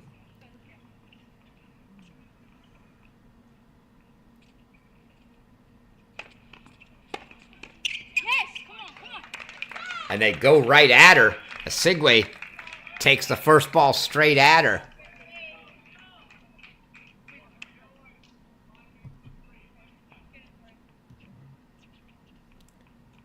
She's definitely trying to not show that there isn't anything wrong, but I do believe she's a little bothered here.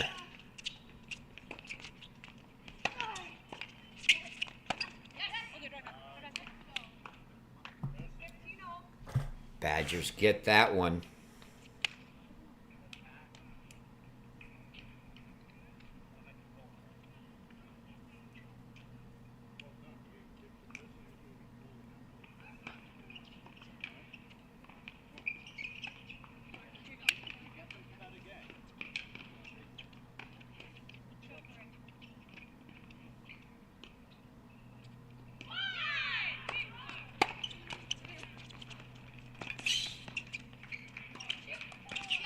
Oh, right down the middle. As my sometimes co-broadcaster likes to say, Alex Gruskin, middle solves the riddle. And that certainly did for the Badgers there.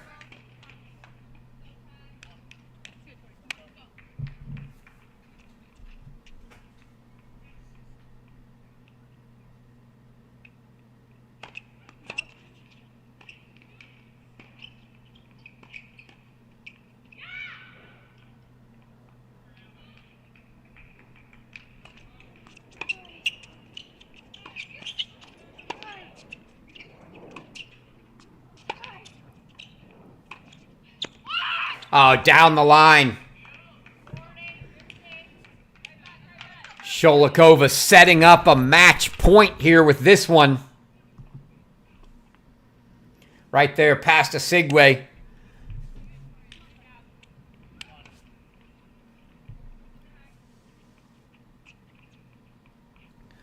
So match point Badgers.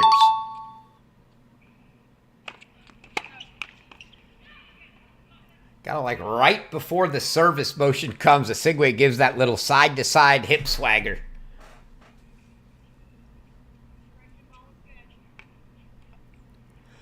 Oh, and it was a challenge and an overrule.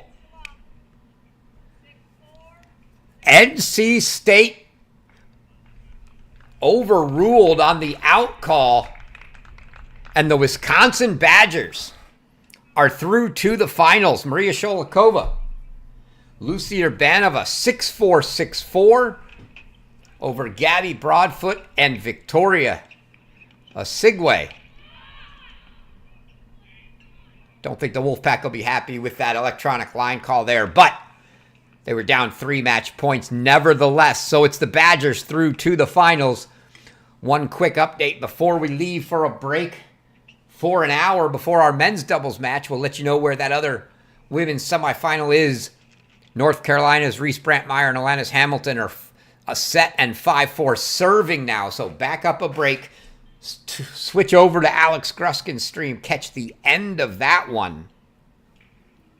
And then come back here in an hour, 4:30 Eastern, 3:30 Central, and join me for our men's semifinal, Mississippi State versus Florida. Until then, I've been your host, Chris Halioris, and you have been watching the 2025 ITA All-American Championships here in Cary.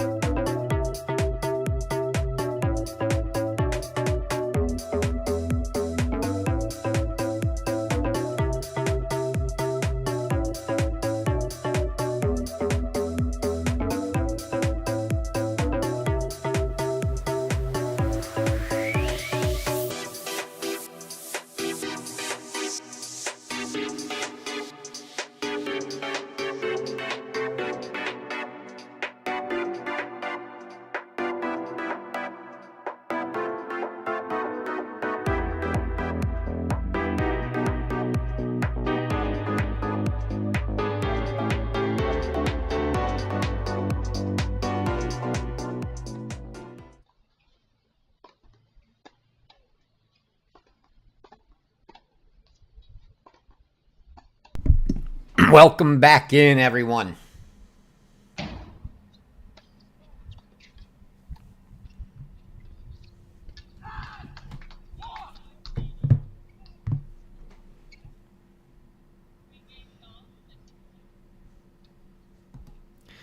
Getting set for our first doubles semifinal that we'll have here on our stream. I'll get that scoreboard. Actually, we'll turn that scoreboard off and see if the on-screen one is actually working.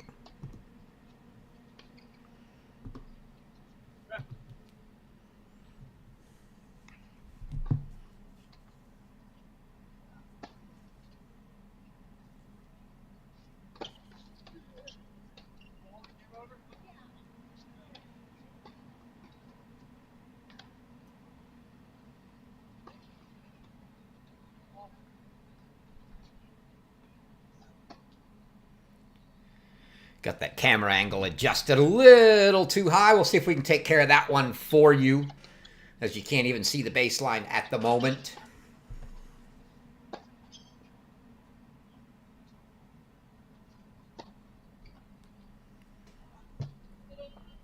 But we've got our players warming up on the near court here.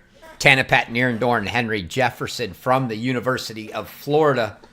On the far side of the court, Petar Jovanovic, Benito Sanchez Martinez of Mississippi State. Two teams that know each other well, SEC foes. Getting set to square off.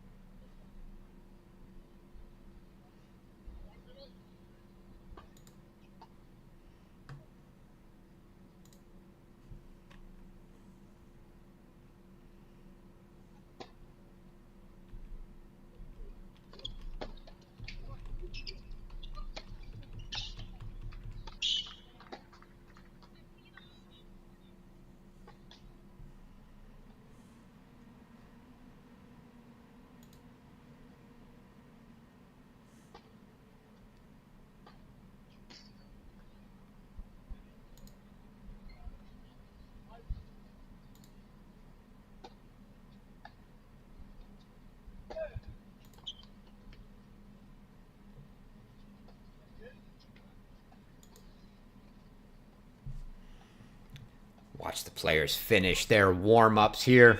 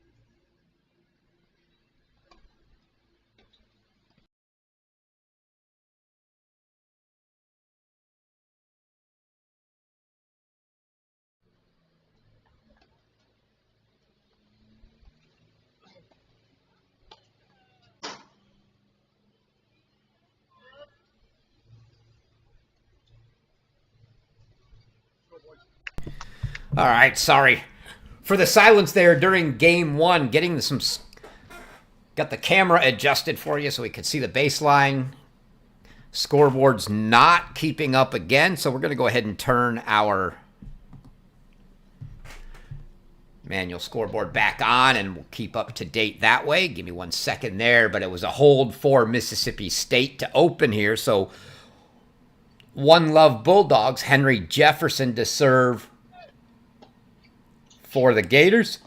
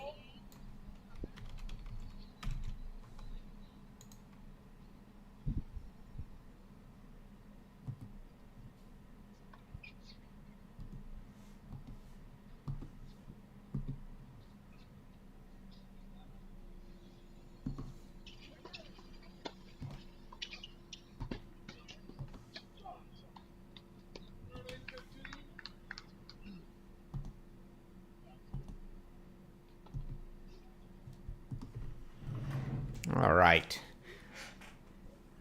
Now we're rolling scoreboard on the screen for you.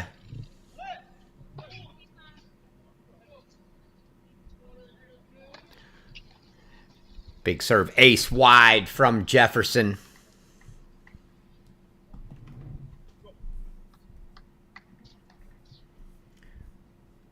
Couple returning players. Nierendorn, a senior for the Gators.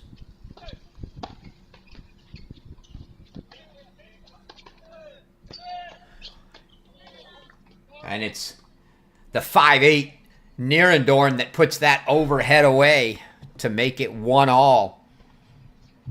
Nierendorn, a senior from Bangkok, Thailand. You can see he's the more diminutive of the two, as Henry Jefferson goes 6'6", so quite the pairing. Jefferson, a junior from London, England. For the Bulldogs here on the near side, it's Petar Jovanovic to serve.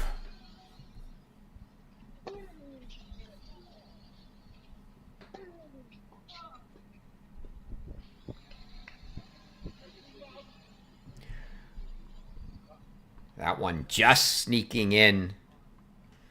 Looked like Sanchez Martinez might have missed it, but just got it in for 15 love. Jovanovic, a senior from Montenegro.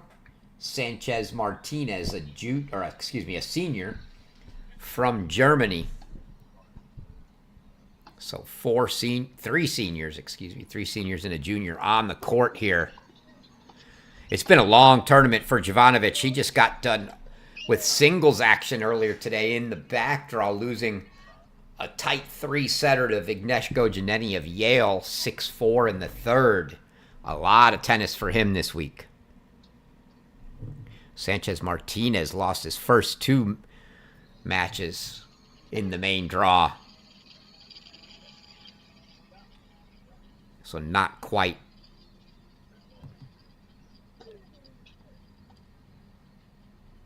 the same amount of tennis for him. Sanchez Martinez let that one get to him a little bit, got it down low. You see head coach Matt Roberts here with the guys, with the hoodie on, blocking the sun from the neck.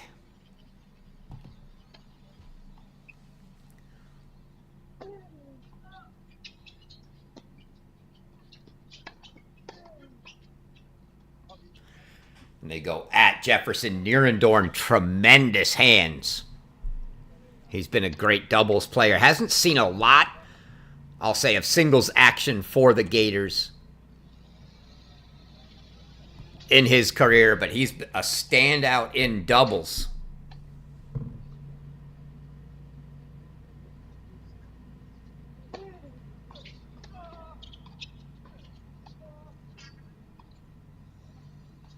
See Jovanovic put the hand out to indicate that ball was good. If you haven't been with us, the electronic line calling system being used here on all the courts at Tulsa. Just wide. Talk through that briefly after, between points maybe. Jovanovic asking Nierendorn if that ball was okay.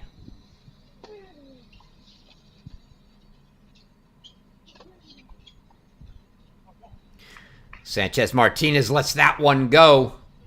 And the Bulldogs hold for 2-1.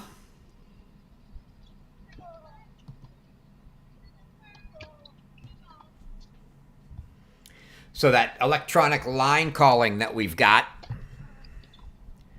each team gets 3 challenges per set.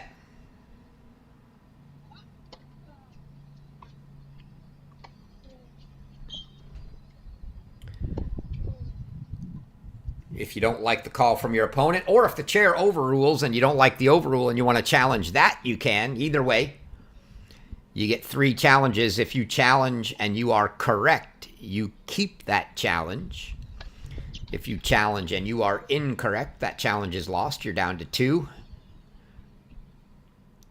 Again, you get 3 per set. Use them or lose them. They don't carry over. You reset at 3, the beginning of the next set. And there you can see Steiny, Coach Adam Steinberg, head coach for the Florida Gators, came over from the University of Michigan.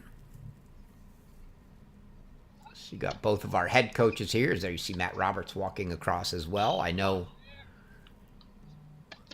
believe the full staff is there for the Gators. I know for sure assistant coach Max Kohler is there.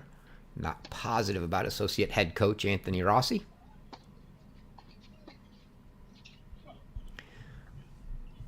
Jefferson puts that one away.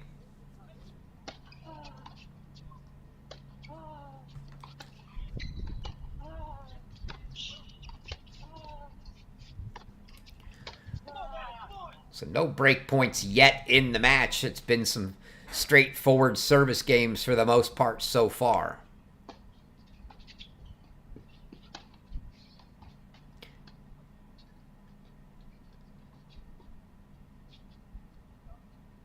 Oh, that lands good.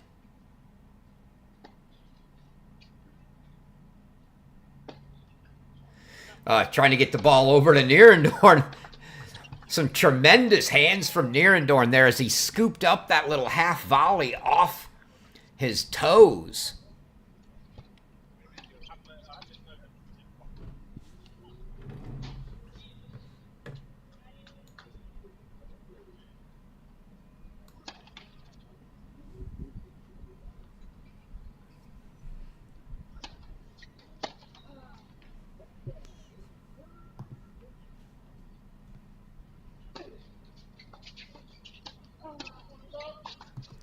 Jefferson puts that one away, cleaning up well at the net on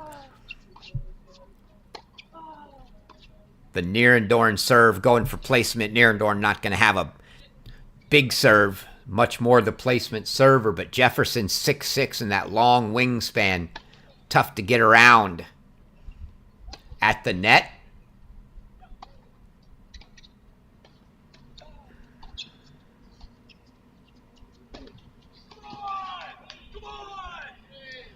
And that serve into the body of Sanchez Martinez works out for a love hold for the Gators. So they hold for 2-all.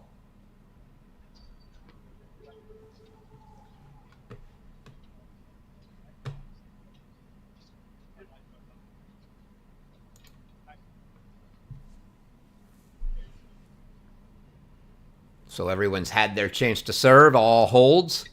Make our second trip through the rotation with Benito Sanchez Martinez here for Mississippi State.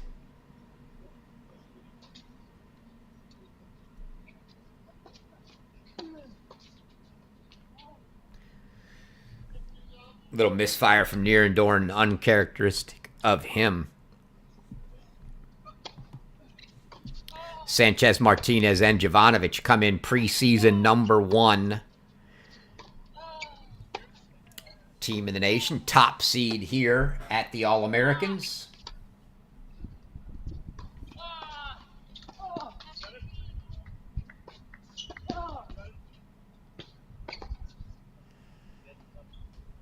All Sanchez Martinez on that point.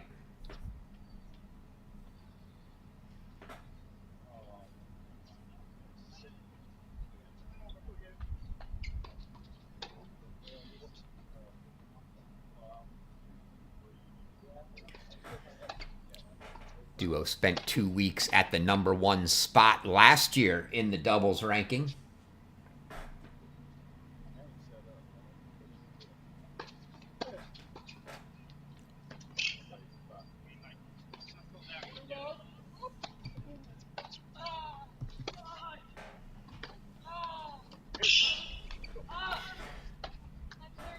The way we've started here, nobody looking close to giving the other team a chance on serve.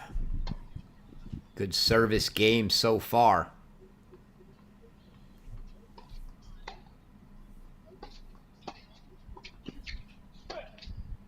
You see, Jovanovic, knowing Jefferson was going to tee off on that one, just went under the net and let him have it.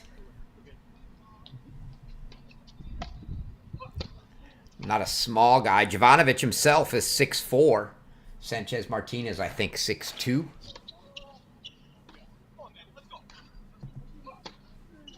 So 40-15 for Benito here.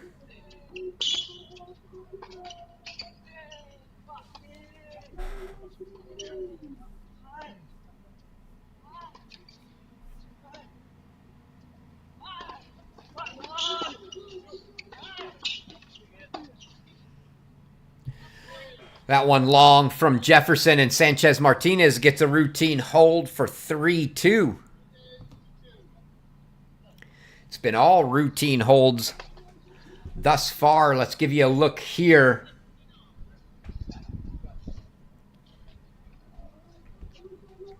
At our doubles draw. Benito, Sanchez Martinez, Petar Jovanovic, the top seeds with a 6-4, 6-3 win yesterday over Luka Power and Kasper Smkowiak from Wake Forest. And it was Nierendorn and Jefferson with a tough 7-6, 7-6 win over Lucas Brown and Sebastian Gorzny of Texas. That's how these two teams got here. Your other double semifinal getting started here in just a moment. On the other feed with Alex Gruskin, it's Paul Inchespe of Princeton along with Landon Ardilla. They knocked out Rakhmatuyev and Alasma of Michigan State yesterday, 10-5 in a match tiebreak, and it was an 11-9 match tiebreak win for DK Suresh and Andrew Delgado of Wake Forest over Alex Bernard and Alex Okonkwo of Ohio State.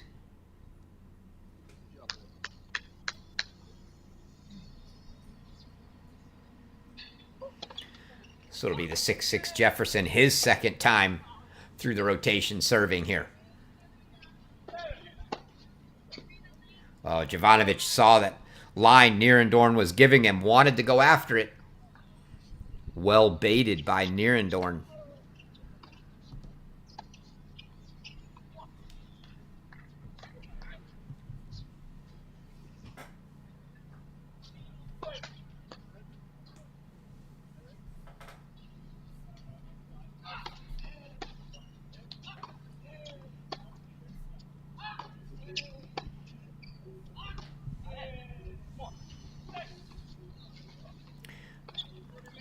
Excellent serve there.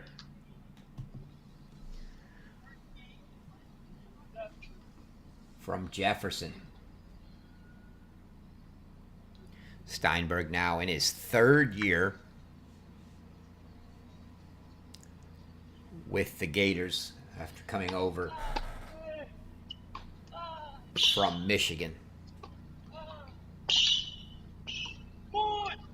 Also spent 12 years at Pepperdine. That ball just wide.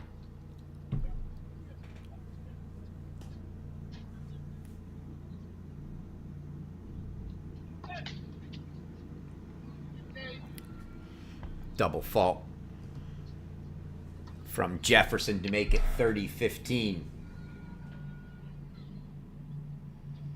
Steinberg's seen plenty of coaching action. Mentioned he was at Michigan. He was at Pepperdine. He's also spent time at Alabama, Northwestern, St. John's.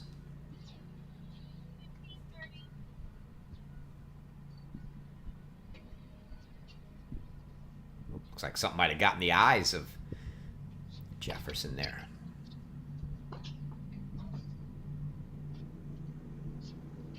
Are we going to see a challenge? No. We do.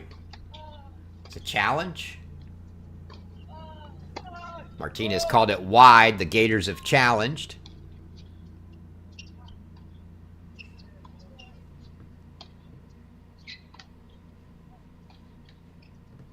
And it looks like the Gators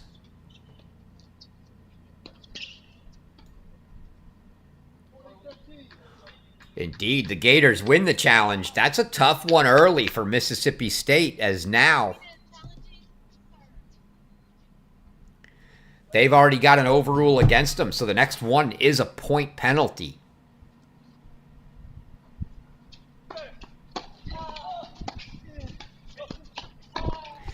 And there's Nierendorn again, baiting Jovanovic down the line.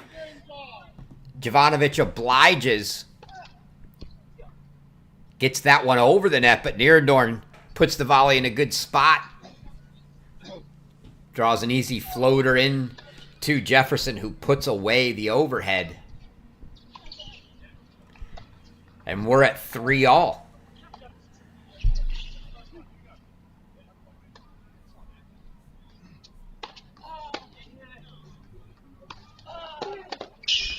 So now Jovanovic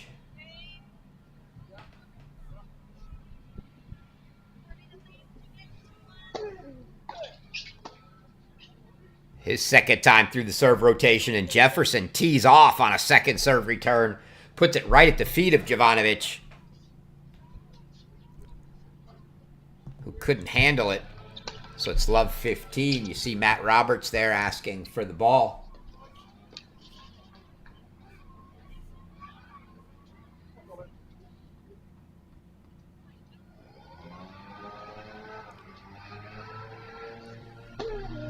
Ten years as the head coach at Mississippi State for Robert. Oh, Jovanovic.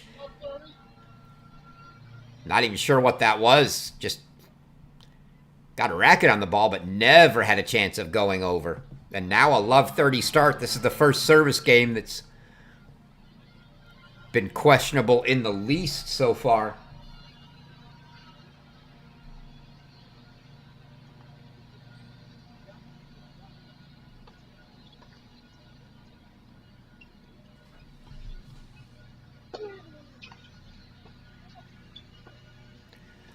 Oh, come on. Henry Jefferson. Another look at that as he gets the Benito Sanchez Martinez overhead with one of his own.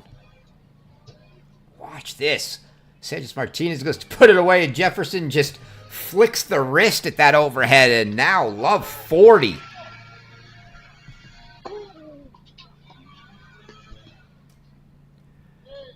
And I don't even know what Benito Sanchez Martinez is indicating. Looked like he didn't see it. Something. Ball hit right at him. He flat out missed it. And Florida gets the early break. They take a 4-3 lead here in the first.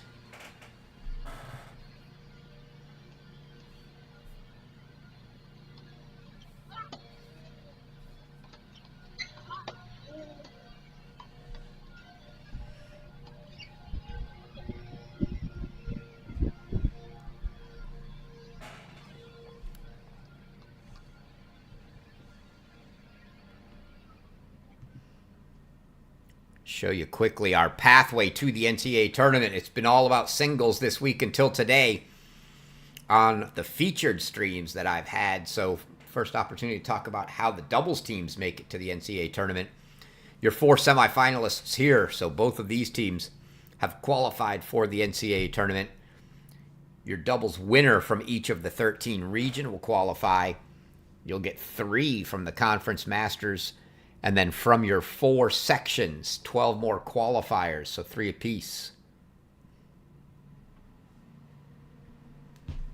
Those be your 2 finalists, as well as a playoff, 3rd place playoff to get someone else in.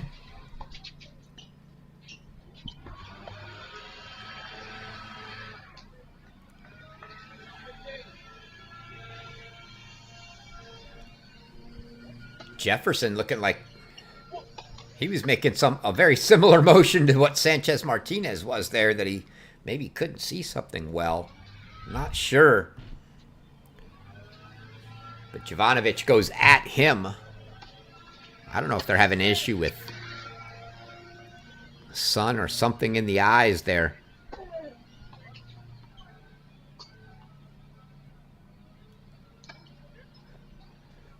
Maybe that time of day, sun on the horizon, not high up.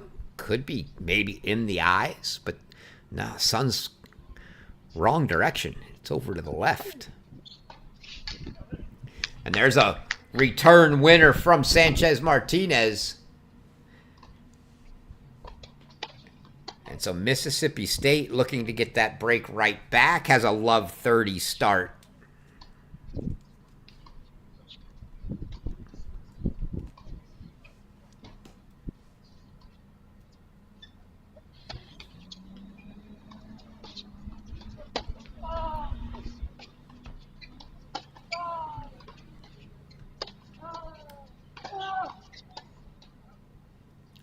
Now Jovanovic going to get a look at a second serve from Nierendorn here.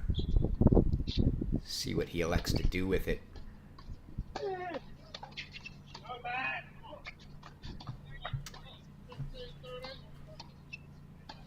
Not even sure if that makes it over. If it gets by Jefferson, Jefferson poaching.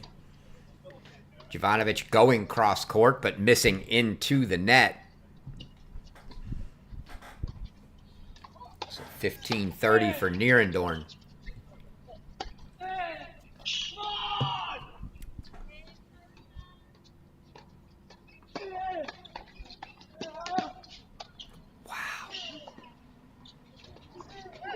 Wow, the hands from Nierendorn there. What a get from him. Keep that point alive and then put it back neutral. And they draw the ball into the net from Jovanovic again, and now 30 all.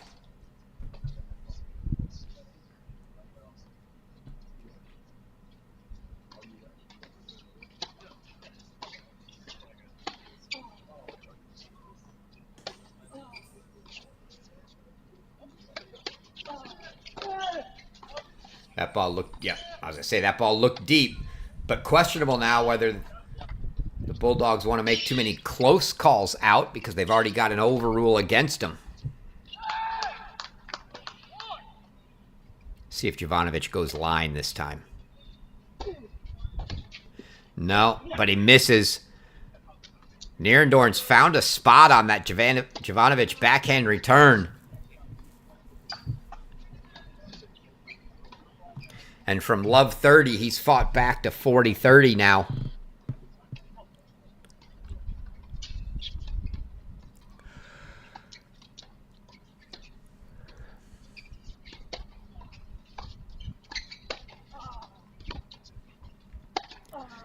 See if they elect the same, which would be down the tee for Sanchez Martinez here.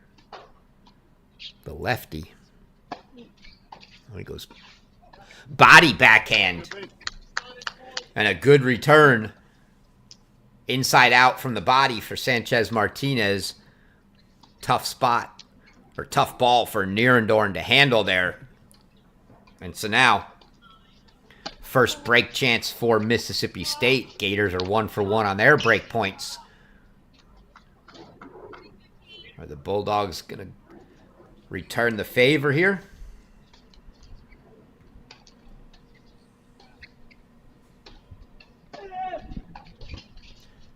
Oh, and Sanchez Martinez goes straight at the head of Henry Jefferson.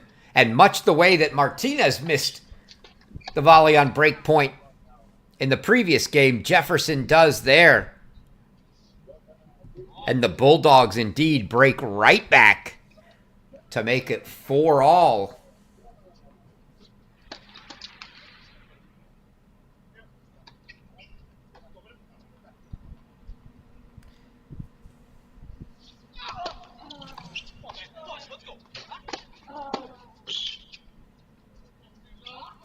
Jefferson throwing his arms up, frustrated he can't get a return in play. I think he's just still frustrated at the last one. He had that ball hit right at his head that he could have put away. Certainly not easy, but he'd like to think he should have made it. Oh. Are you kidding me? Not going to have that, I don't think. We'll take a look here. Oh, there it is. The scoop. We did catch it. And the scoop from Henry Jefferson gets it back, and they draw the error on the overhead from Jovanovic.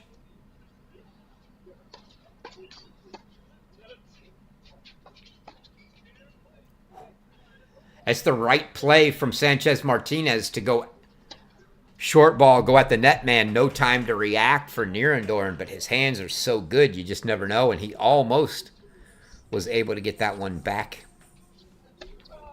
in play.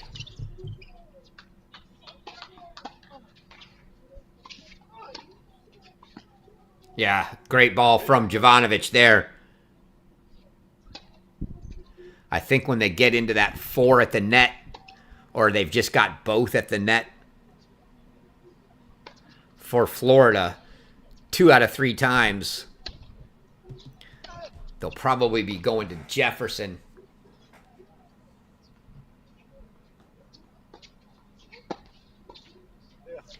Jovanovic puts that one away. And the Bulldogs hold for 5-4. So from a breakdown at 4-3, they break back and hold. And the Bulldogs now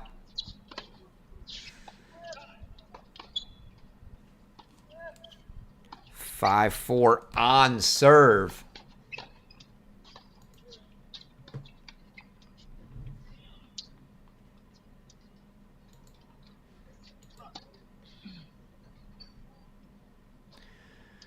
There is some other action going on. They should have. I don't see that they've started. Should have been getting started.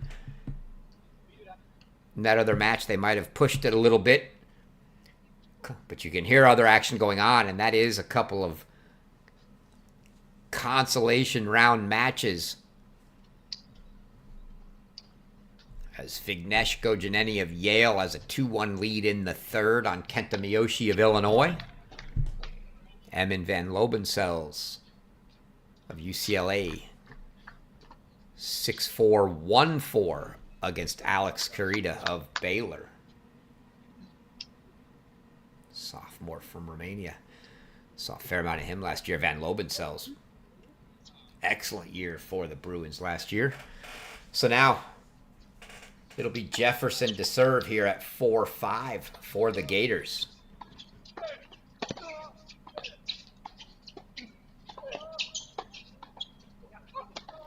Oh, and they get the rare miss from Nierendorn at the net.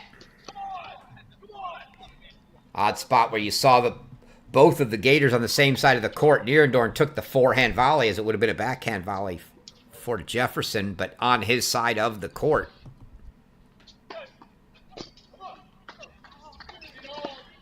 Undoubtedly had Sanchez Martinez guessing the other way, and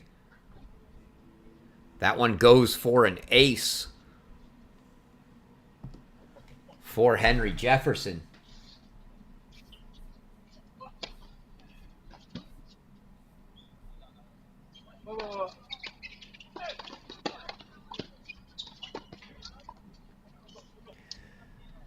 Jefferson missing the backhand volley there. Now maybe if you're going to get tight, this might be the spot. 15-30 when a must hold to stay in the set here.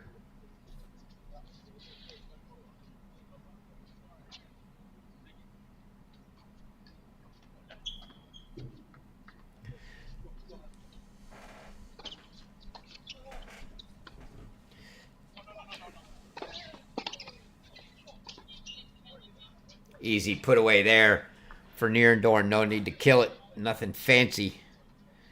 Just a little angle. He makes it 30 all. Jefferson and Nierendorn. Ranked number 16 in the ITA doubles rankings last spring.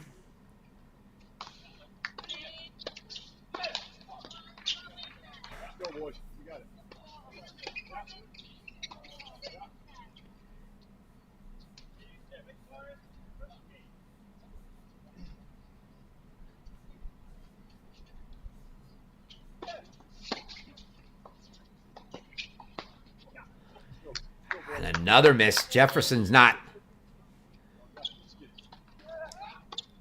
liking the recent swing here. He's had a few balls that he certainly feels like he should have made and hasn't, and he's now put his team down, facing a couple set points. 30-40. And that's a winner. Sanchez Martinez goes down the line with the return. Take another look at that one.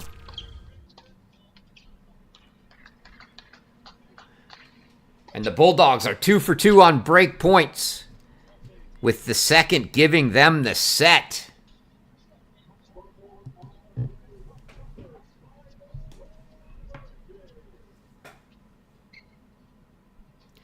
So Mississippi State takes the opener here. They are on court in our other doubles match now, as it's Wake Forest versus Princeton.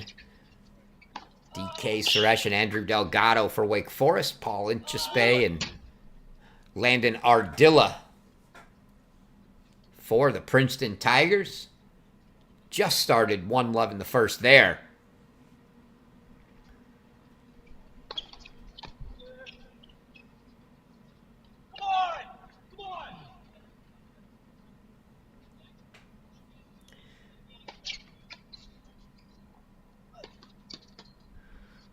No sign of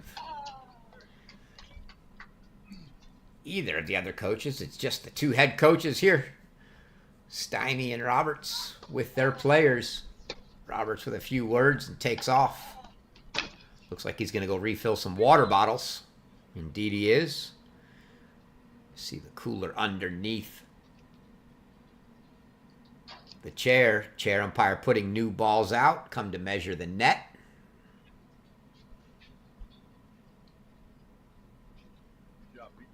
New balls each set in college tennis.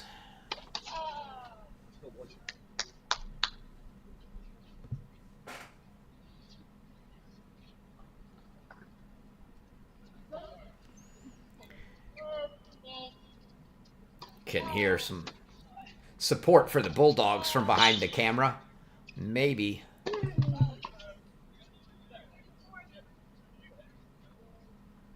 Not sure who. Could be Martinez Serrano, who also played in here in Tulsa this week. He was in the main draw in singles action.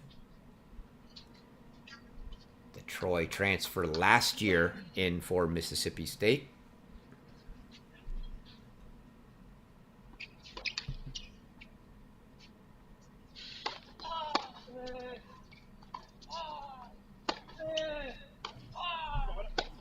I think one of the best compliments you can hear from a coach. Get to that. Yes! Come on! Come on! Speaking to the Troy head coach about Mario when he was looking to transfer. Hadn't decided on where he was going yet. I had asked him, I said, why is he leaving? He's your number one player. And he was very honest. He said he's just too good. He deserves to play in a Power 4 conference. And he didn't want to stop him. He wanted to find him a good home where he could play the top level of Division I men's tennis. And he ended up here at Mississippi State.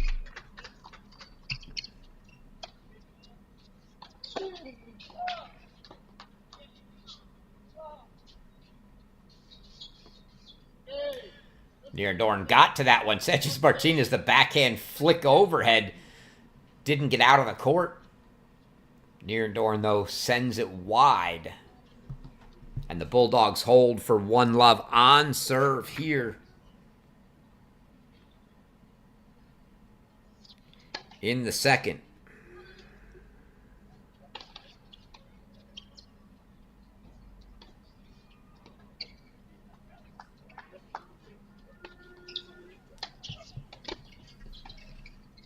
Be a quick change, no sitting on the first game of the set changeover.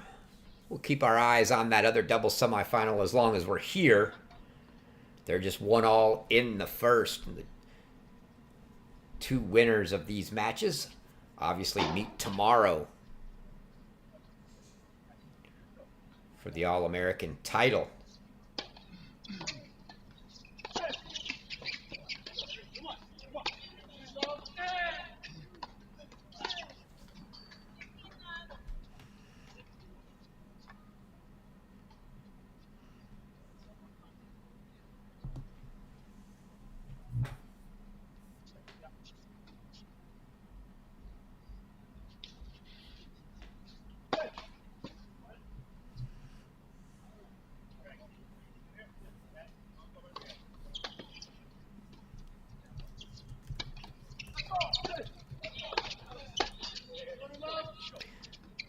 Sanchez Martinez taking a rip at that one, sending it long.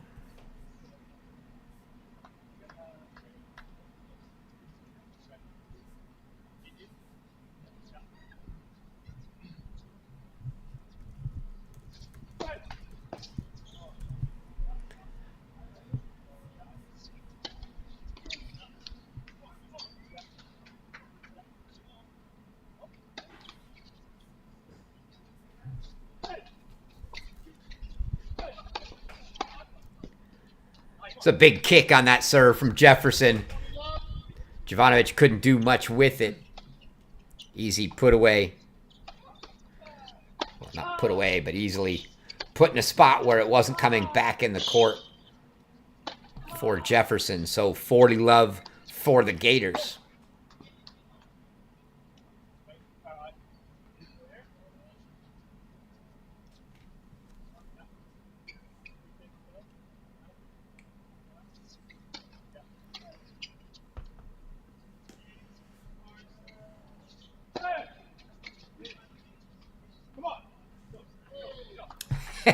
I like how Jefferson called that one, me, and then watched it go long. So it's a hold at love for the Gators. It'll be 1-all with Sanchez Martinez of Mississippi State to serve.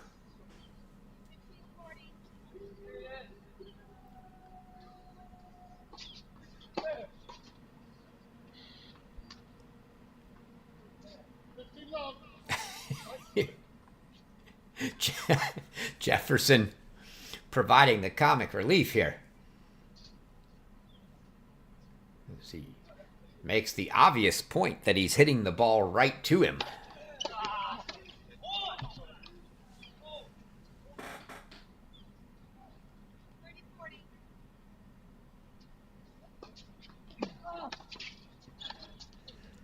And now Nierendorn does the same. Jovanovic has had two easy putaways at the net. I just need Jefferson to turn around and look at the camera and say, Chris, you could have made that volley. Nierendorn dispatches of the wrap on the leg.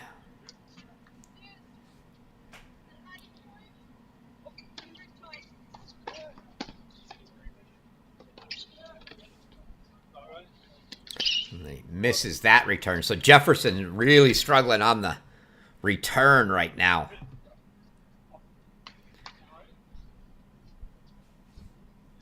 And that's something that's not going to be lost on the Mississippi State players. Try to keep him frustrated. And another easy put away for Jovanovic. He goes back and thanks Benito Sanchez Martinez for giving him 3 easy putaways. The only reason he didn't get a 4th was because Jefferson couldn't make a return. So an easy love hold for the Bulldogs after an easy hold for the Gators. So routine start to the second, much like it was in the first, until it wasn't. When we had back-to-back breaks, and then the Bulldogs broke to take the set 6-4.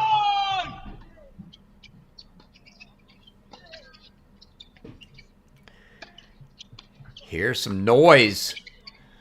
I'm gonna guess that's... Actually, I'm not sure which court that's coming from, but Emin van Lobensel's of UCLA, who was down 4-1 in the second.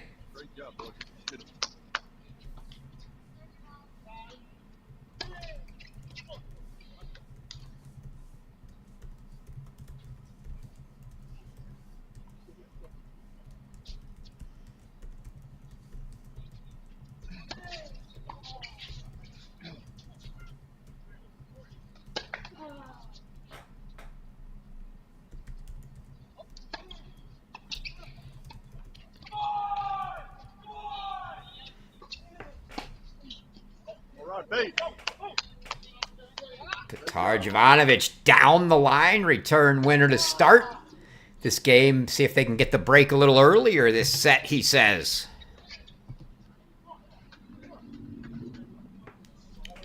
You can hear his teammates call him Pete. Petar goes by Pete here. Not sure if he goes by Pete in Montenegro. I'd have to ask him that one. But Van Lobensel's 4-all from coming from 4-1 down against Carita. Carita held for 5-4.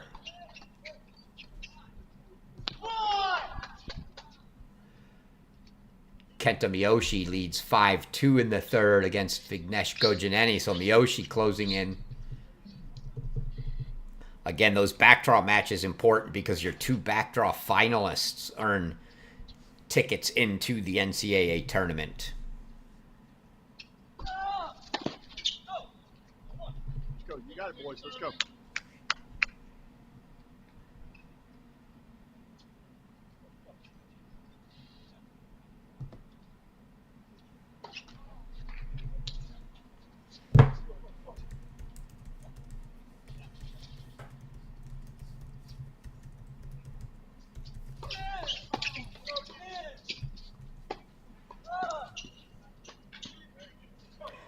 Good hands there from Nierendorn. Left it short enough. Jovanovic couldn't get a good racket on it. So love 30-30 all.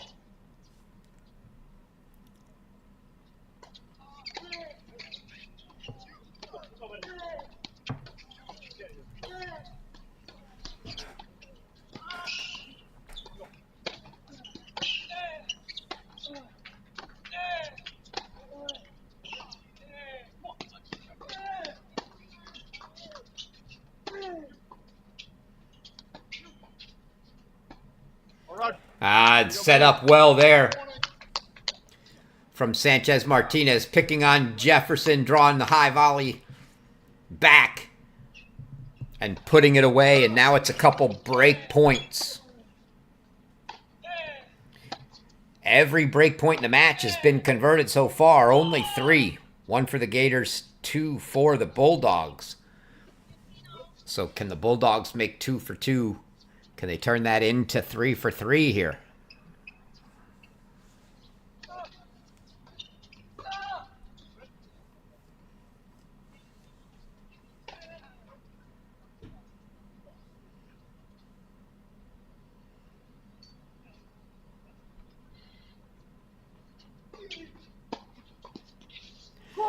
And indeed they do. Sanchez Martinez Goes hard on the second serve at Jefferson and draws the errant volley.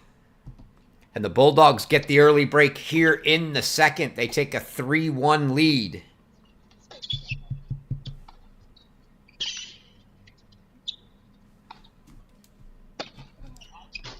So the two teams combined 4 for 4 on break points. 3 for 3 for the Bulldogs, 1 for 1 for the Gators. Oh, that ball wide, and you saw Jefferson was moving and cheating middle before Jovanovic ever even hit the ball.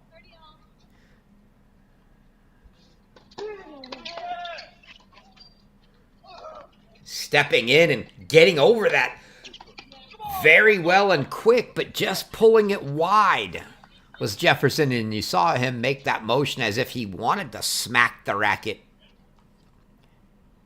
into the court. Not pleased with his return game, and frankly, it just hasn't been good today. His return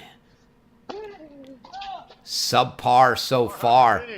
Sanchez Martinez uses all of that racket on the poach to drop one over for the unintended drop volley on the miss hit. He apologizes, but he will take it nonetheless. 30 love.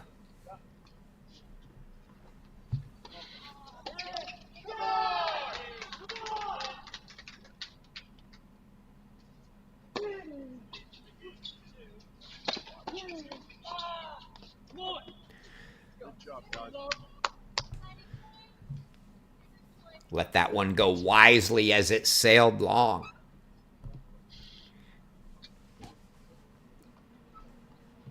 And this match has certainly turned from the moment the Gators went up a break 4-3 in the first.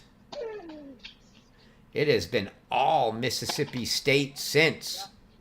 6 of the last 7 games for the Bulldogs, looking to make it 7 of 8 here.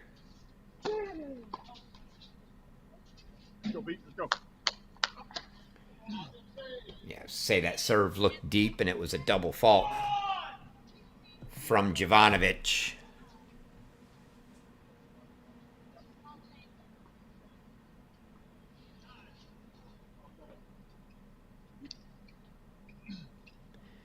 Heard the call of 1 set all in the background. That was Alex Carita getting the break of Emin van Lobensels to square that consolation matchup. Carita of Baylor, Van Lobensels of UCLA, now a set apiece in the back draw. And another deep second serve. Back-to-back double faults for Jovanovic. And starting to get a little tight here on possibly giving the Gators a chance to get that break back.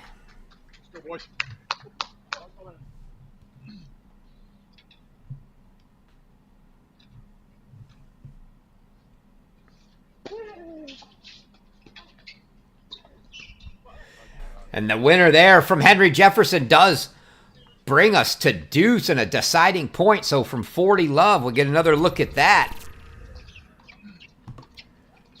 Sanchez Martinez goes with the angle volley. Jefferson, beautifully done, threads the needle in the open court. And now, wow, going to Jefferson, who struggled on the return. This is an odd call to me. Yeah, don't agree with that one. Jefferson's had issues on the return. They let him take the deciding point return. It's a good serve from Jovanovic, but I just think the wrong call. Gotta let Nierendorn take that.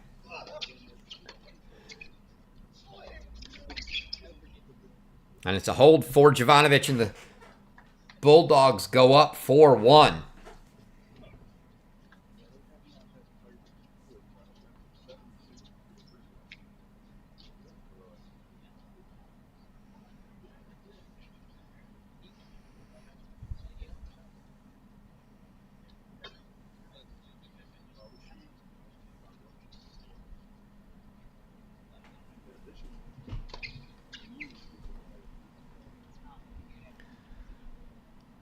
Still just a single break. So the Gators not out of it by any stretch at this point.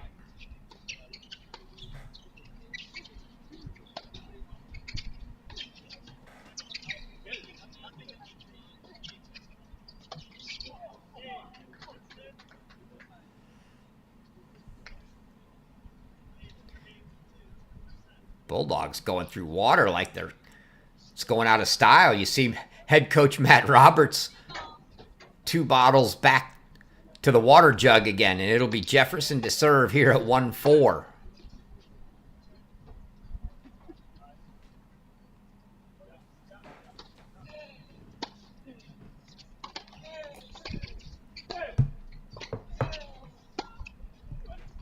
Nierendoorn drops that one back in. Wasn't even really close to being out. Mississippi State let it go.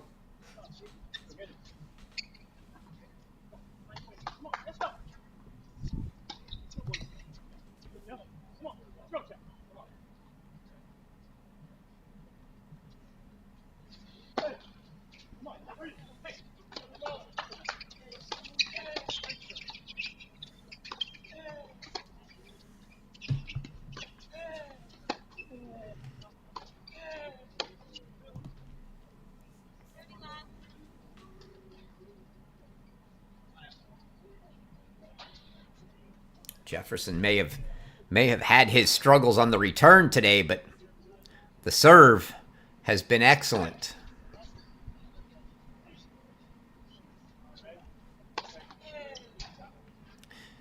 I like how Jefferson barely giving Roberts time to clear the singles alley before starting the service motion. Let's go, Bulldogs. Let's go.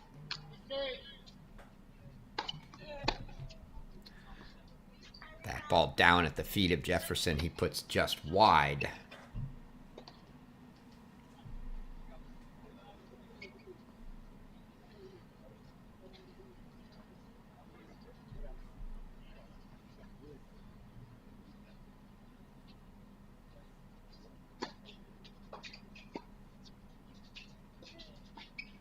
That was a great half volley from Jefferson. Didn't work out in the end, but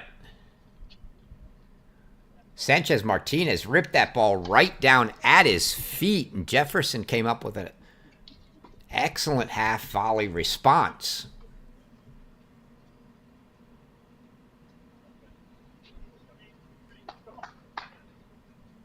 Matt Roberts sending a ball back to another court.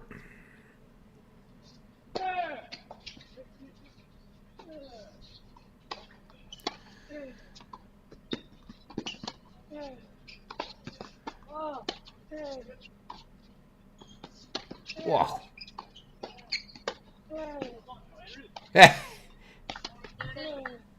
Everybody had their shots at overheads, whatever, but as soon as you give one to Jefferson, the point's over. Henry Jefferson ends it with that overhead. Jovanovic almost got a little swing on that, but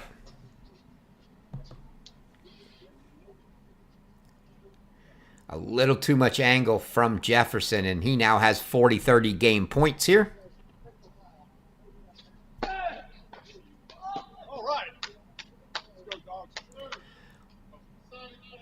Got to go back to Martinez, Sanchez Martinez again. He loves to rip on those returns, as he did there. I don't think there's any question he's getting this one. Indeed he is.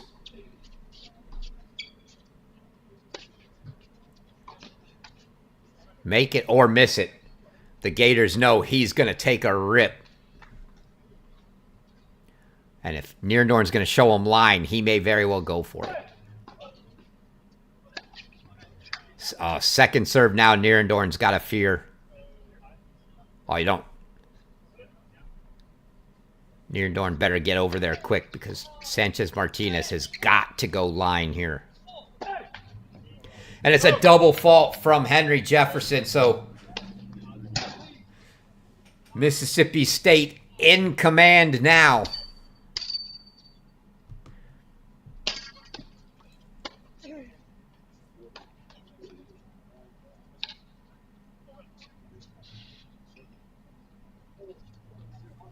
as the Bulldogs 4 for 4 on break chances, and Benito Sanchez Martinez going to serve for the match for the Bulldogs.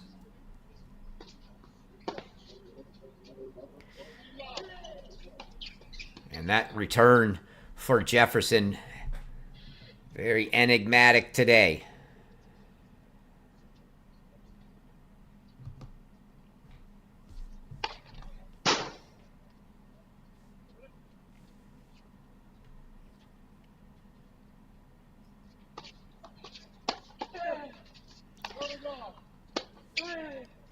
Two serves, two balls not put in play by the Gators.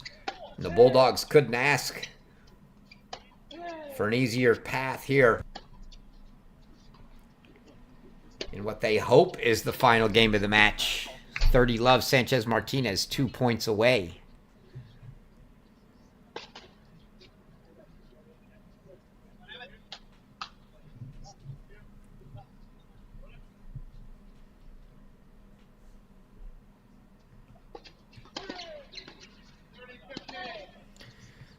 Sanchez Martinez throws a double fault in. Give a little hope to the Gators.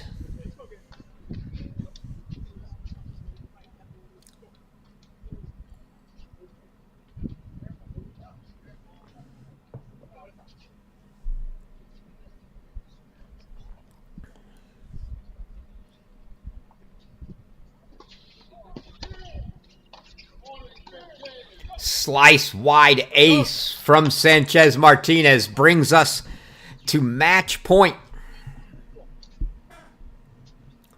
40-15 for Benito Sanchez Martinez, going to Henry Jefferson, who's had his struggles on the return today.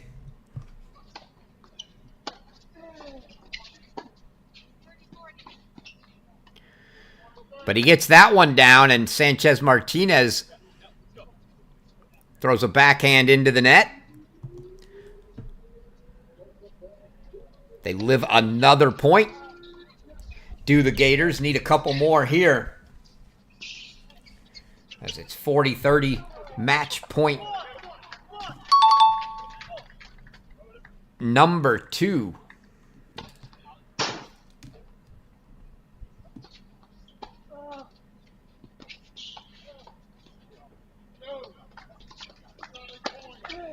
It's a good point. Great get from Sanchez Martinez, but Gators cover it, and now a deciding point, match point. Also a break point for the Gators. These two teams a combined 5 for 5 on break points so far. Can the Bulldogs stop that run and end the match? Or will the Gators keep us alive for one more game at least?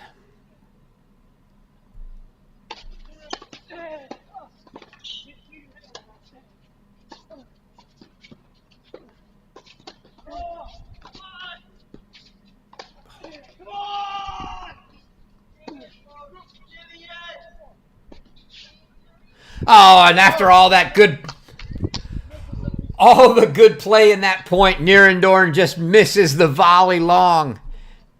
And your number 1 team in the nation looks the part as Benito Sanchez Martinez and Petar Jovanovic of Mississippi State take a 6-4, 6-1 win here in the semifinals of your ITA All-American Championships over Tanapat Nierendorn and Henry Jefferson of Florida, and they will face the winner of Princeton and Wake Forest in the final tomorrow.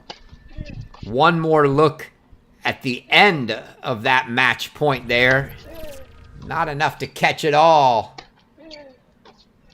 But you see Nierendorn come poach and just miss that. So the Bulldogs are through into the final. They'll face the winner of Princeton and Wake. Right now, Princeton, a 5-3 lead. That's going to conclude our action here on this stream. So now that we're done here, feel free to switch streams and join Alex Gruskin on the other stream for the conclusion of the other men's doubles semifinal. But that's going to do it for us here today We will be back tomorrow for your All-American finals, men's and women's, singles and doubles. So come back and join us. Until then, folks, I have been your host, Chris Halioris. It's been a pleasure. You've been watching the 2025 ITA All-American Championships. We will see you tomorrow.